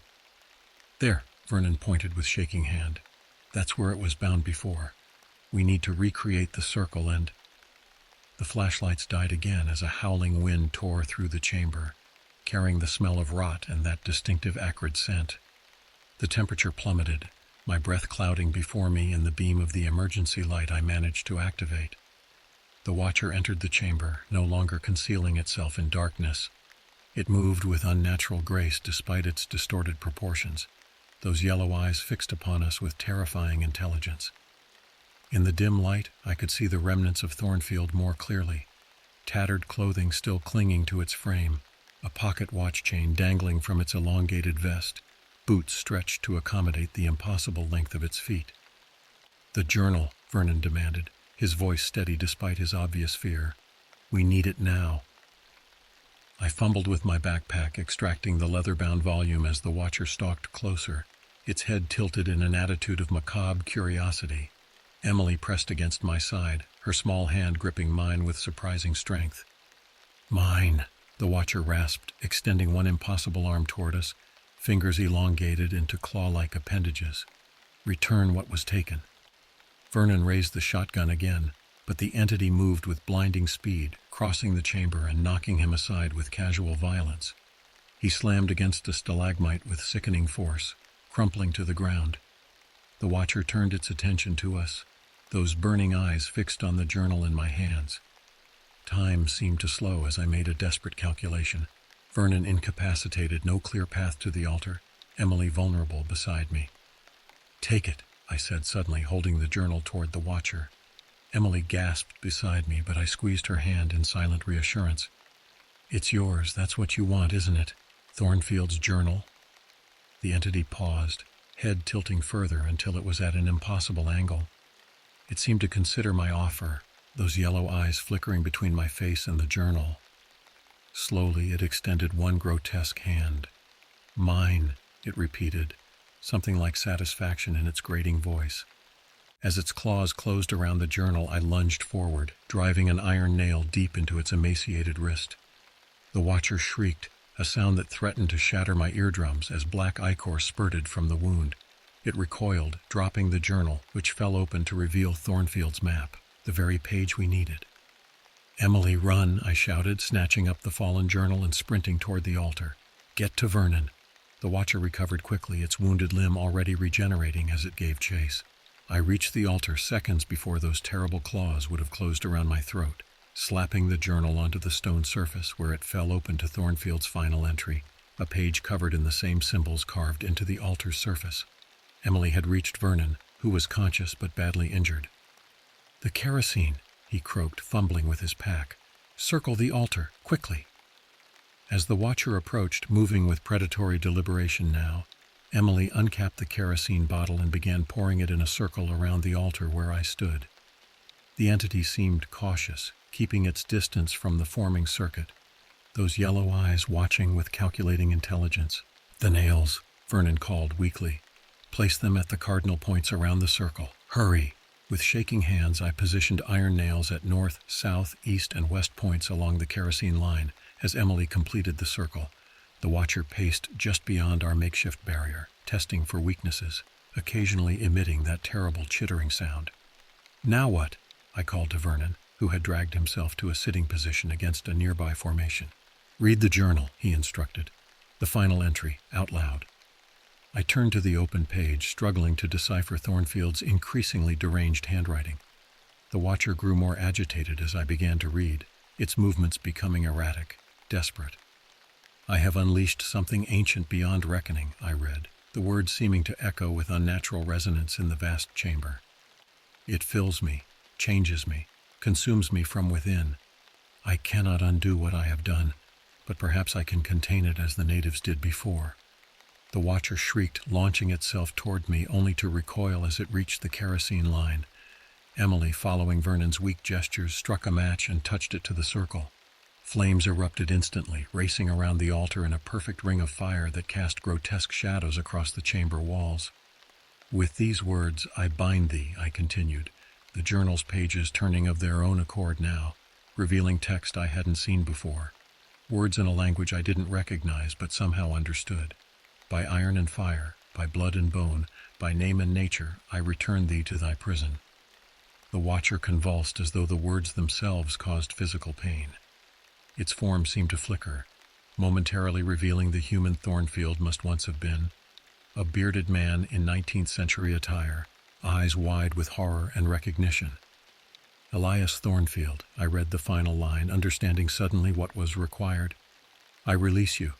The entity screamed, a sound both inhuman and terribly recognizably human. It clawed at itself as though trying to separate from its own form. The flames around the altar rose higher, their color shifting from orange to an unnatural blue that cast everything in ghostly light. The final step, Vernon called, his voice weakening. Your blood, a drop on the journal. Without hesitation, I pressed one of the iron nails into my palm, drawing blood that fell onto Thornfield's final page. The effect was immediate and catastrophic. The Watcher's form began to tear apart, the parasitic entity separating from what remained of Thornfield's human form. The chamber filled with a whirlwind of darkness, a writhing mass of shadow and malevolence that howled with voices that seemed to contain centuries of consumed victims. "Get down!" Vernon shouted as the vortex intensified.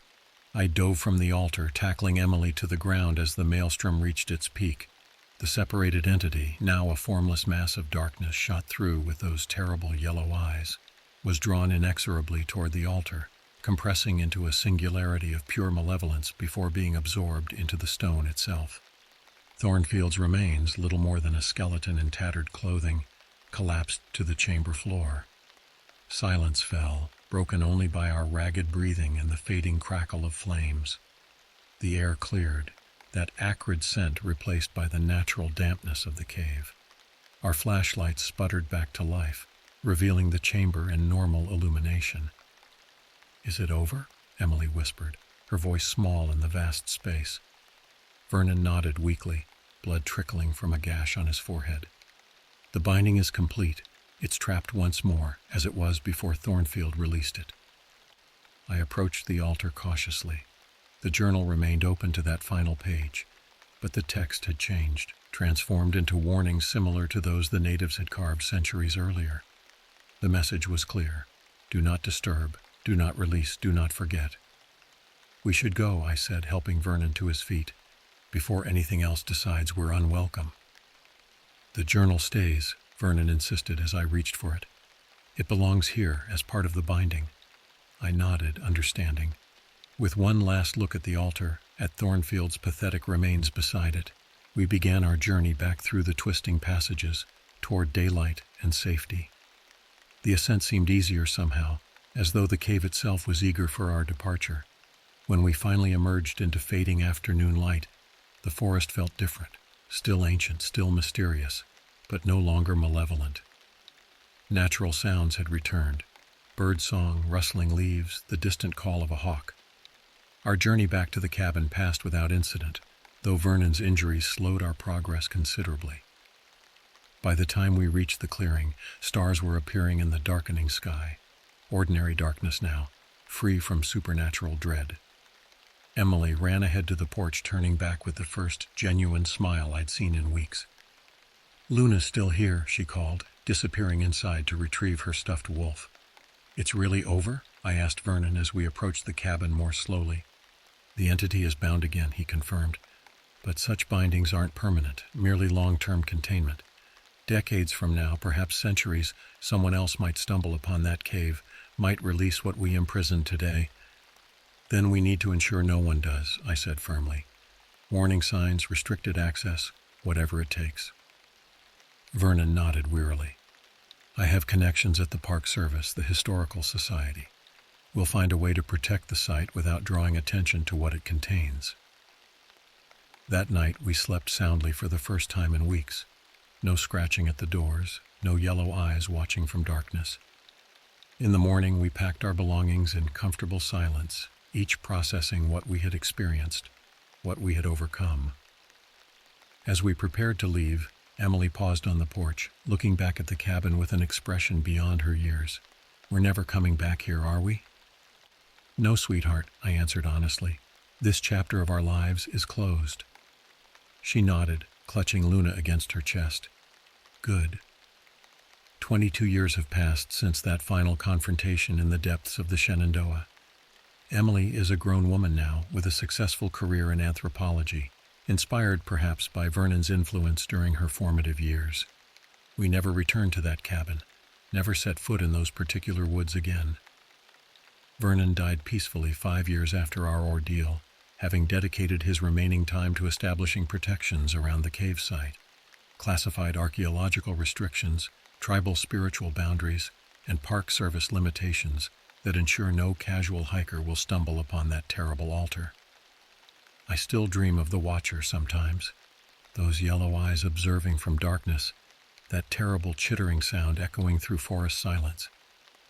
On such nights, I check the locks twice, draw the curtains tight, and remind myself that some horrors once confronted lose their power over us. But I never hike in forests alone, never linger in deep woods as daylight fades. And when Emily calls to tell me she's planning a camping trip with friends or colleagues, I can't help but warn her. Check the weather forecasts carefully, I say. Never venture out when storms are predicted. And always watch for unusual tracks after the rain.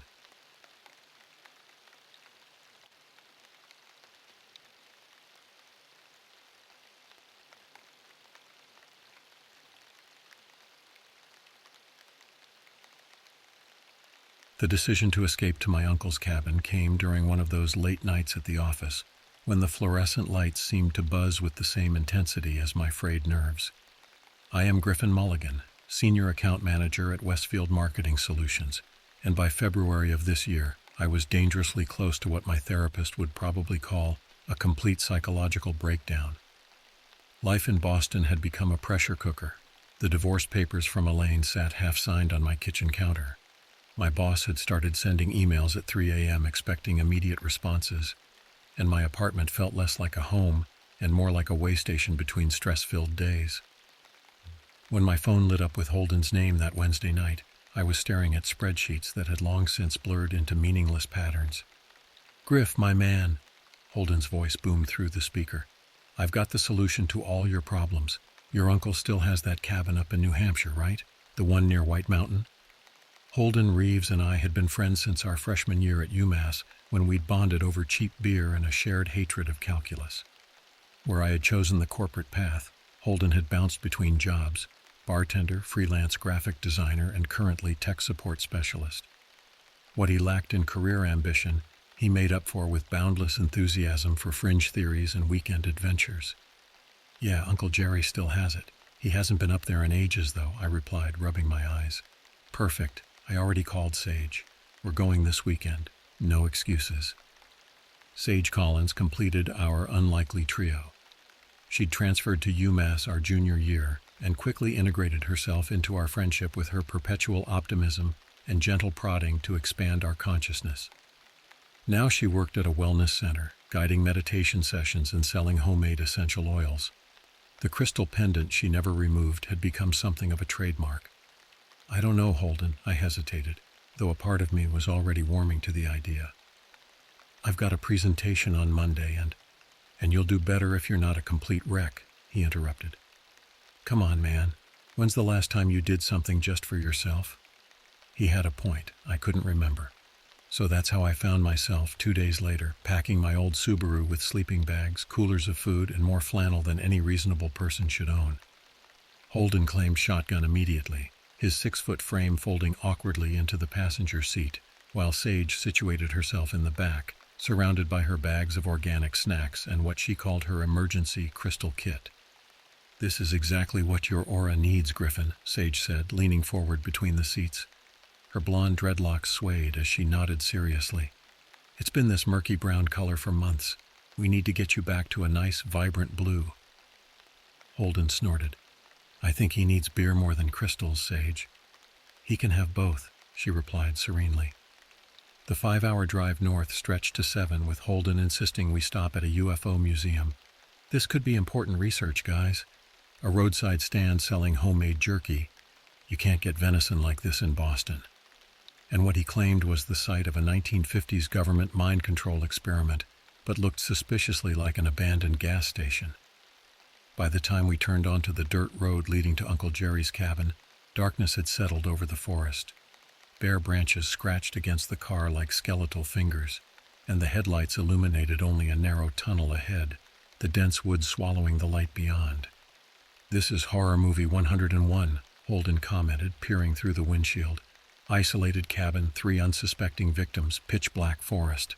"Don't be dramatic," I said, though the thought had crossed my mind. The cabin appeared around the final bend, a dark silhouette against the night sky. It was smaller than I remembered, a simple 1-story structure with a pitched roof and a small porch. Uncle Jerry had built it himself in the 70s, a retreat from his job as a high school principal. Now retired and living in Florida, he rarely made the trip north. As I cut the engine, A profound silence descended, broken only by the ticking of the cooling car and the distant call of an owl. The air felt heavy, cold, and somehow expectant. "We're here," I announced unnecessarily. Sage was the first out of the car, stretching her arms toward the sky. "Oh my God, the energy here is incredible. Do you feel that? It's so primal." Holden grabbed a duffel bag and his ever-present backpack. "I feel like I need to take a leak after that drive. Let's get inside." The key was where Uncle Jerry always kept it, under a false rock by the porch steps. The door opened with a protesting creak, releasing the musty scent of disuse. I fumbled for the light switch, and a single overhead bulb flickered to life, revealing a space frozen in time. Wood paneling covered the walls, decorated with faded photographs of fishing trips and mounted antlers. A stone fireplace dominated one wall, flanked by sagging armchairs and a worn plaid couch. The kitchenette in the corner consisted of a small refrigerator, a two-burner stove, and open shelves holding mismatched dishes.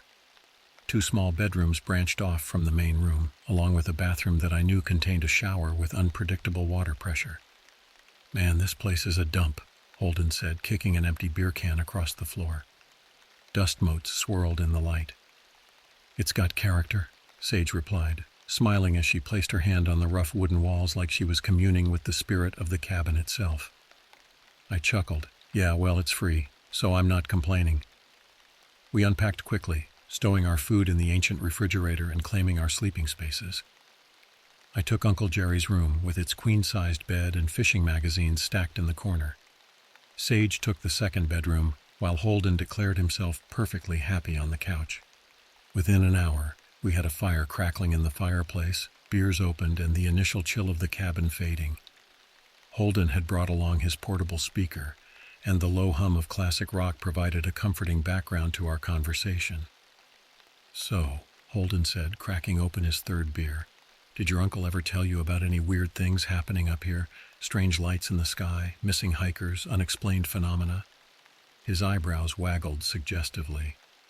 I rolled my eyes. "It's just a normal cabin in the woods, Holden." "No place is just normal," Sage interjected, her eyes reflecting the firelight. "Every location has its own energy, its own history. These mountains have been here long before people built cabins on them."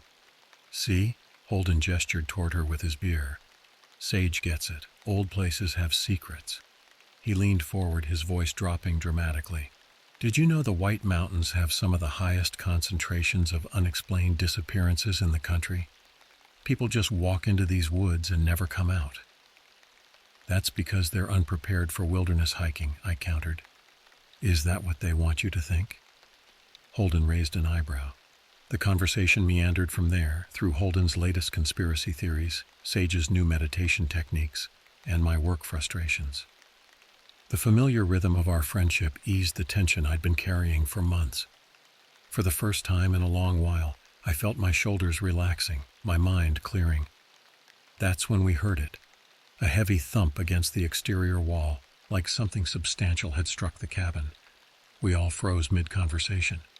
"What the hell was that?" Holden asked, his eyes wide. "Probably just a raccoon or something," I said, trying to keep my tone light. "That was way too loud for a raccoon," Sage whispered, her earlier serenity replaced by wariness. We waited in silence, but no further sound came. After a few minutes, Sage suggested we check it out. I grabbed the heavy-duty flashlight from my backpack and we stepped onto the porch, the wooden boards creaking beneath our feet. The night air hit me like a physical force, colder now, with a strange electrical quality that raised the hair on my arms. I swept the flashlight beam across the clearing around the cabin, illuminating nothing but trees and shadows. "See? Nothing to worry about," I said, though I couldn't shake the uneasy feeling crawling up my spine. As we turned to go back inside, the beam of my flashlight caught something at the edge of the woods, a momentary reflection, like eyes catching the light, too high off the ground to belong to any normal forest creature. Then it was gone, so quickly I couldn't be sure I'd seen it at all. "Did you see that?" I asked, my voice tight. "See what?" Holden had already turned back toward the door. I hesitated, then shook my head. "Nothing, just my imagination." But as I followed them back inside, I couldn't help glancing over my shoulder one more time at the dark wall of trees surrounding us. Something didn't feel right. It was as if the forest itself had become aware of our presence and was watching. I slept fitfully that night, drifting in and out of troubled dreams filled with shadowy figures moving just beyond my field of vision. The cabin creaked and settled around me, ordinary noises that my sleep-deprived mind transformed into something sinister.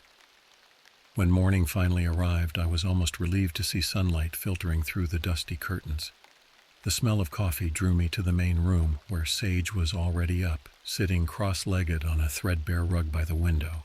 Her eyes were closed, hands resting on her knees, palms upward. "Morning," I said quietly, not wanting to disturb her meditation. Her eyes opened slowly. "Your energy is disturbed, Griffin. Did you sleep poorly?"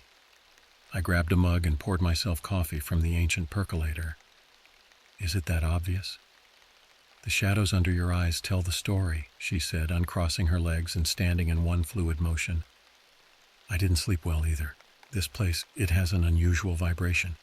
Holden emerged from the bathroom, hair wet from a shower, looking surprisingly energetic. "Morning, campers. Who's ready for some wilderness adventure?" After a breakfast of Sage's homemade granola and some questionable eggs from the local store Holden had insisted on stopping at, we decided to explore the surrounding woods. The day was crisp but sunny, perfect for hiking. Uncle Jerry had kept a crude map of the area pinned to the kitchen wall, showing various trails and landmarks. "There's a ridge about 2 miles east that supposedly has a great view," I suggested, studying the faded pencil lines. "Boring," Holden declared. "What's this area marked 'Do Not Enter'?" He pointed to a section of the map where Uncle Jerry had scrawled those words in red. "Probably private property," I said. "Or a secret government testing facility," Holden countered with a grin. Sage leaned over the map. "It's near a stream. Water sources often have powerful energy. I'd like to see it." I was outvoted, and by mid-morning, we were trekking through the forest toward the forbidden area. The woods were beautiful in the daylight, tall pines reaching toward the sky, patches of melting snow creating small rivulets that crisscrossed our path, the occasional rustle of small animals moving through the underbrush. Sage was in her element, stopping frequently to examine plants or close her eyes and feel the forest's energy.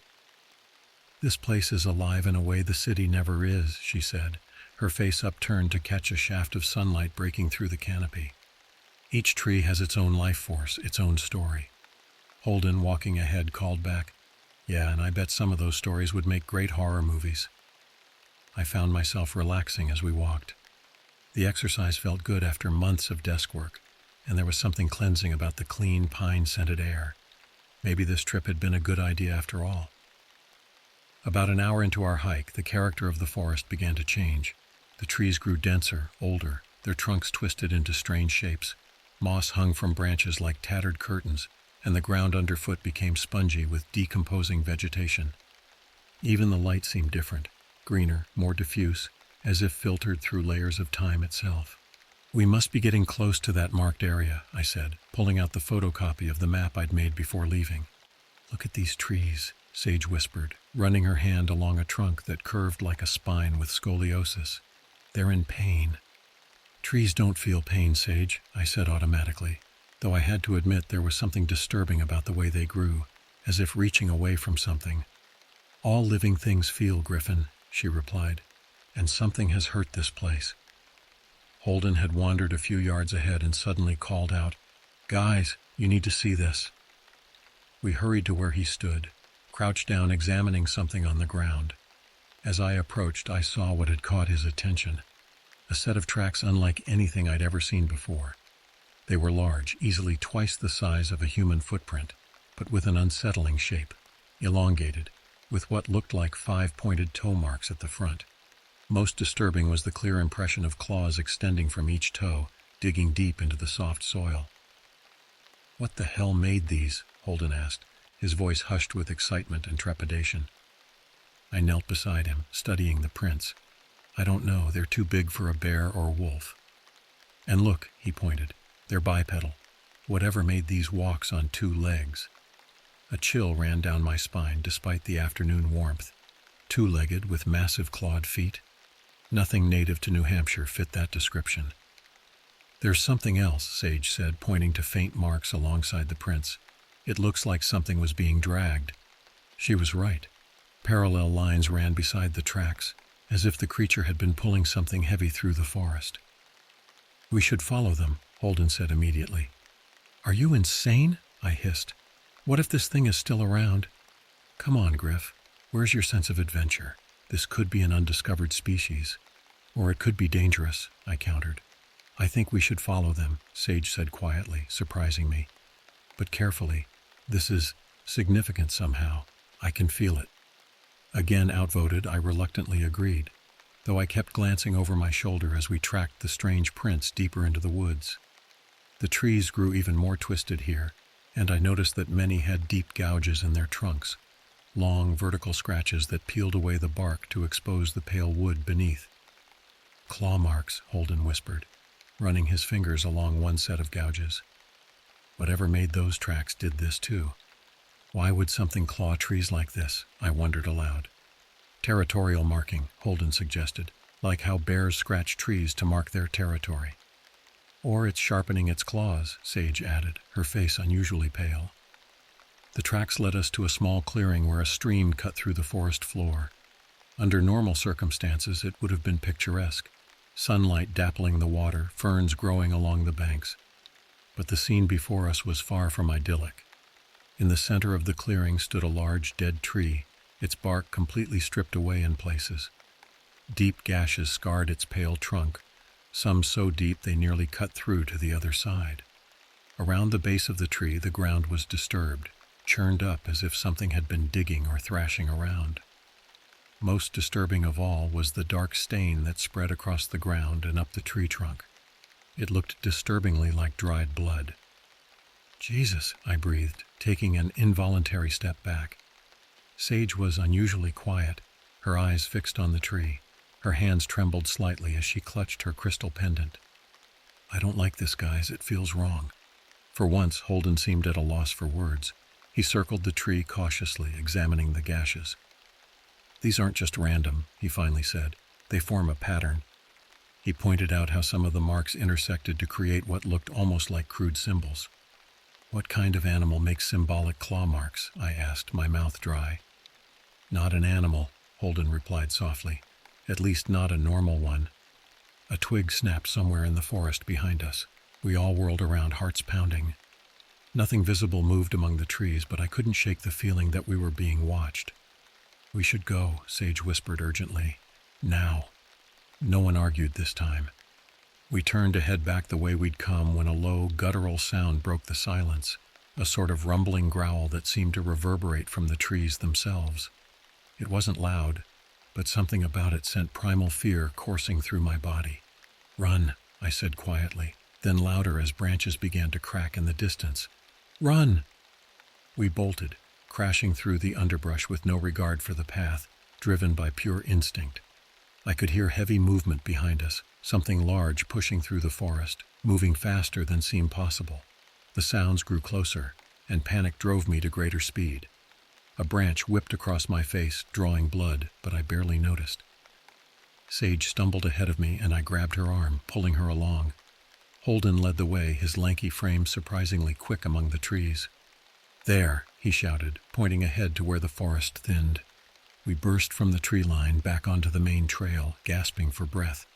The sounds of pursuit faded, but we didn't slow our pace until the cabin came into view. We slammed the door behind us, all three collapsing on the floor in the main room, our chests heaving from exertion and fear. What the fuck was that? Holden gasped between breaths. I don't know, I admitted, but I think we know what made those tracks now. Sage sat with her back against the wall, eyes closed, still clutching her pendant.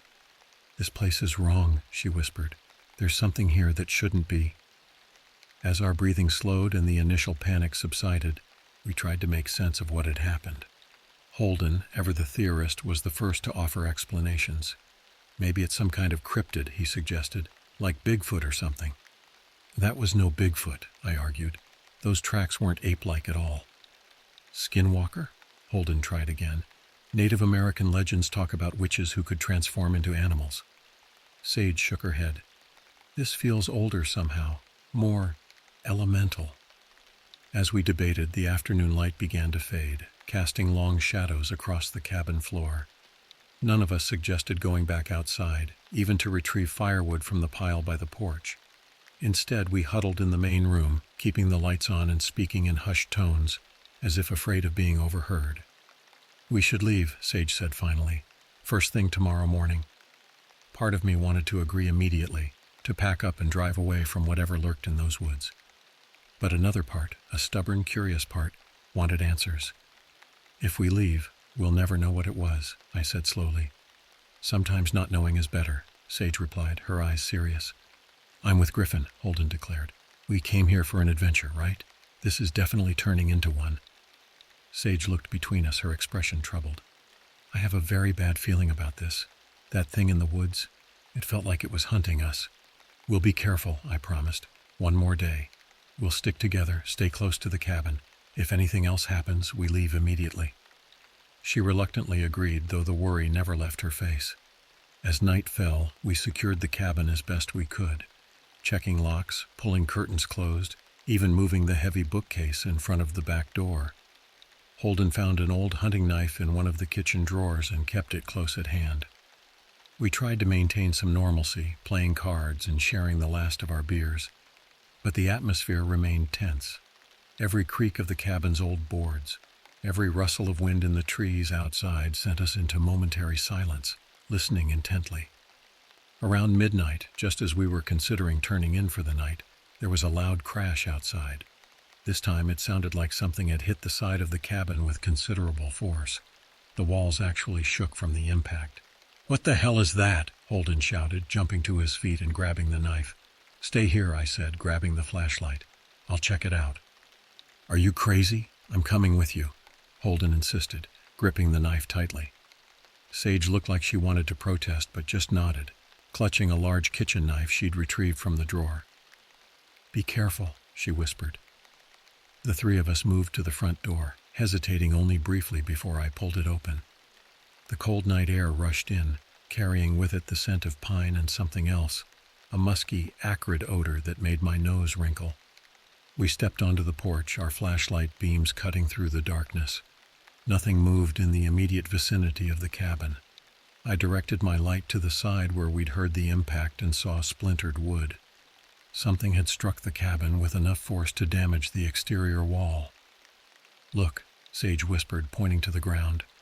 In the dirt by the cabin, there was a fresh print, the same elongated five-toed track we'd seen in the woods earlier. But even more disturbing were the marks on the damaged section of wall. When I directed my flashlight there, I could clearly see 5 parallel gouges in the wood, claw marks. "It's testing the cabin," Holden said, his voice unnaturally high, "checking for weaknesses." Before I could respond, movement caught my eye. A large, dark shape moving quickly through the trees at the edge of the clearing. The flashlight beam only caught it for an instant, but what I saw turned my blood to ice. It was tall, at least 7 feet, moving on 2 legs with a strange, fluid grace that no human could match. Its body seemed almost skeletal, with 2 long limbs and what looked like patchy dark fur or hair covering parts of it. But it was the face, or what should have been a face, that truly horrified me. In the brief moment the light caught it, I saw no features, just a blank, smooth surface where eyes, nose, and mouth should have been. "Jesus Christ," I gasped, involuntarily taking a step back. "Did you see that?" Holden asked, his voice trembling. "Yeah," I managed to say, my mouth dry with fear. "Let's get back inside." We bolted back into the cabin, slamming the door behind us. Holden locked it, his hands shaking so badly he could barely manage the deadbolt. Sage was pale, her eyes wide with terror. "What the hell was that thing?" she whispered. "I don't know," I admitted, "but it's not natural." We spent the rest of the night huddled in the main room, too terrified to separate into different sleeping areas. No one slept much. Every sound outside had us tensing. Every shadow seemed to move with malevolent intent. By morning we were exhausted but determined to leave as quickly as possible. As the first gray light of dawn filtered through the windows, we began gathering our things, speaking little and moving with the efficiency of shared fear. We were nearly finished packing when Sage, looking out the kitchen window, suddenly gasped. "Oh my God," she breathed. "Look at the car." I rushed to her side, peering through the glass. My Subaru sat where we'd left it, but it was no longer in the same condition. Deep gouges ran across the hood and doors. All 4 tires were slashed to ribbons, and written in what looked like claw marks across the windshield was a crude symbol, the same pattern we'd seen carved into the tree in the clearing. We were trapped. I slept fitfully that night, drifting in and out of troubled dreams filled with shadowy figures moving just beyond my field of vision. The cabin creaked and settled around me, ordinary noises that my sleep-deprived mind transformed into something sinister. When morning finally arrived, I was almost relieved to see sunlight filtering through the dusty curtains. The smell of coffee drew me to the main room, where Sage was already up, sitting cross-legged on a threadbare rug by the window. Her eyes were closed, hands resting on her knees, palms upward. "Morning," I said quietly, not wanting to disturb her meditation. Her eyes opened slowly. "Your energy is disturbed, Griffin. Did you sleep poorly?" I grabbed a mug and poured myself coffee from the ancient percolator. "Is it that obvious?" "The shadows under your eyes tell the story," she said, uncrossing her legs and standing in one fluid motion. "I didn't sleep well either. This place, it has an unusual vibration." Holden emerged from the bathroom, hair wet from a shower, looking surprisingly energetic. "Morning, campers. Who's ready for some wilderness adventure?" After a breakfast of Sage's homemade granola and some questionable eggs from the local store Holden had insisted on stopping at, we decided to explore the surrounding woods. The day was crisp but sunny, perfect for hiking. Uncle Jerry had kept a crude map of the area pinned to the kitchen wall, showing various trails and landmarks. "There's a ridge about 2 miles east that supposedly has a great view," I suggested, studying the faded pencil lines. "Boring," Holden declared. "What's this area marked 'Do Not Enter'?" He pointed to a section of the map where Uncle Jerry had scrawled those words in red. "Probably private property," I said. "Or a secret government testing facility," Holden countered with a grin. Sage leaned over the map. "It's near a stream. Water sources often have powerful energy. I'd like to see it." I was outvoted, and by mid-morning we were trekking through the forest toward the forbidden area. The woods were beautiful in the daylight, tall pines reaching toward the sky, patches of melting snow creating small rivulets that crisscrossed our path, the occasional rustle of small animals moving through the underbrush. Sage was in her element, stopping frequently to examine plants or close her eyes and feel the forest's energy. "This place is alive in a way the city never is," she said, her face upturned to catch a shaft of sunlight breaking through the canopy. "Each tree has its own life force, its own story." Holden, walking ahead, called back, "Yeah, and I bet some of those stories would make great horror movies." I found myself relaxing as we walked. The exercise felt good after months of desk work, and there was something cleansing about the clean, pine-scented air. Maybe this trip had been a good idea after all. About an hour into our hike, the character of the forest began to change. The trees grew denser, older, their trunks twisted into strange shapes. Moss hung from branches like tattered curtains, and the ground underfoot became spongy with decomposing vegetation. Even the light seemed different, greener, more diffuse, as if filtered through layers of time itself. "We must be getting close to that marked area," I said, pulling out the photocopy of the map I'd made before leaving. "Look at these trees," Sage whispered, running her hand along a trunk that curved like a spine with scoliosis. "They're in pain."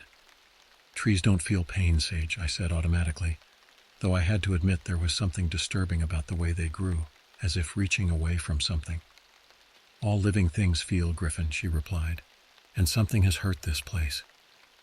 Holden had wandered a few yards ahead and suddenly called out, "Guys, you need to see this." We hurried to where he stood, crouched down examining something on the ground. As I approached, I saw what had caught his attention. A set of tracks unlike anything I'd ever seen before. They were large, easily twice the size of a human footprint, but with an unsettling shape, elongated, with what looked like 5-pointed toe marks at the front. Most disturbing was the clear impression of claws extending from each toe, digging deep into the soft soil. "What the hell made these?" Holden asked, his voice hushed with excitement and trepidation. I knelt beside him, studying the prints. "I don't know. They're too big for a bear or wolf. And look, he pointed, they're bipedal. Whatever made these walks on two legs? A chill ran down my spine despite the afternoon warmth. Two-legged with massive clawed feet? Nothing native to New Hampshire fit that description. There's something else, Sage said, pointing to faint marks alongside the prints. It looks like something was being dragged. She was right. Parallel lines ran beside the tracks, as if the creature had been pulling something heavy through the forest. We should follow them, Holden said immediately. Are you insane? I hissed. What if this thing is still around? Come on, Griff. Where's your sense of adventure? This could be an undiscovered species. Or it could be dangerous, I countered. I think we should follow them, Sage said quietly, surprising me. But carefully. This is significant somehow. I can feel it. Again outvoted, I reluctantly agreed, though I kept glancing over my shoulder as we tracked the strange prints deeper into the woods. The trees grew even more twisted here, and I noticed that many had deep gouges in their trunks, long vertical scratches that peeled away the bark to expose the pale wood beneath. Claw marks, Holden whispered, running his fingers along one set of gouges. Whatever made those tracks did this too. Why would something claw trees like this? I wondered aloud. Territorial marking, Holden suggested, like how bears scratch trees to mark their territory. Or it's sharpening its claws, Sage added, her face unusually pale. The tracks led us to a small clearing where a stream cut through the forest floor. Under normal circumstances, it would have been picturesque, sunlight dappling the water, ferns growing along the banks. But the scene before us was far from idyllic. In the center of the clearing stood a large dead tree, its bark completely stripped away in places. Deep gashes scarred its pale trunk, some so deep they nearly cut through to the other side. Around the base of the tree, the ground was disturbed, churned up as if something had been digging or thrashing around. Most disturbing of all was the dark stain that spread across the ground and up the tree trunk. It looked disturbingly like dried blood. Jesus, I breathed, taking an involuntary step back. Sage was unusually quiet, her eyes fixed on the tree. Her hands trembled slightly as she clutched her crystal pendant. I don't like this, guys. It feels wrong. For once, Holden seemed at a loss for words. He circled the tree cautiously, examining the gashes. These aren't just random, he finally said. They form a pattern. He pointed out how some of the marks intersected to create what looked almost like crude symbols. What kind of animal makes symbolic claw marks? I asked, my mouth dry. Not an animal, Holden replied softly. At least not a normal one. A twig snapped somewhere in the forest behind us. We all whirled around, hearts pounding. Nothing visible moved among the trees, but I couldn't shake the feeling that we were being watched. We should go, Sage whispered urgently. Now. No one argued this time. We turned to head back the way we'd come when a low guttural sound broke the silence, a sort of rumbling growl that seemed to reverberate from the trees themselves. It wasn't loud, but something about it sent primal fear coursing through my body.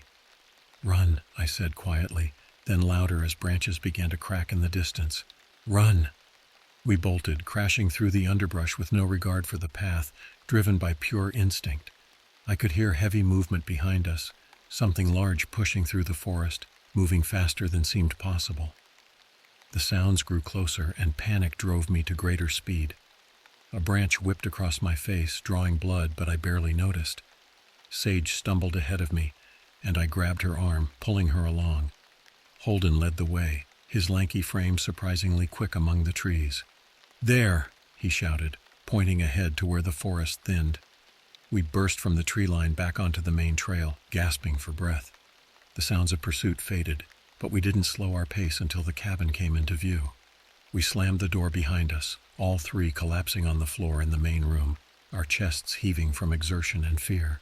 What the fuck was that? Holden gasped between breaths. I don't know, I admitted, but I think we know what made those tracks now. Sage sat with her back against the wall, eyes closed, still clutching her pendant. This place is wrong, she whispered. There's something here that shouldn't be. As our breathing slowed and the initial panic subsided, we tried to make sense of what had happened. Holden, ever the theorist, was the first to offer explanations. Maybe it's some kind of cryptid, he suggested, like Bigfoot or something. That was no Bigfoot, I argued. Those tracks weren't ape-like at all. Skinwalker? Holden tried again. Native American legends talk about witches who could transform into animals. Sage shook her head. This feels older somehow, more elemental. As we debated, the afternoon light began to fade, casting long shadows across the cabin floor. None of us suggested going back outside, even to retrieve firewood from the pile by the porch. Instead, we huddled in the main room, keeping the lights on and speaking in hushed tones, as if afraid of being overheard. "We should leave," Sage said finally. "First thing tomorrow morning." Part of me wanted to agree immediately to pack up and drive away from whatever lurked in those woods. But another part, a stubborn, curious part, wanted answers. "If we leave, we'll never know what it was," I said slowly. "Sometimes not knowing is better," Sage replied, her eyes serious. "I'm with Griffin," Holden declared. "We came here for an adventure, right? This is definitely turning into one." Sage looked between us, her expression troubled. "I have a very bad feeling about this. That thing in the woods, it felt like it was hunting us." "We'll be careful," I promised. "One more day. We'll stick together, stay close to the cabin. If anything else happens, we leave immediately." She reluctantly agreed, though the worry never left her face. As night fell, we secured the cabin as best we could, checking locks, pulling curtains closed, even moving the heavy bookcase in front of the back door. Holden found an old hunting knife in one of the kitchen drawers and kept it close at hand. We tried to maintain some normalcy, playing cards and sharing the last of our beers, but the atmosphere remained tense. Every creak of the cabin's old boards, every rustle of wind in the trees outside sent us into momentary silence, listening intently. Around midnight, just as we were considering turning in for the night, there was a loud crash outside. This time it sounded like something had hit the side of the cabin with considerable force. The walls actually shook from the impact. "What the hell is that?" Holden shouted, jumping to his feet and grabbing the knife. "Stay here," I said, grabbing the flashlight. "I'll check it out." "Are you crazy? I'm coming with you," Holden insisted, gripping the knife tightly. Sage looked like she wanted to protest, but just nodded, clutching a large kitchen knife she'd retrieved from the drawer. "Be careful," she whispered. The three of us moved to the front door, hesitating only briefly before I pulled it open. The cold night air rushed in, carrying with it the scent of pine and something else, a musky, acrid odor that made my nose wrinkle. We stepped onto the porch, our flashlight beams cutting through the darkness. Nothing moved in the immediate vicinity of the cabin. I directed my light to the side where we'd heard the impact and saw splintered wood. Something had struck the cabin with enough force to damage the exterior wall. "Look," Sage whispered, pointing to the ground. In the dirt by the cabin, there was a fresh print, the same elongated five-toed track we'd seen in the woods earlier. But even more disturbing were the marks on the damaged section of wall. When I directed my flashlight there, I could clearly see 5 parallel gouges in the wood, claw marks. "It's testing the cabin," Holden said, his voice unnaturally high, "checking for weaknesses." Before I could respond, movement caught my eye, a large dark shape moving quickly through the trees at the edge of the clearing. The flashlight beam only caught it for an instant, but what I saw turned my blood to ice. It was tall, at least 7 feet, moving on 2 legs with a strange, fluid grace that no human could match. Its body seemed almost skeletal, with 2 long limbs and what looked like patchy, dark fur or hair covering parts of it. But it was the face, or what should have been a face, that truly horrified me. In the brief moment the light caught it, I saw no features, just a blank, smooth surface where eyes, nose, and mouth should have been. "Jesus Christ," I gasped, involuntarily taking a step back. "Did you see that?" Holden asked, his voice trembling. "Yeah," I managed to say, my mouth dry with fear. "Let's get back inside." We bolted back into the cabin, slamming the door behind us. Holden locked it, his hand shaking so badly he could barely manage the deadbolt. Sage was pale, her eyes wide with terror. "What the hell was that thing?" she whispered. "I don't know," I admitted, "but it's not natural." We spent the rest of the night huddled in the main room, too terrified to separate into different sleeping areas. No one slept much. Every sound outside had us tensing. Every shadow seemed to move with malevolent intent. By morning we were exhausted but determined to leave as quickly as possible. As the first gray light of dawn filtered through the windows, we began gathering our things, speaking little and moving with the efficiency of shared fear. We were nearly finished packing when Sage, looking out the kitchen window, suddenly gasped. "Oh my God," she breathed. "Look at the car." I rushed to her side, peering through the glass. My Subaru sat where we'd left it, but it was no longer in the same condition. Deep gouges ran across the hood and doors. All 4 tires were slashed to ribbons, and written in what looked like claw marks across the windshield was a crude symbol, the same pattern we'd seen carved into the tree in the clearing. We were trapped. "This can't be happening," Holden whispered, his face pressed against the window beside me. His breath fogged the glass as we stared at my mutilated Subaru. "This cannot be fucking happening." I stepped back, mind racing. My car was our only way out. The nearest town was over 15 miles away, a long hike under normal circumstances, but with that thing in the woods, a death sentence. "Cell service?" Sage asked, already pulling out her phone. I checked mine. "Nothing? You?" She shook her head. Holden's phone showed the same. No bars, no help. "The landline," I suggested, moving to the ancient rotary phone mounted on the kitchen wall. I lifted the receiver to my ear and felt my stomach drop. Dead silence, not even a dial tone. I jiggled the connection, but nothing changed. "It's dead." "Of course it is." Holden laughed humorlessly. Classic horror movie setup. "Next we'll start getting picked off one by one." "Not helping, Holden," Sage snapped, her usual serenity nowhere to be found. I ran my hands through my hair, trying to think clearly despite the fog of fear clouding my mind. "Okay, we need to figure out what we're dealing with and how to protect ourselves until help comes." "What help?" Holden asked. "No one knows we're here except your uncle, and he's in Florida." "He expects me to call him when we leave," I explained. "If he doesn't hear from me by tomorrow night, he might call someone to check on us." "Tomorrow night?" Holden's voice rose in pitch. "That thing could be inside the cabin by lunchtime." "Then we need to fortify," I said firmly, surprising myself with my own resolve. "Board up the windows, barricade the doors, turn this place into a fortress." Sage nodded, seeming to draw strength from the concrete plan. "And we need weapons, real ones, not just kitchen knives." I remembered Uncle Jerry's hunting days. Checked the bedroom closets and under the beds. Uncle Jerry was big on hunting. He might have left something here. We split up to search the cabin. I took the main bedroom, methodically checking every drawer, closet, and potential hiding spot. Under the bed, I found an old metal toolbox. Inside were basic tools: hammer, screwdrivers, pliers. Not ideal weapons, but better than nothing. "Found something," Holden called from the living room. He was examining the mounted deer head above the fireplace. "There's a key taped to the back of this thing." He pulled down a small brass key, holding it up triumphantly. Gun cabinet, I realized. Uncle Jerry always kept his hunting rifles locked up. It took us 10 minutes of searching to find the cabinet, a narrow wooden case built into what looked like a normal panel of wall beside the fireplace. The key fit perfectly, and inside we found 2 rifles and a shotgun, along with several boxes of ammunition. "Do you know how to use these?" Sage asked, looking uncomfortable as I handed her a rifle. "Basic stuff," I admitted. "Uncle Jerry taught me when I was a teenager, but I'm no expert." "Better than nothing," Holden said, examining the shotgun with an expression somewhere between fear and fascination. We set the weapons aside and began fortifying the cabin. Using the tools from the toolbox, we removed shelves from the walls and used the wood to board up windows. We pushed heavy furniture against the doors and created makeshift alarm systems with pots and pans strung along fishing line in front of potential entry points. By mid-afternoon, we'd transformed the cabin into something resembling a survival bunker.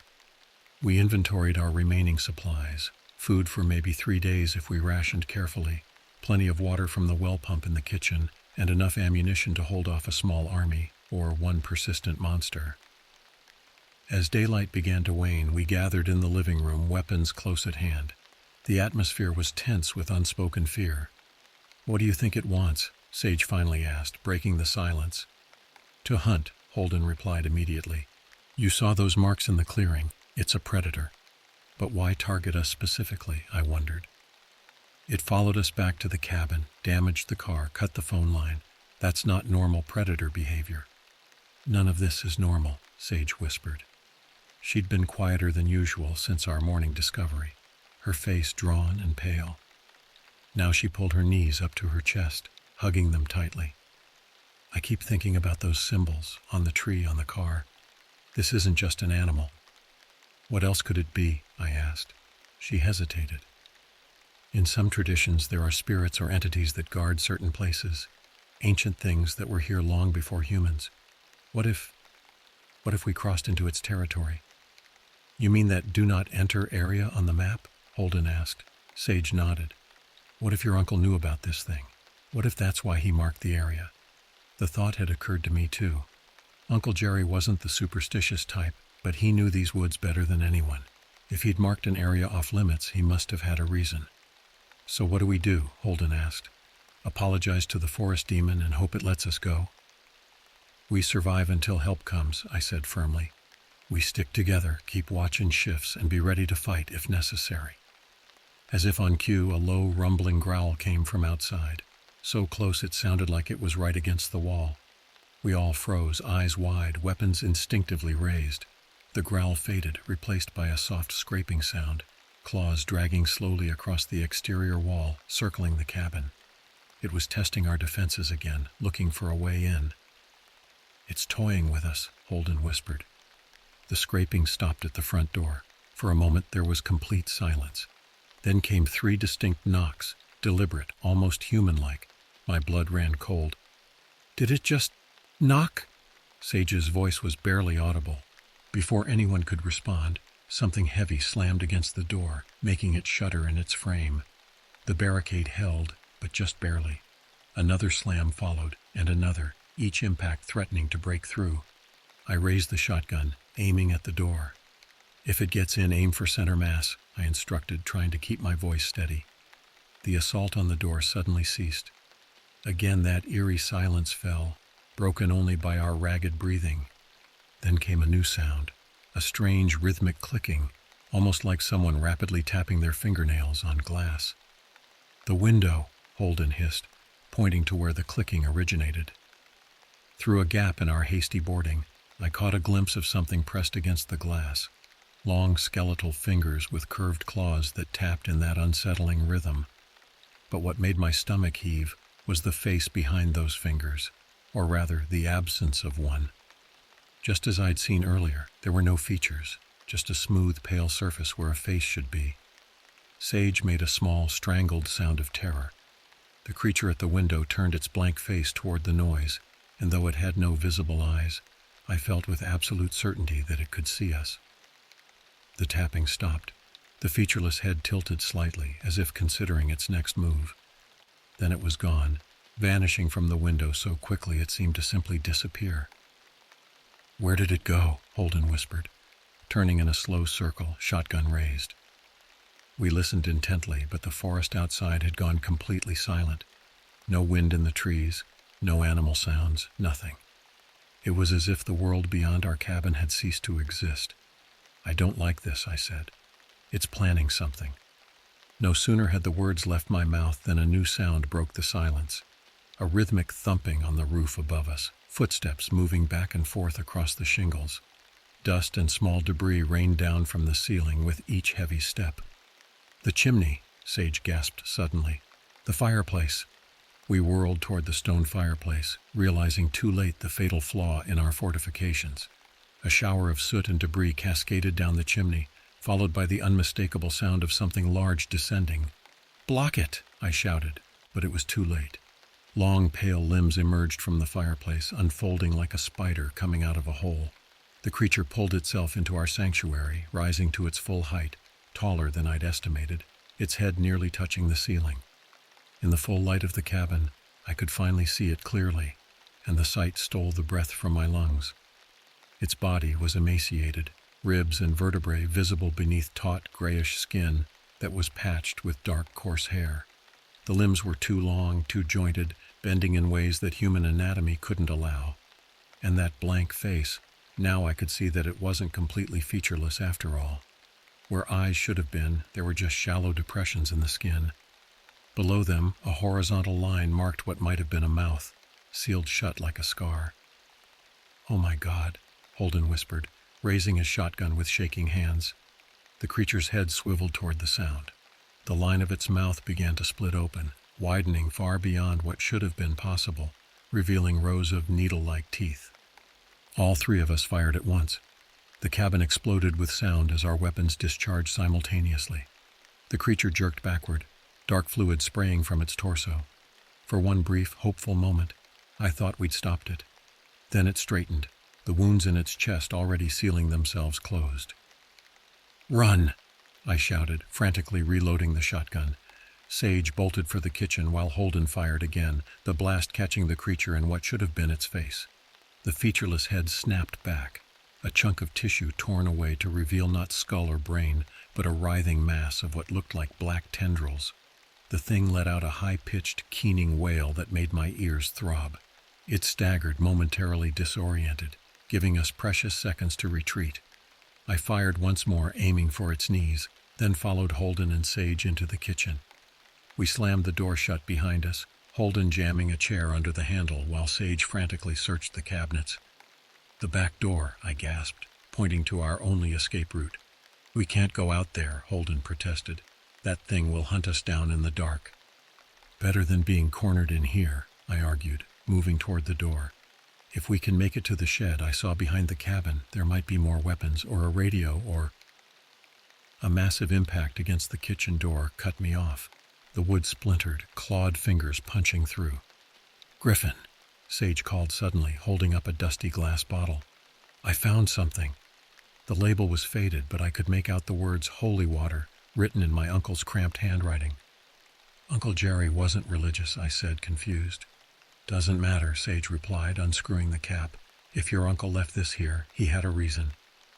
Another impact rocked the door, the chair beginning to give way. "Whatever we're doing, we need to do it now," Holden shouted, bracing himself against the splintering door. As the creature broke through, Sage hurled the bottle directly at it. The glass shattered against its chest, liquid splashing across its pale skin. The effect was immediate and horrifying. Where the water touched, the creature's flesh began to smoke and bubble, peeling away like paper in flames. It shrieked, an inhuman sound that made blood trickle from my right ear. Thrashing wildly, it retreated from the doorway, giving us our opening. "Go, now!" I shouted, pushing Sage toward the back door. We burst into the night, the cold air shocking after the stuffiness of the cabin. The forest loomed before us, dark and impenetrable. Behind us, the creature's agonized wails continued, but they wouldn't keep it occupied for long. "The shed," I gasped, pointing to a small structure about 30 yards from the cabin. "Run!" We sprinted across the clearing, my lungs burning with each breath. The shed door was secured with a rusted padlock, but Holden made quick work of it with the butt of his shotgun. We tumbled inside, pulling the door shut behind us. The interior was pitch black until Sage activated the flashlight on her phone. The weak beam revealed a cluttered space filled with old tools, dusty equipment, and boxes of forgotten supplies. "What was that stuff?" Holden demanded, his breath coming in ragged gasps. "The water?" "I don't know," I admitted, scanning the shed for anything useful. But Uncle Jerry clearly knew more about that thing than he ever told me. Sage moved deeper into the shed, her light revealing more of the space. "Look at this," she said softly. The back wall of the shed was covered with papers, photographs, and maps, all connected with red string in a complex web of information. In the center was a faded photograph of the clearing we'd found, with the scarred tree prominently featured. "Holy shit," Holden breathed. "Your uncle was tracking this thing." I stepped closer, examining the materials. There were newspaper clippings about missing hikers dating back to the 1950s, photocopied pages from obscure books on folklore and mythology, and handwritten notes in Uncle Jerry's distinctive scrawl. One page caught my eye, a sketch of the creature we'd encountered, rendered with disturbing accuracy, including annotations pointing out its features. Below the drawing, Uncle Jerry had written a single word: "Skin stealer." "Skin stealer?" Sage read over my shoulder, her voice trembling. "There's more," I said, pointing to a journal wedged between two boxes. The leather-bound book was worn with age and use. I opened it carefully, revealing more of Uncle Jerry's handwriting. "It's been 10 years since I first encountered the entity in these woods," I read aloud. "Each year it grows bolder, venturing closer to human settlements. It is not of our world, at least not fully. It exists in the spaces between, drawn to our reality by blood and fear." Holden peered over my shoulder as I continued reading. "The natives knew of it. They called it by a name I cannot pronounce, but which roughly translates to the one who wears others. It hunts not just for sustenance, but for new forms to inhabit. It steals the skin of its victims, wearing them like garments until they rot away, forcing it to hunt again." Sage made a small, choked sound of disgust. "That's what it wants from us? Our skin?" I flipped forward through the journal, scanning for more information. "Listen to this. I've discovered 3 things that weaken the entity. First, blessed water, not just any holy water, but water blessed specifically to bind creatures of the void. Second, symbols of warding drawn in human blood. And third, fire. It fears fire above all else." "Great," Holden said sarcastically. "So we need magic water, blood graffiti, or a flamethrower. Got any of those handy?" I ignored him, continuing to search the journal. "There's more here about how Uncle Jerry has been containing it for years. He performs some kind of ritual every spring that weakens it and binds it to the clearing with that marked tree." "The do not enter area," Sage realized. "Exactly, but according to this last entry..." I paused, swallowing hard. "He wrote this just before moving to Florida. He says the binding was weakening, that he was getting too old to perform the ritual properly. He was worried it wouldn't hold much longer. And then we came along and walked right into its territory," Holden concluded grimly. "Waking it up," Sage added, "or maybe just giving it access to new victims after who knows how long." A sudden silence fell over us as the implications sank in. This wasn't just some random wilderness predator or cryptid. This was something ancient and malevolent, something that had been contained and was now free, because of us. "How do we kill it?" Holden asked, breaking the silence. I scanned the journal again. "Uncle Jerry doesn't think it can be killed, at least not permanently, but he has instructions here for a stronger binding ritual, something that could banish it back to wherever it came from." "What do we need?" Sage asked, her earlier fear transforming into determination. "Blood," I read. "Our blood, willingly given. And these symbols..." I pointed to drawings in the journal that matched the marks we'd seen on the tree in the clearing, drawn at the 4 cardinal points around the original binding tree, plus an incantation. "This is insane," Holden muttered, but he didn't sound disbelieving anymore, not after what we'd seen. The shed suddenly grew colder, our breath fogging in the air. Outside, something moved, the soft sound of footsteps circling our hiding place. "It's found us," I whispered. The walls of the shed began to vibrate with a low, resonant hum. Dust rained down from the ceiling. On the wall, Uncle Jerry's carefully arranged papers began to flutter, then tear themselves free, swirling around the small space as if caught in a windstorm. "What's happening?" Sage shouted over the growing noise. The answer came in the form of a voice, not spoken aloud but somehow inside our heads. It was ancient and multifaceted, as if thousands of voices were speaking in unison. I have waited so long, the pain was immediate and excruciating, like ice picks driving into my temples. I dropped to my knees, clutching my head. Beside me, Holden and Sage did the same, their faces contorted in agony. "The old man is gone. His bindings weaken. I am hungry." "What do you want?" I managed to choke out. "To wear you, to be you, to walk in your world again." The voice was accompanied by images, flashes of memory that weren't my own. I saw the creature wearing human skins throughout history, walking among people who never suspected the predator in their midst. I saw civilizations rise and fall, and the creature feeding on the fear and chaos. I saw it bound by rituals over and over, always breaking free eventually. "You freed me. You will feed me." The humming intensified, and the shed door began to shake in its frame.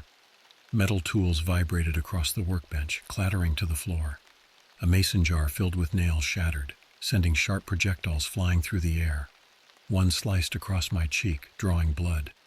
"We need to get to that clearing," I shouted to the others over the noise. "It's our only chance." "How?" Holden demanded. "That thing is right outside."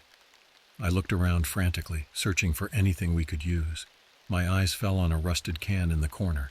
The label was peeling, but I could make out the word gasoline. Fire, I said. Uncle Jerry said it fears fire. Understanding dawned on Sage's face. She crawled to a dusty shelf, pulling down boxes until she found what she was looking for, a package of road flares.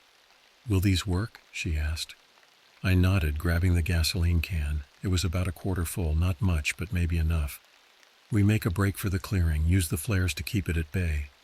The shed walls began to crack, long fissures appearing in the wood as if giant hands were squeezing the structure. We didn't have much time. The journal, Sage reminded me. We need the ritual. I snatched up Uncle Jerry's journal, tucking it inside my jacket.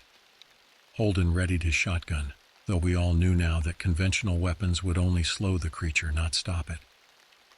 On 3, I said, positioning myself by the door with the gasoline can. 1, 2, 3. I kicked the door open and immediately doused the area outside with gasoline. Sage struck a flare, the brilliant red light temporarily blinding us as she tossed it into the puddle of fuel. Flames erupted with a whoosh, illuminating the night, and the creature standing just beyond the fire, its featureless face reflecting the orange glow. Go, I shouted, striking another flare and holding it out like a torch. We ran, using the flares to create a barrier between us and the creature. It followed at a distance, circling, looking for an opening. The flames seemed to genuinely distress it. It wouldn't approach directly, instead darting between trees, always staying just at the edge of the light. The journey to the clearing felt endless, though it couldn't have been more than half a mile. Every shadow seemed to move with malicious intent. Every sound from the forest registered as a potential attack. The flares wouldn't last forever, and we had only brought 3 each. Finally, the trees thinned, and we emerged into the clearing with the scarred tree. In the moonlight, it looked even more ominous, its twisted form resembling a tortured human figure, arms raised in supplication or warning. I pulled out the journal with trembling hands. We need to draw the symbols at the north, south, east, and west points around the tree, I explained, showing them the diagrams. Using our own blood. Holden looked sick but determined. How do we know which way is north? Sage pulled out her phone. Compass app, she said, activating it. At least it's good for something out here. We worked quickly, using Holden's hunting knife to make small cuts on our palms. The blood flowed more freely than I expected, making it easier to draw the complex symbols on the ground. Each was about a foot in diameter, consisting of interlocking curves and angular lines that hurt the eyes to look at directly. As we worked, the forest around us grew increasingly agitated. Wind whipped through the trees, though the air in the clearing remained unnaturally still. Strange lights flickered between distant trunks, not flashlights or flares, but cold blue illumination that moved with purpose. You cannot bind me again. The voice thundered in our minds, stronger here in the clearing that had been its prison for so long. The pain was almost unbearable, driving Sage to her knees as she finished the Western symbol. Almost done, I encouraged her, helping her to her feet. Just the incantation left. I turned to the final page in Uncle Jerry's journal, where he had written out the binding words. The language was unfamiliar, not Latin or any other tongue I recognized. The phonetic guide beneath each line was the only way we'd be able to pronounce it. We need to stand at 3 points around the tree, I instructed, forming a triangle. We say the words together. We took our positions, the journal open in my hands.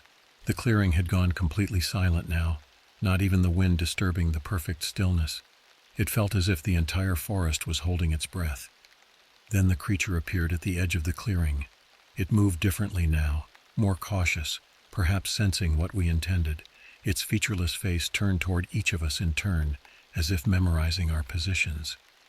The old man failed. You will fail. Now, I shouted, and we began to recite the strange syllables from the journal. The words felt wrong in my mouth, as if they were never meant to be spoken by human tongues. They tasted like metal and ash, and my tongue went numb as I forced out each sound. Beside me, Holden stumbled over the pronunciation but kept going. Sage's voice was the strongest, rolling through the alien phrases with surprising fluency. As we spoke, the symbols we had drawn began to glow, not with light but with a deeper darkness, as if they were holes cut into the fabric of reality itself. The creature let out a terrible wail and rushed forward, its elongated limbs carrying it across the clearing with frightening speed. "Keep going," I shouted between phrases, even as the creature bore down on us. Just as it reached the edge of our triangular formation, something changed. The air between us and the tree seemed to thicken, becoming visible as a swirling vortex of shadow and light. The creature slammed into this barrier and recoiled as if burned. No, not again. The voice in our heads had lost its commanding power, now tinged with what sounded like fear.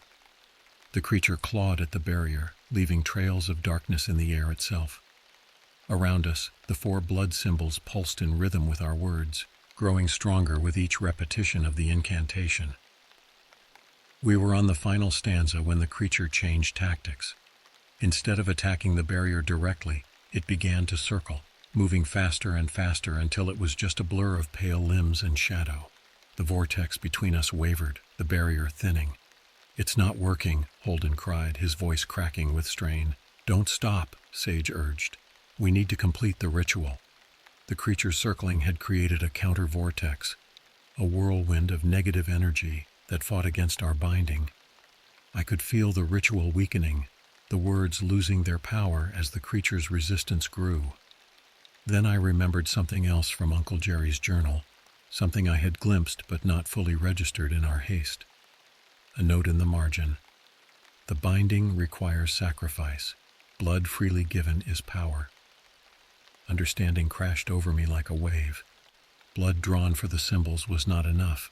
The ritual needed more. It needed true sacrifice. Without breaking the rhythm of the incantation, I stepped forward, moving closer to the binding tree at the center of our formation. The creature sensed my movement and focused its attention on me, its circling pattern shifting to intercept. "Griffin, what are you doing?" Sage called, but I didn't answer, continuing the chant as I approached the tree. When I reached it, I pressed my bleeding palm against the scarred trunk, feeling the rough bark against the open wound. The effect was immediate. The tree seemed to pulse beneath my hand, and the symbols on the ground flared with renewed power. The creature screamed in rage and fear, redoubling its efforts to break through. I knew it wasn't enough.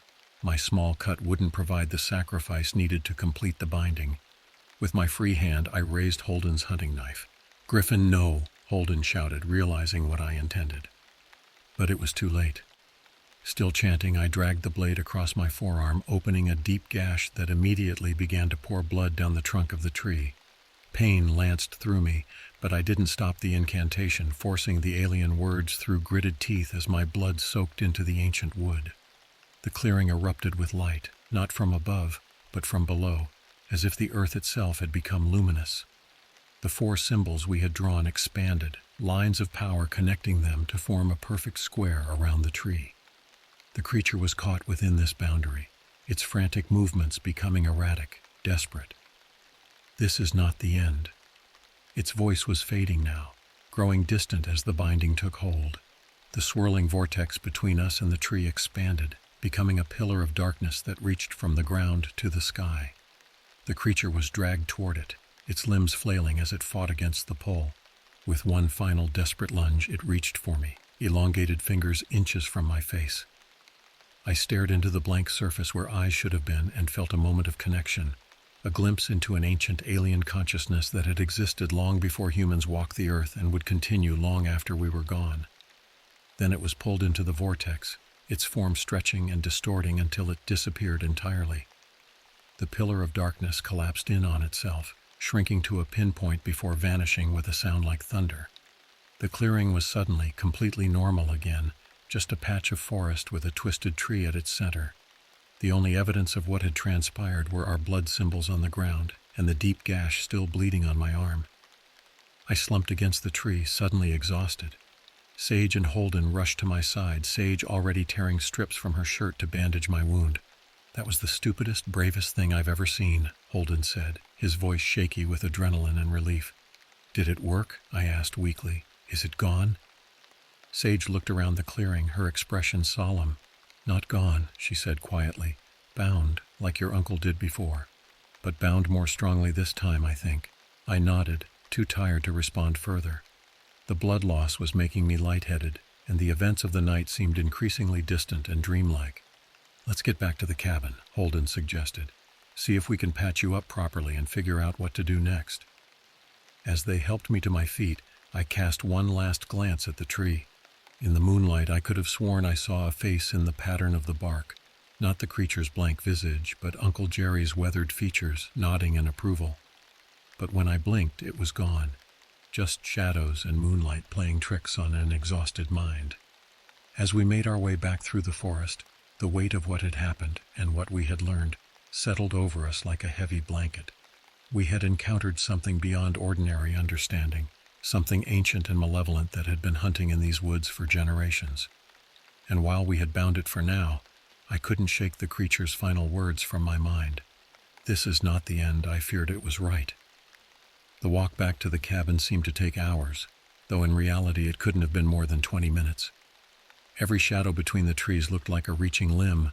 Every rustle of leaves sounded like whispered threats. My arm throbbed beneath Sage's makeshift bandage, and fatigue weighed on me like a physical burden.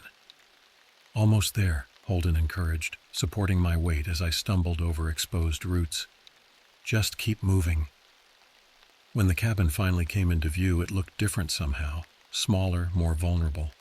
The splintered door hung from broken hinges. Claw marks scored the exterior walls.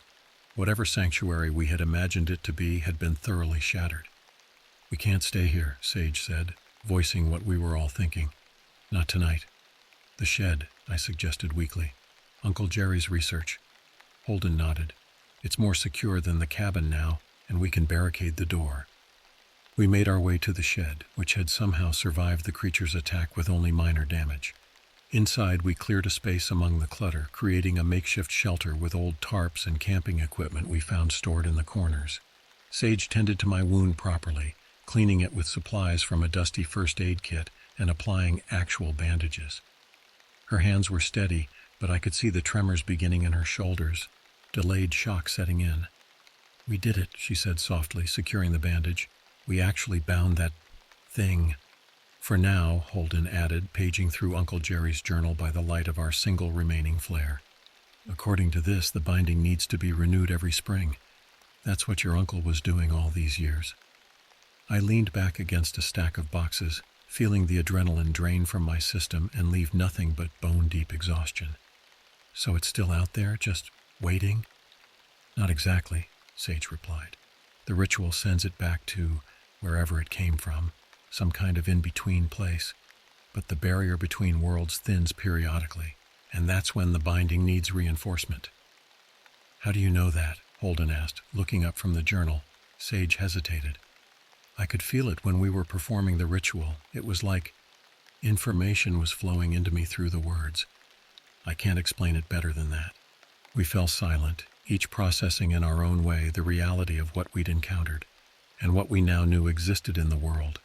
The comfortable certainties of modern life seemed very far away.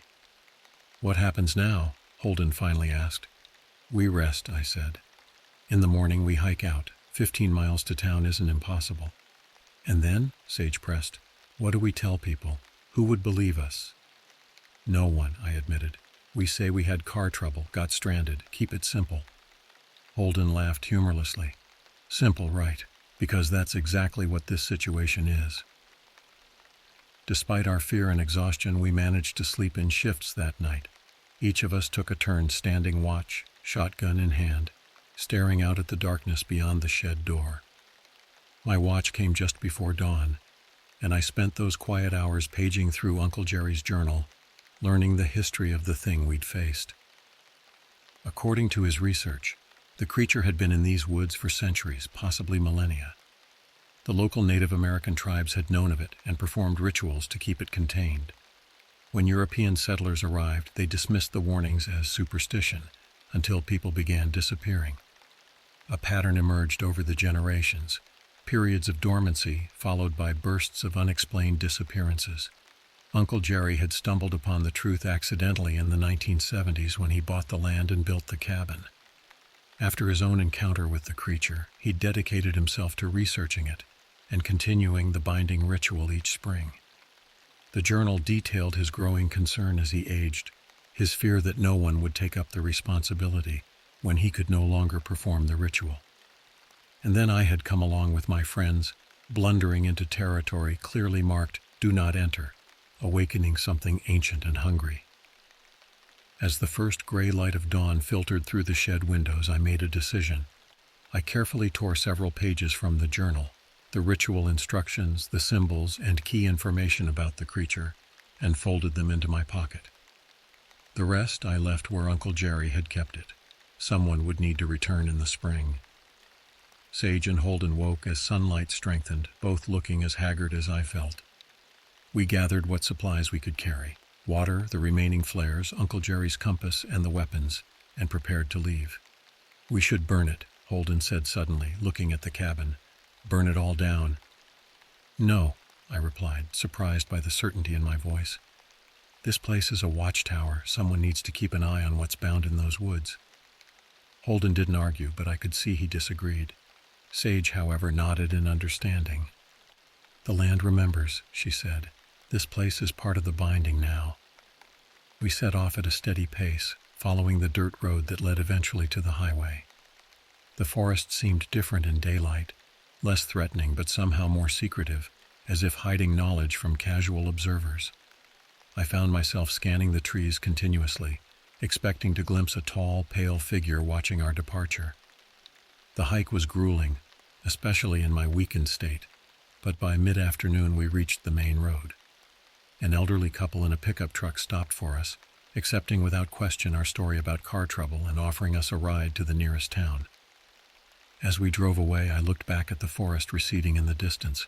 For a moment I thought I saw something at the tree line, a flash of pale movement, but it was gone so quickly I couldn't be sure. The next few days passed in a blur of practical concerns, arranging for my car to be towed and repaired, the damage attributed to vandals, organizing our return to Boston, fielding questions from worried family and friends about our abbreviated vacation. We agreed on a simple story: car trouble, no cell service, a long walk to civilization. No one questioned it too deeply. Why would they? The truth was too fantastic, too terrifying to be believed. Uncle Jerry called after I returned home, having received the message I left with the local garage about the car. I braced myself for questions, for anger about the damaged cabin, but they never came. "You found it, didn't you?" he asked instead, his voice heavy with knowledge. "Yes," I answered simply. A long pause. "And we bound it, like you did. But it was close, Uncle Jerry, too close." He sighed, a sound full of relief and lingering fear. "I should have told you. How do you explain something like that? Who would believe it?" "I believe it," I said. "And I understand why you didn't tell me." "What will you do now?" he asked. I touched the folded pages in my pocket, the ritual, the symbols, the knowledge. Someone has to go back in the spring. Someone has to maintain the binding. "Griffin," he began, a warning in his voice. "I know the risks," I cut him off. "But I also know what happens if no one does it." After a long silence, he said, "I'll send you my notes, everything I've learned over the years. It might help." We spoke for another hour, Uncle Jerry filling in gaps that his journal hadn't covered. By the time we hung up, I had a clearer understanding of the responsibility I had inadvertently inherited. Holden and Sage reacted differently to our shared trauma. Holden threw himself into research, spending hours online seeking information about similar entities, similar encounters. He called me late at night to share theories, to discuss Uncle Jerry's journal, to plan for the spring ritual. His fascination bordered on obsession, as if understanding the horror could somehow contain it. Sage retreated to her spiritual practices, but with new intensity.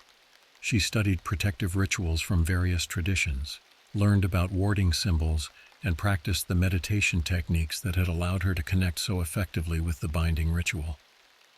When we met for coffee 3 weeks after our return, her eyes held a wisdom and wariness that hadn't been there before. "It changed us," she said simply. "We've seen behind the curtain and we can't unsee it." She was right. The world looked different to me now. Shadows seemed deeper, darker, potentially hiding things that shouldn't exist. Crowds made me anxious as I found myself studying faces, looking for the telltale blankness that might reveal an imposter wearing stolen skin. Sleep became a luxury, interrupted by nightmares of elongated limbs and needle teeth. Work seemed pointless, spreadsheets and marketing campaigns meaninglessly trivial in a world where ancient horrors lurked in forgotten corners. I found myself drawing the binding symbols absent-mindedly during meetings, earning concerned looks from colleagues. As winter deepened, my arm healed, leaving a jagged scar that sometimes ached when the weather changed. Holden joked that it was my monster barometer, but we both knew it was something more, a physical connection to what we had encountered, a reminder of the blood sacrifice that had completed the binding. I began preparing for spring, studying Uncle Jerry's additional notes, practicing the words of the ritual until I could recite them in my sleep. I ordered supplies, specific herbs, special candles, a silver knife for the blood offering. Holden and Sage agreed to accompany me, though I tried to dissuade them. "This is my responsibility," I told them during one of our planning sessions in my apartment. "We were all there," Holden countered. "We're all part of this now." Sage nodded in agreement. "The ritual works better with three anyway. Balance, harmony, strength." As March arrived, bringing the first hints of thaw, I began having dreams. Vivid, disturbing visions of the clearing with the binding tree. In these dreams, the tree was changing, its bark peeling away to reveal not wood beneath but something pale and pulsing. Sometimes I would see a familiar, featureless face emerging from the trunk, the horizontal line of its mouth slowly stretching open. I woke from these dreams drenched in sweat, the scar on my arm burning as if freshly cut. I didn't tell Holden or Sage about them, not wanting to add to their burden, but I suspected they were having similar experiences. Sage looked more tired with each meeting, while Holden's research became increasingly frantic. Then, 1 week before our planned return to the cabin, I received a package from Uncle Jerry. Inside was a small wooden box carved with the same symbols we had drawn in blood around the binding tree. A note accompanied it. "Griffin, this belonged to the shaman who taught me the binding ritual. He called it a soul anchor. It helps maintain the connection to our world when working with the in-between places. Wear it during the ritual. It offers some protection from what lies beyond the barrier. Be careful. The creature is strongest as the binding weakens. It will know you're coming. It remembers those who bind it. I'm sorry to place this burden on you, but I'm proud of you for accepting it. Uncle Jerry." Inside the box was a simple pendant on a leather cord, a small piece of the binding tree, polished smooth and carved with minute symbols that hurt my eyes to look at directly. I put it on immediately, and that night, for the first time in weeks, I slept without dreams.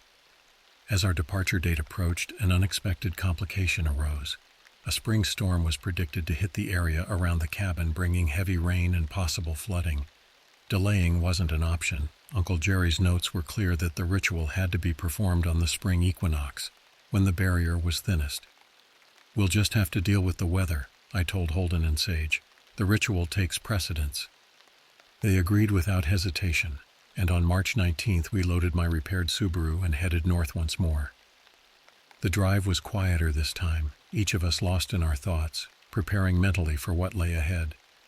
No stops at roadside attractions, no light-hearted banter, just 3 people bound by shared knowledge and shared purpose. The storm hit as we turned onto the dirt road leading to the cabin. Rain lashed against the windshield, and wind bent the trees along the road into grotesque shapes that seemed to reach for our passing car. By the time we reached the cabin, it was nearly dark, the storm having blotted out much of the afternoon light. The cabin looked much as we'd left it, damaged but standing. We moved quickly inside, securing what we could of the broken door and setting up our equipment. This time, we'd come prepared. Industrial flashlights, emergency radios, proper camping gear, and the ritual supplies carefully packed in waterproof bags. That night, as rain hammered the roof and wind howled around the cabin's corners, we made our final preparations. I laid out Uncle Jerry's journal and notes on the kitchen table, reviewing the ritual one last time. Sage prepared the ritual space in the main room, arranging candles and herbs in specific patterns. Holden checked and rechecked our weapons. Not that they would do much good against what we faced, but their presence was comforting. "Tomorrow's the equinox," I said, looking up from the journal. We should perform the ritual at noon, when the balance between day and night is most perfect. Sage nodded, her fingers tracing patterns in spilled salt on the table. I've been thinking about the binding. It's not just about containing the creature. It's about maintaining balance. It exists in the spaces between worlds, and the ritual reinforces those boundaries. Great, Holden muttered, cleaning the shotgun with methodical precision. Cosmic janitors, that's what we are, sweeping up the mess between dimensions. Despite the tension, I smiled. It was such a Holden thing to say, finding humor in the face of terror. Some things hadn't changed, even after everything we'd experienced. As midnight approached, the storm intensified. Rain turned to hail, pelting the cabin like thrown stones. Lightning flashed with increasing frequency, thunder following so closely it seemed to shake the very foundations of the structure. "Is it just me?" Holden asked during one brief lull. "Or does this storm feel targeted?" Before I could answer, a particularly violent thunderclap shook the cabin, and every light went out simultaneously. We sat in sudden darkness, the only illumination coming from the fitful glow of the fireplace. "I'll check the breaker," I said, reaching for a flashlight. As I moved toward the utility closet where the electrical panel was located, a sound rose above the storm, a low rhythmic thumping against the exterior wall. Not hail or wind-thrown debris, but something deliberate and measured. We all froze, recognition dawning simultaneously. "It's early," Sage whispered, her face pale in the firelight. "The binding shouldn't be weakening until tomorrow." "Unless the storm is accelerating it," I replied, my hand instinctively moving to the pendant around my neck. "Weather affects the barrier. Uncle Jerry mentioned that in his notes." The thumping continued, moving around the perimeter of the cabin with deliberate slowness. Then it stopped at the front door, our weakest point after the creature's previous attack. We braced ourselves for an assault, but it didn't come. Instead, a voice spoke from the darkness beyond the broken door. Not in our minds this time, but aloud, using a human vocal apparatus it shouldn't have possessed. "Griffin Mulligan," it said, my name sounding wrong in its mouth. "Open the door, let me in." The voice was eerily familiar. It took me a moment to place it, and when I did, my blood ran cold. It was my own voice. "Don't answer it," Sage warned, gripping my arm. "It's trying to create a connection." "I know you're afraid," the thing with my voice continued. "I can help you understand. I can show you wonders beyond your comprehension." "Go to hell," Holden called back, raising the shotgun. A laugh came from outside. My laugh, but distorted, as if played at the wrong speed. "I've been to places far worse than your concept of hell, Holden Reeves. Would you like to see them? I could show you." The way it used our full name sent a shiver down my spine. It knew us now, in a way it hadn't before. Our binding ritual had created a connection that worked both ways. "The ritual," I whispered to the others. "We need to do it now, not wait for noon." "But the balance," Sage began. "Is already disrupted," I finished for her. "The storm, the early weakening of the barrier, something's changed the equations. We have to adapt." Holden nodded grimly. "What do we need?" I quickly outlined the modified plan. We'd use the cabin as our ritual space instead of the clearing. Uncle Jerry's notes mentioned this was possible in emergencies, though the binding would be weaker. The 4 cardinal points would be the 4 corners of the main room. The binding tree wasn't necessary if we had something else of power to anchor the ritual. "Like this," I said, touching the pendant Uncle Jerry had sent me. "It's a piece of the original tree. It should work." Outside, the creature had fallen silent, but I could feel its presence, a pressure against my mind, searching for weaknesses, for a way in. The storm raged on, lightning illuminating the room in strobing flashes that made the shadows dance like living things. We worked quickly, setting up the ritual space according to my instructions. Sage drew the binding symbols at each corner of the room using chalk infused with crushed herbs. Holden arranged candles in the specific pattern Uncle Jerry had documented. I prepared the central focus, a small bowl into which each of us would contribute blood for the binding. As we worked, the attack on the cabin intensified. No longer content with psychological warfare, the creature began a physical assault. Windows shattered inward, showering us with glass. The damaged door splintered further under powerful blows. Through the gaps I caught glimpses of elongated limbs and pale skin.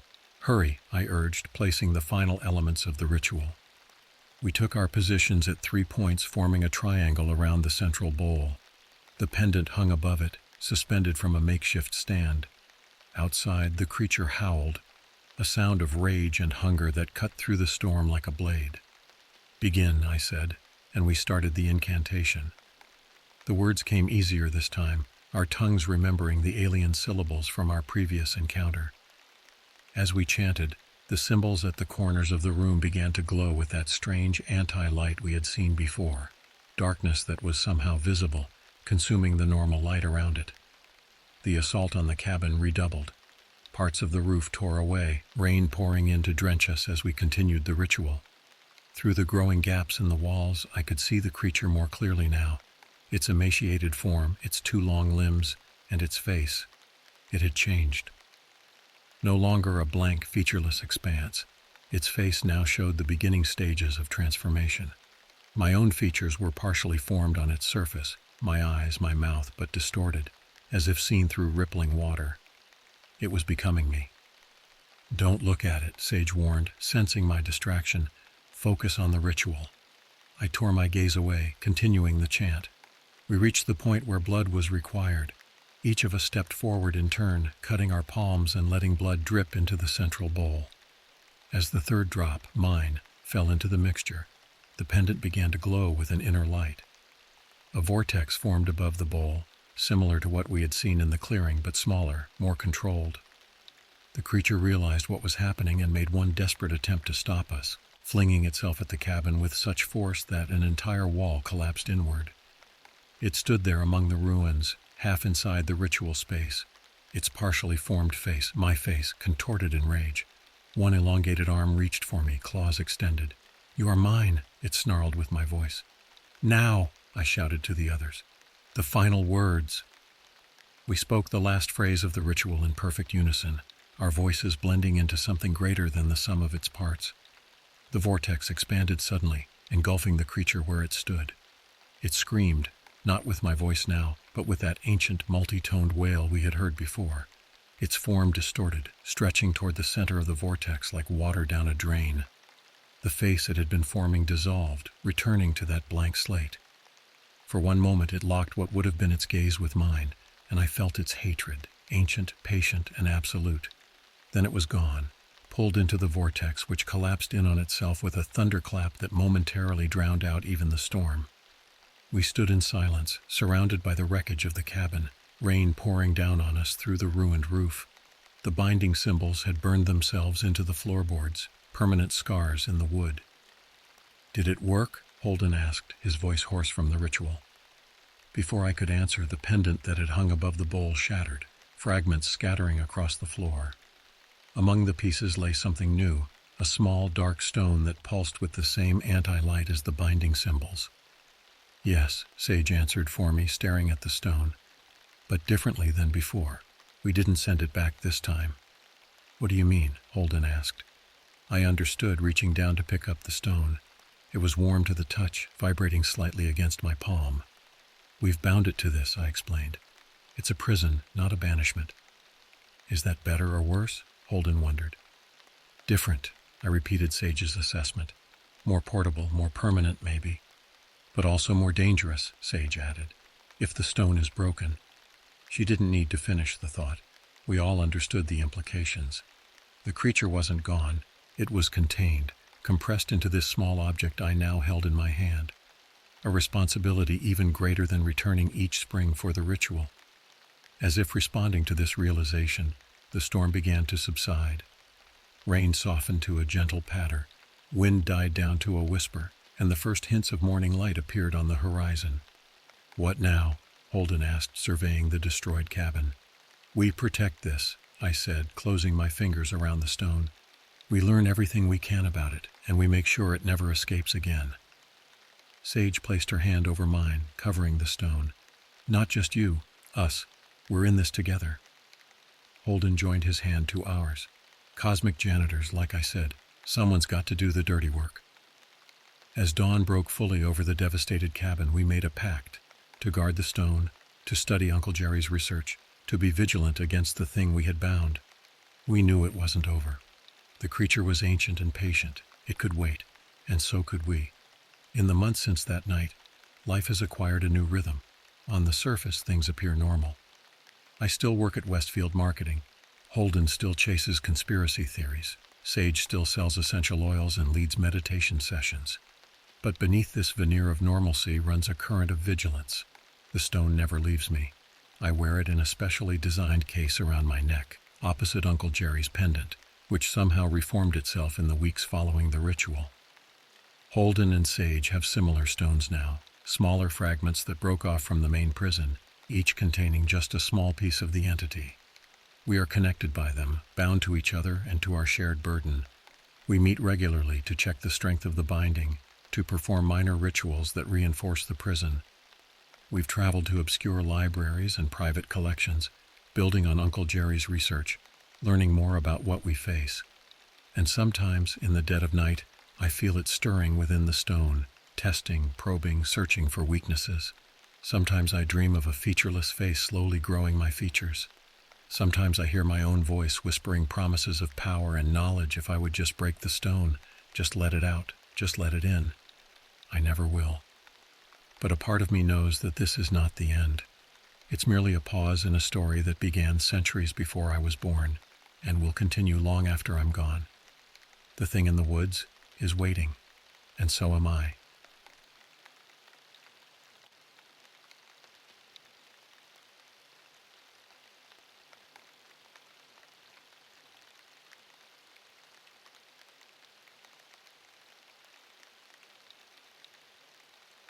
I was born in Belém, a bustling city nestled at the mouth of the Amazon River.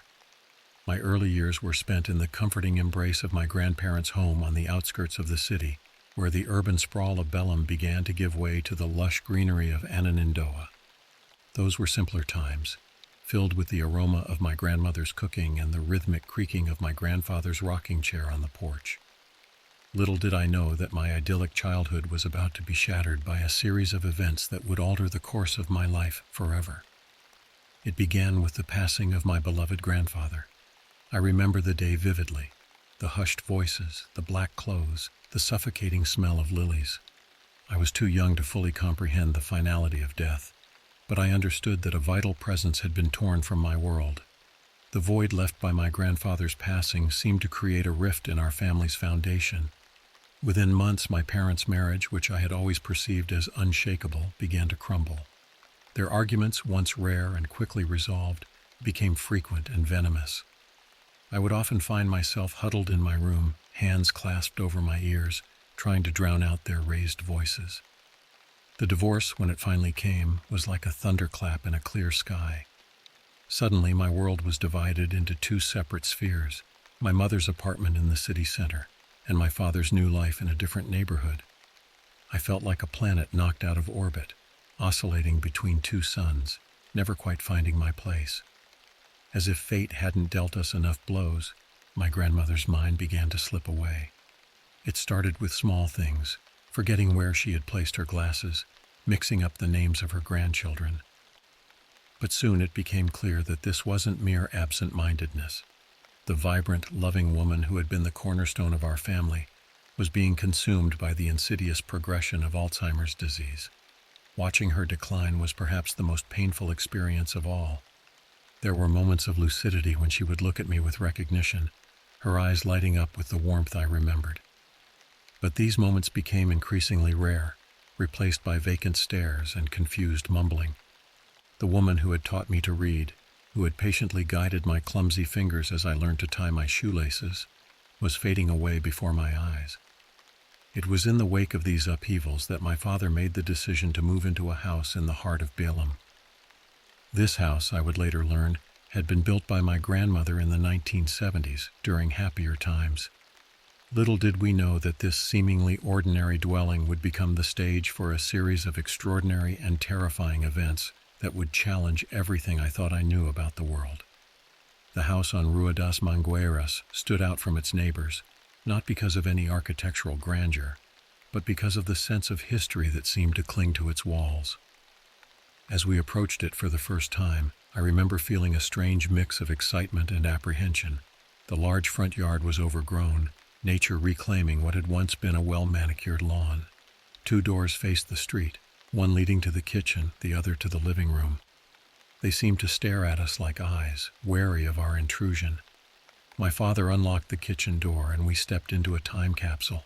The air was thick with the musty smell of disuse, mingled with the lingering aroma of decades-old cooking. Dust motes danced in the shafts of sunlight that managed to penetrate the grimy windows. As my eyes adjusted to the dim interior, I began to make out the details of the space. The outdated appliances, the faded linoleum floor, the worn countertops bearing the scars of countless meal preparations. From the kitchen, a long corridor stretched out before us, disappearing into the shadows of the house's interior. My father flicked a light switch, and a series of bare bulbs flickered to life, illuminating the passage. The corridor formed a T-shape, with bedrooms and a service room branching off to the left, while the right led to another kitchen in the backyard. As we explored the house, I couldn't shake the feeling that we were being watched. The rooms seemed to hold their breath as we entered, only to exhale when we left. In the last bedroom, at the end of the left branch of the corridor, I paused. Something about this room felt different. The air was cooler here, and I could have sworn I heard a faint whisper just at the edge of my hearing. When I mentioned this to my father, he laughed it off, attributing it to the old house settling. That night, as I lay in my new bedroom trying to sleep amidst the unfamiliar creaks and groans of the house, I heard my father moving restlessly in his room across the hall. Little did I know that this was the beginning of his nocturnal torments, experiences he would keep to himself for years to come. In the days that followed, we settled into a routine. My father threw himself into the task of renovating the house, determined to breathe new life into the old structure. I helped where I could, painting walls and clearing out years of accumulated junk from the attic and basement.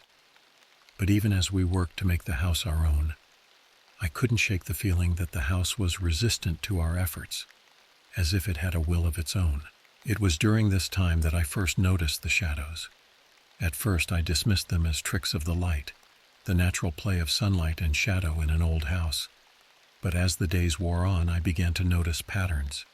The shadows seemed to move independently of any light source, darting from room to room when viewed from the corner of my eye. When I tried to focus on them directly, they would vanish, leaving me questioning my own perceptions. My father never mentioned seeing anything unusual, but I began to notice changes in his behavior.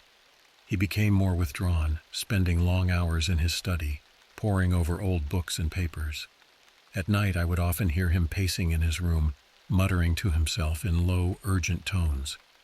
When I asked him about it, he would brush off my concerns, insisting that he was just having trouble sleeping in the new environment. It wasn't until years later, after my father's passing, that I would discover the truth about those early days in the house on Rua das Mangueiras. His diary, found tucked away in a drawer of his desk, would reveal the full extent of the terror he had experienced and kept hidden from me. The discovery of my father's diary in 2006 was like opening Pandora's box. The leather-bound journal, its pages yellowed with age and filled with my father's precise handwriting, told a story so terrifying that it shook me to my core. As I read entry after entry, I began to understand the true nature of the house we had lived in and the horrors my father had endured in silence. The first entry was dated just a week after we moved in, July 15th, 1995. It happened again last night. The screaming, the banging on my bedroom door. It sounds like a crowd of people angry and desperate, but when I gather the courage to open the door, the hallway is empty and silent. Am I losing my mind? As I read on, the entries became more detailed, more frantic. My father described seeing shadowy figures moving through the T-shaped corridor, always darting from right to left. He wrote about feeling a presence in his room at night, a weight on his chest that made it difficult to breathe. The maids he hired to help with the housework reported similar experiences, refusing to stay in the house after dark. One entry particularly chilled me. September 3rd, 1995. I saw her today. a woman in a white dress standing at the end of the corridor. She was translucent like a projection on mist. When I called out, she turned to look at me. Her face, God help me, her face was a void, a black emptiness where features should have been. I ran back to my room and locked the door. I can still hear her fingernails scratching at the wood. Reading these accounts, I felt a mix of horror and guilt. How could I have been so oblivious to my father's suffering? Why hadn't he confided in me? The answer, I realized, lay in his final entries. He had been protecting me, shielding me from the terrors that plagued our home. June 10th, 2006. I can't keep this up much longer. The entities in this house are growing stronger, more bold. But I can't leave. I won't leave my child to face this alone. I'll find a way to end this, to cleanse this house. If anything happens to me, I pray that this diary finds its way to my child. Knowledge is power, and in this case, it may be the only defense against the darkness that dwells here. This was the last entry in the diary. My father passed away a week later, officially from a heart attack. But now, reading his words, I couldn't help but wonder if there was more to his death than natural causes. The diary ended, but our story in the house was far from over. As my mother and I moved in following my father's death, the strange occurrences continued, affecting everyone except me. It was as if I was blind to a world that others could see clearly, and this frustrated me to no end. I yearned for proof, for a glimpse into the supernatural realm that seemed to coexist with our mundane reality. This frustration would lead me down a path of spiritual exploration, delving into various forms of occultism and esoteric practices. Little did I know that my search for answers would only lead to more questions, and that the house on Rua das Mangueiras had many more secrets to reveal. In the years following my father's death, my frustration at being unable to experience the supernatural phenomena that seemed to affect everyone else in the house grew into an obsession. I became determined to pierce the veil between worlds, to see and understand what my father had seen. This determination led me on a journey through various spiritual and occult practices, each promising enlightenment and supernatural power. My first foray was into Gnosticism. The idea of hidden knowledge, of a truth concealed from the masses, appealed to my desire for understanding. I spent months poring over ancient texts, meditating on esoteric symbols, and attempting to achieve gnosis, direct experience of the divine. But despite my efforts, the shadows remained resolutely invisible to me, and the house's mysteries remained unsolved. Undeterred, I turned to voodoo. The raw power of this Afro-Caribbean religion, with its drums and possessions, seemed like it might be the key to unlocking my latent abilities. I attended rituals, learned to create gree bags, and even attempted to communicate with the Loe. But while the ceremonies were fascinating, they brought me no closer to experiencing the phenomena that continued to plague my mother and our household staff. My exploration took a darker turn as I delved into Luciferian rituals. The promise of forbidden knowledge was alluring, and I convinced myself that embracing the darkness might allow me to see the shadows that haunted our home. I performed elaborate ceremonies in the dead of night, calling upon entities I barely understood. Looking back, I shudder at the risks I took during this period. Thankfully, nothing manifested, or if it did, I remained frustratingly blind to it. Realizing that perhaps I was looking in the wrong direction, I turned to more mainstream religions. I studied Islam, drawn by its rich mystical traditions and the concept of jinn, supernatural creatures that seemed similar to what we were experiencing. I learned to recite Quranic verses and performed salat, hoping that this monotheistic faith might offer protection and insight. But the shadows continued their dance, visible to all but me. Hinduism, with its vast pantheon of gods and intricate philosophical systems, was my next stop. I practiced yoga and meditation, chanted mantras, and studied the Vedas. The concept of Maya, the illusory nature of reality, resonated with me, but it didn't help me penetrate the illusion that seemed to hide the supernatural from my perception. Buddhism, with its emphasis on mindfulness and the nature of consciousness, seemed promising. I spent hours in meditation, attempting to cultivate the kind of awareness that might allow me to perceive other realms of existence. But while I found a measure of peace in these practices, The ghosts and shadows remained stubbornly out of my reach. Throughout this spiritual odyssey, life in the house continued its strange rhythm. My mother, grandmother, and the maids would casually mention seeing figures moving from room to room, as if commenting on the weather. They described shadows that seemed to have weight and substance, darting through the T-shaped corridor with unsettling speed. Objects would move on their own, doors would slam shut without any breeze, and the sensation of being watched was a constant companion. I felt like a blind man in a world of sighted people, desperately seeking a cure for my condition. Each new practice, each new ritual or meditation technique filled me with hope that this, finally, would be the key to unlocking my perception. And each time, I was left disappointed and increasingly frustrated. It wasn't until years later, when I had all but given up on my quest, that the supernatural would finally manifest in my experience in an undeniable way. But before that could happen, life had more twists in store for our family, and the house on Rua das Mangueiras had not yet revealed all of its secrets. As my spiritual explorations continued without success, life moved forward relentlessly. In 2012, we received devastating news. My mother was diagnosed with lung cancer. The disease seemed to cast a shadow over our lives, darker and more tangible than any of the spectral entities that haunted our home. Watching my mother battle cancer was a harrowing experience. The strong, vibrant woman who had raised me single-handedly after my father's death was now frail and often bedridden. The treatments were grueling, and there were days when I feared we might lose her. It was during this time that I began to question the purpose of my obsession with the supernatural. In the face of such a real and immediate threat to our family, my quest for ghostly encounters seemed trivial and self-indulgent. Yet even as we grappled with my mother's illness, the strange occurrences in the house continued unabated. If anything, they seemed to intensify, as if feeding off the fear and despair that permeated our home.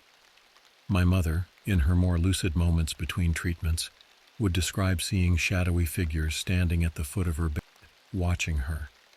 She insisted they weren't threatening, but their presence unsettled her nonetheless. In 2013, in the midst of this turmoil, a ray of hope entered our lives. My daughter was born. Her arrival was like a burst of sunlight breaking through storm clouds. For the first time in months, laughter echoed through the old house on Rua das Mangueiras. My mother, despite her weakness, found renewed strength in her role as a grandmother. It was as if my daughter's innocent presence drove back the shadows, if only temporarily. But as my daughter grew, so did my concerns. Would she, like me, be blind to the supernatural forces that seemed to inhabit our home? Or would she, like my mother and the others, be able to see the shadowy figures and experience the strange phenomena? The thought of my child being exposed to these entities filled me with a protective fear I had never known before. By 2015, my mother's condition had deteriorated significantly. The cancer had spread, and the doctors were running out of options. It was in this atmosphere of desperation that my mother made a decision that would change everything. She invited a Mãe de Santo, a priestess from the Afro-Brazilian religion of Candomblé, to perform a cleansing ritual in our backyard. I was skeptical at first. After years of exploring various spiritual practices without results, I had become somewhat cynical about such rituals. But I could see the hope in my mother's eyes, and I didn't have the heart to refuse her this chance, no matter how slim. The Mãe de Santo arrived on a sweltering afternoon in July. She was a striking woman, tall and regal, with eyes that seemed to see right through you. As she set up for the ritual in our backyard, the very spot where most of the shadowy figures had been seen, I felt a palpable tension in the air, as if the house itself was holding its breath. The ritual began with the Mãe de Santo chanting in Yoruba, her voice rising and falling in hypnotic cadence. She sprinkled sacred herbs and poured libations, calling upon the Orixas, the deities of Candomblé, for protection and healing. The light bulbs in the back portion of the house began to explode. One by one, they burst with sharp cracks, showering glass and sparks. It wasn't a gentle burning out. Each bulb exploded with a force that sent shards flying across the rooms. The sound was like rapid gunfire, echoing through the house. I stood there, frozen in disbelief. This was it, the undeniable proof of the supernatural that I had been seeking for years.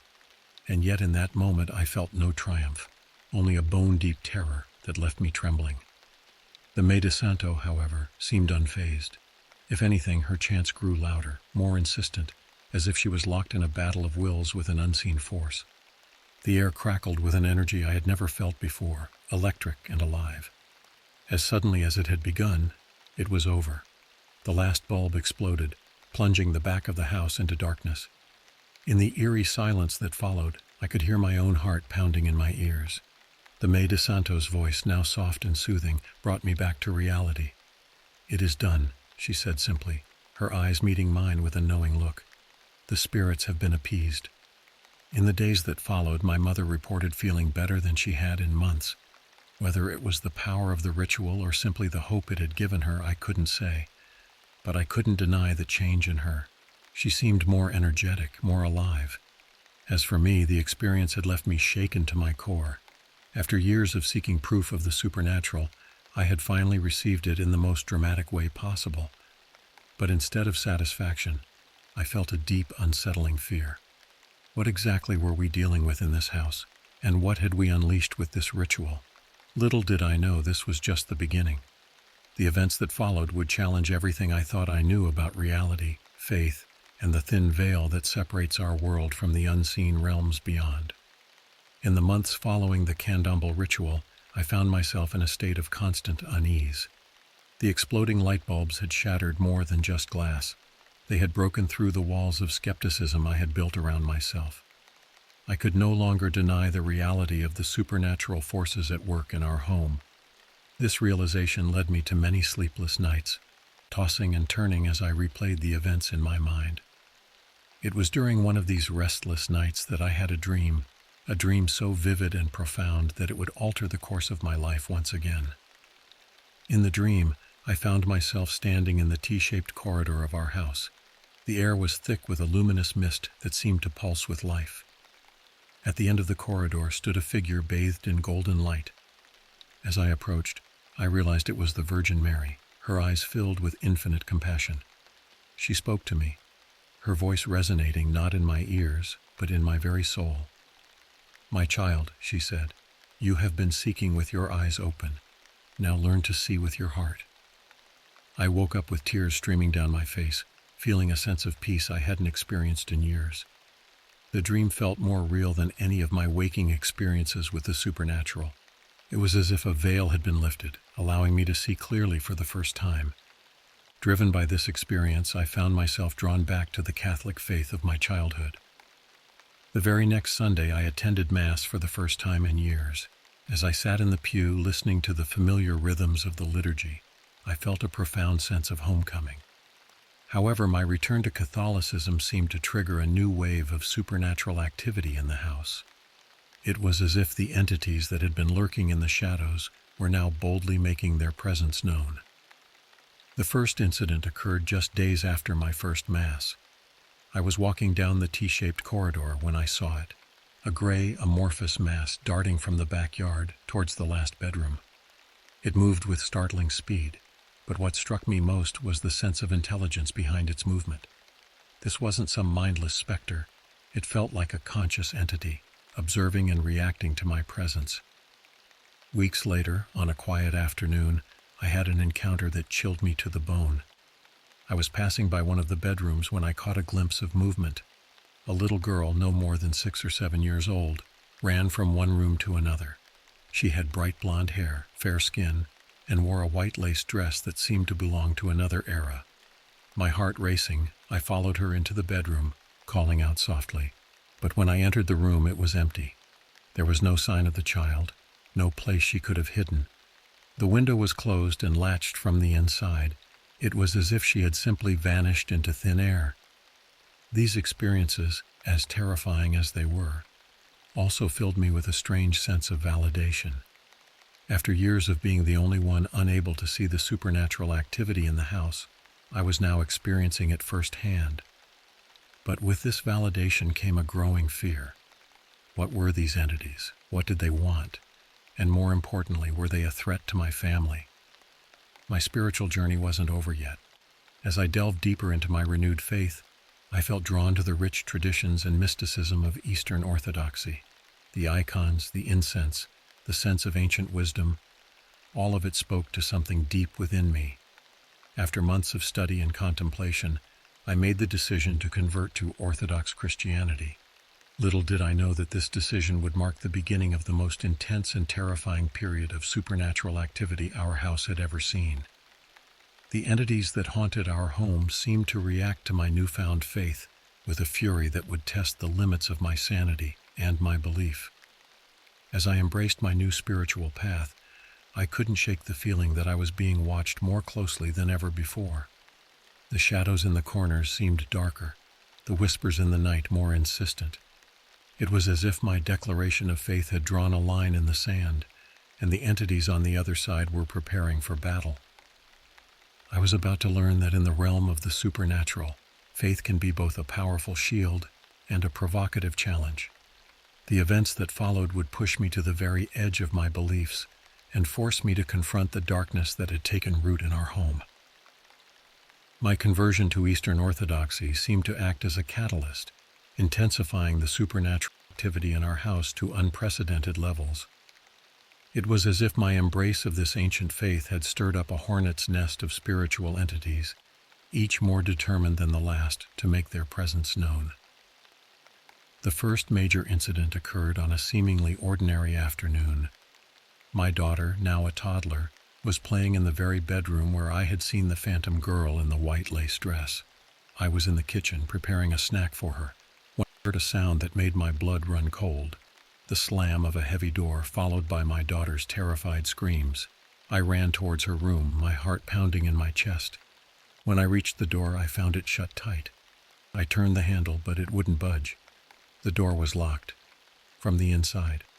"Sweetie, can you open the door?" I called out, trying to keep the panic out of my voice. But my daughter's only response was continued screaming and crying. A primal fear took over me. I threw my body against the door once, twice, 3 times. On the 4th attempt, I felt something give way. The door burst open, nearly coming off its hinges. My daughter was huddled in the corner of the room, her eyes wide with terror. I scooped her up in my arms, murmuring soothing words as I checked her for any injuries. Physically, she was unharmed, but the fear in her eyes told me that the damage went deeper than a physical wound. As I calmed her down, I surveyed the room. Nothing seemed out of place, and yet the atmosphere felt charged, as if the air itself was crackling with an unseen energy. The door, which I knew for a fact didn't have a lock, now sported a heavy antique latch that I had never seen before. As I watched, the latch seemed to shimmer and then fade away, leaving the door as it had always been. This incident shook me to my core. It was one thing for these entities to target me, but threatening my child crossed a line. I knew I had to take action to protect my family. Drawing on my newfound Orthodox faith, I decided to create a spiritual barrier in our home. I hung religious icons in the T-shaped corridor, focusing on powerful protectors like Saint Michael the Archangel and Saint George the Dragon Slayer. I blessed each room with holy water and recited prayers of protection. To my relief, these measures seemed to have an effect. The oppressive atmosphere in the house lifted somewhat, and the more dramatic manifestations ceased. But the entities were far from gone. Instead, they seemed to retreat into the shadows, their presence becoming more subtle but no less unsettling. For years, we lived in a state of uneasy coexistence with the unseen inhabitants of our home. We would hear knocks on bedroom doors when no one was there, loud bangs that echoed through the house in the dead of night, and footsteps in empty rooms. The shadows continued their dance at the edges of our vision, always just out of clear sight. Some of the occurrences were almost comical in their absurdity. On multiple occasions, we would hear the toilet seat in the bathroom lifting and lowering on its own, as if some unseen entity was using the facilities. It was tempting to laugh off these incidents to try to find rational explanations, but we knew better. The house had shown us too much of its true nature for us to doubt anymore. Even my daughter, as she grew older, began to have her own encounters. One night, when she was about 5 years old, she woke up needing to use the bathroom. As she sat on the toilet, still groggy with sleep, she saw something that would haunt her dreams for years to come. A tall, lanky, gray figure stood in the doorway watching her. Its face was featureless, except for a wide, sharp-toothed grin that seemed to split its head in half. As my daughter stared in horror, unable to move or cry out, the figure raised a long-fingered hand as if in greeting. Then, in the blink of an eye, it was gone. When she told me about this encounter the next morning, I was torn between wanting to dismiss it as a nightmare and the chilling certainty that what she had seen was all too real. The description matched too closely with other sightings in the house to be mere coincidence. As the years passed, we learned to live with the constant undercurrent of supernatural activity. It became a part of our daily lives, as routine as the creaking of old floorboards or the whistle of wind through loose window panes. But we never let our guard down completely. We knew that at any moment, the tenuous peace could be shattered, and the entities could once again assert their presence in more dramatic and terrifying ways. Little did we know that the most chilling encounter was yet to come, an event that would force us to confront the true nature of the forces we were dealing with and question everything we thought we knew about the barriers between our world and the realms beyond. It was a balmy evening in Belém, the kind where the air hangs heavy with humidity and the scent of blooming jasmine. My daughter was at a sleepover, leaving the house unusually quiet. My wife and I were in our bedroom enjoying a rare moment of peace as we chatted about the events of the day. Our conversation drifted to a young woman we knew, recently married and expecting her first child. We spoke of her excitement, her hopes and fears about impending motherhood. It was a normal, mundane conversation, the kind that happens in countless homes every night. But what happened next was far from normal. As we talked, a voice suddenly cut through our conversation. Clear and distinct, it said, "Eu quero a minha mãe." I want my mama, in English. The voice seemed to come from within our very walls, as if the house itself was speaking. We froze, our own conversation dying mid-sentence. The voice was unsettling, not just in its sudden appearance, but in its quality. It sounded like an adult trying to mimic a child's voice, a grotesque parody of innocence that sent chills down my spine. For a moment we sat in stunned silence, looking at each other with wide eyes. Then, almost against my will, I felt a surge of anger rise within me.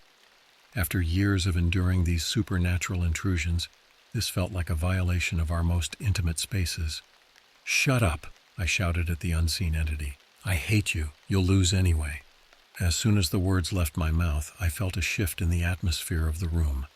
The air seemed to grow colder, and the shadows in the corners deepened. It was as if my outburst had provoked a response from whatever forces inhabited our home. Determined to find a rational explanation, I went outside to check with our neighbors. But they were all gathered in their front yard, a good 30 meters away from where we had heard the voice. There was no way their conversation could have carried so clearly into our bedroom. As I returned to the house, a chilling realization settled over me. This was no trick of acoustics, no overheard snippet of conversation. The voice we had heard was something else entirely, something that defied rational explanation. This incident marked a turning point in our relationship with the supernatural forces in our home. It was as if a line had been crossed, a boundary violated. The entities were no longer content with shadows and movement. They had found a voice, and they were using it to communicate directly with us. In the days and weeks that followed, we were on high alert, constantly listening for any further vocal manifestations. But the house remained stubbornly silent, as if the entities were waiting, biding their time for their next move.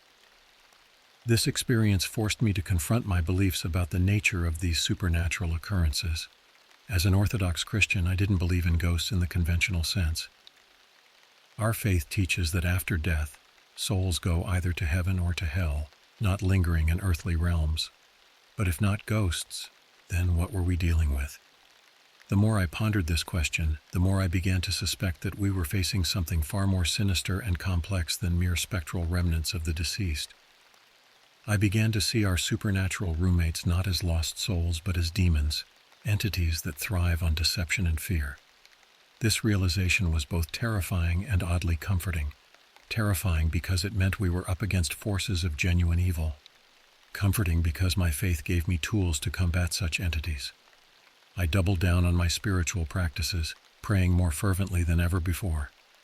I sought guidance from my priest, who listened to my story with a grave expression before offering prayers of protection and advice on strengthening our spiritual defenses. But even as I fortified our home spiritually, I couldn't shake the feeling that we were engaged in a battle that was far from over. The voice in the walls had opened a new chapter in our haunted saga, one that would challenge our sanity, our faith, and our very understanding of reality. As I write this memoir, sitting in the very house where all these events transpired, I can't help but wonder what the future holds. Will we ever be free of these supernatural presences?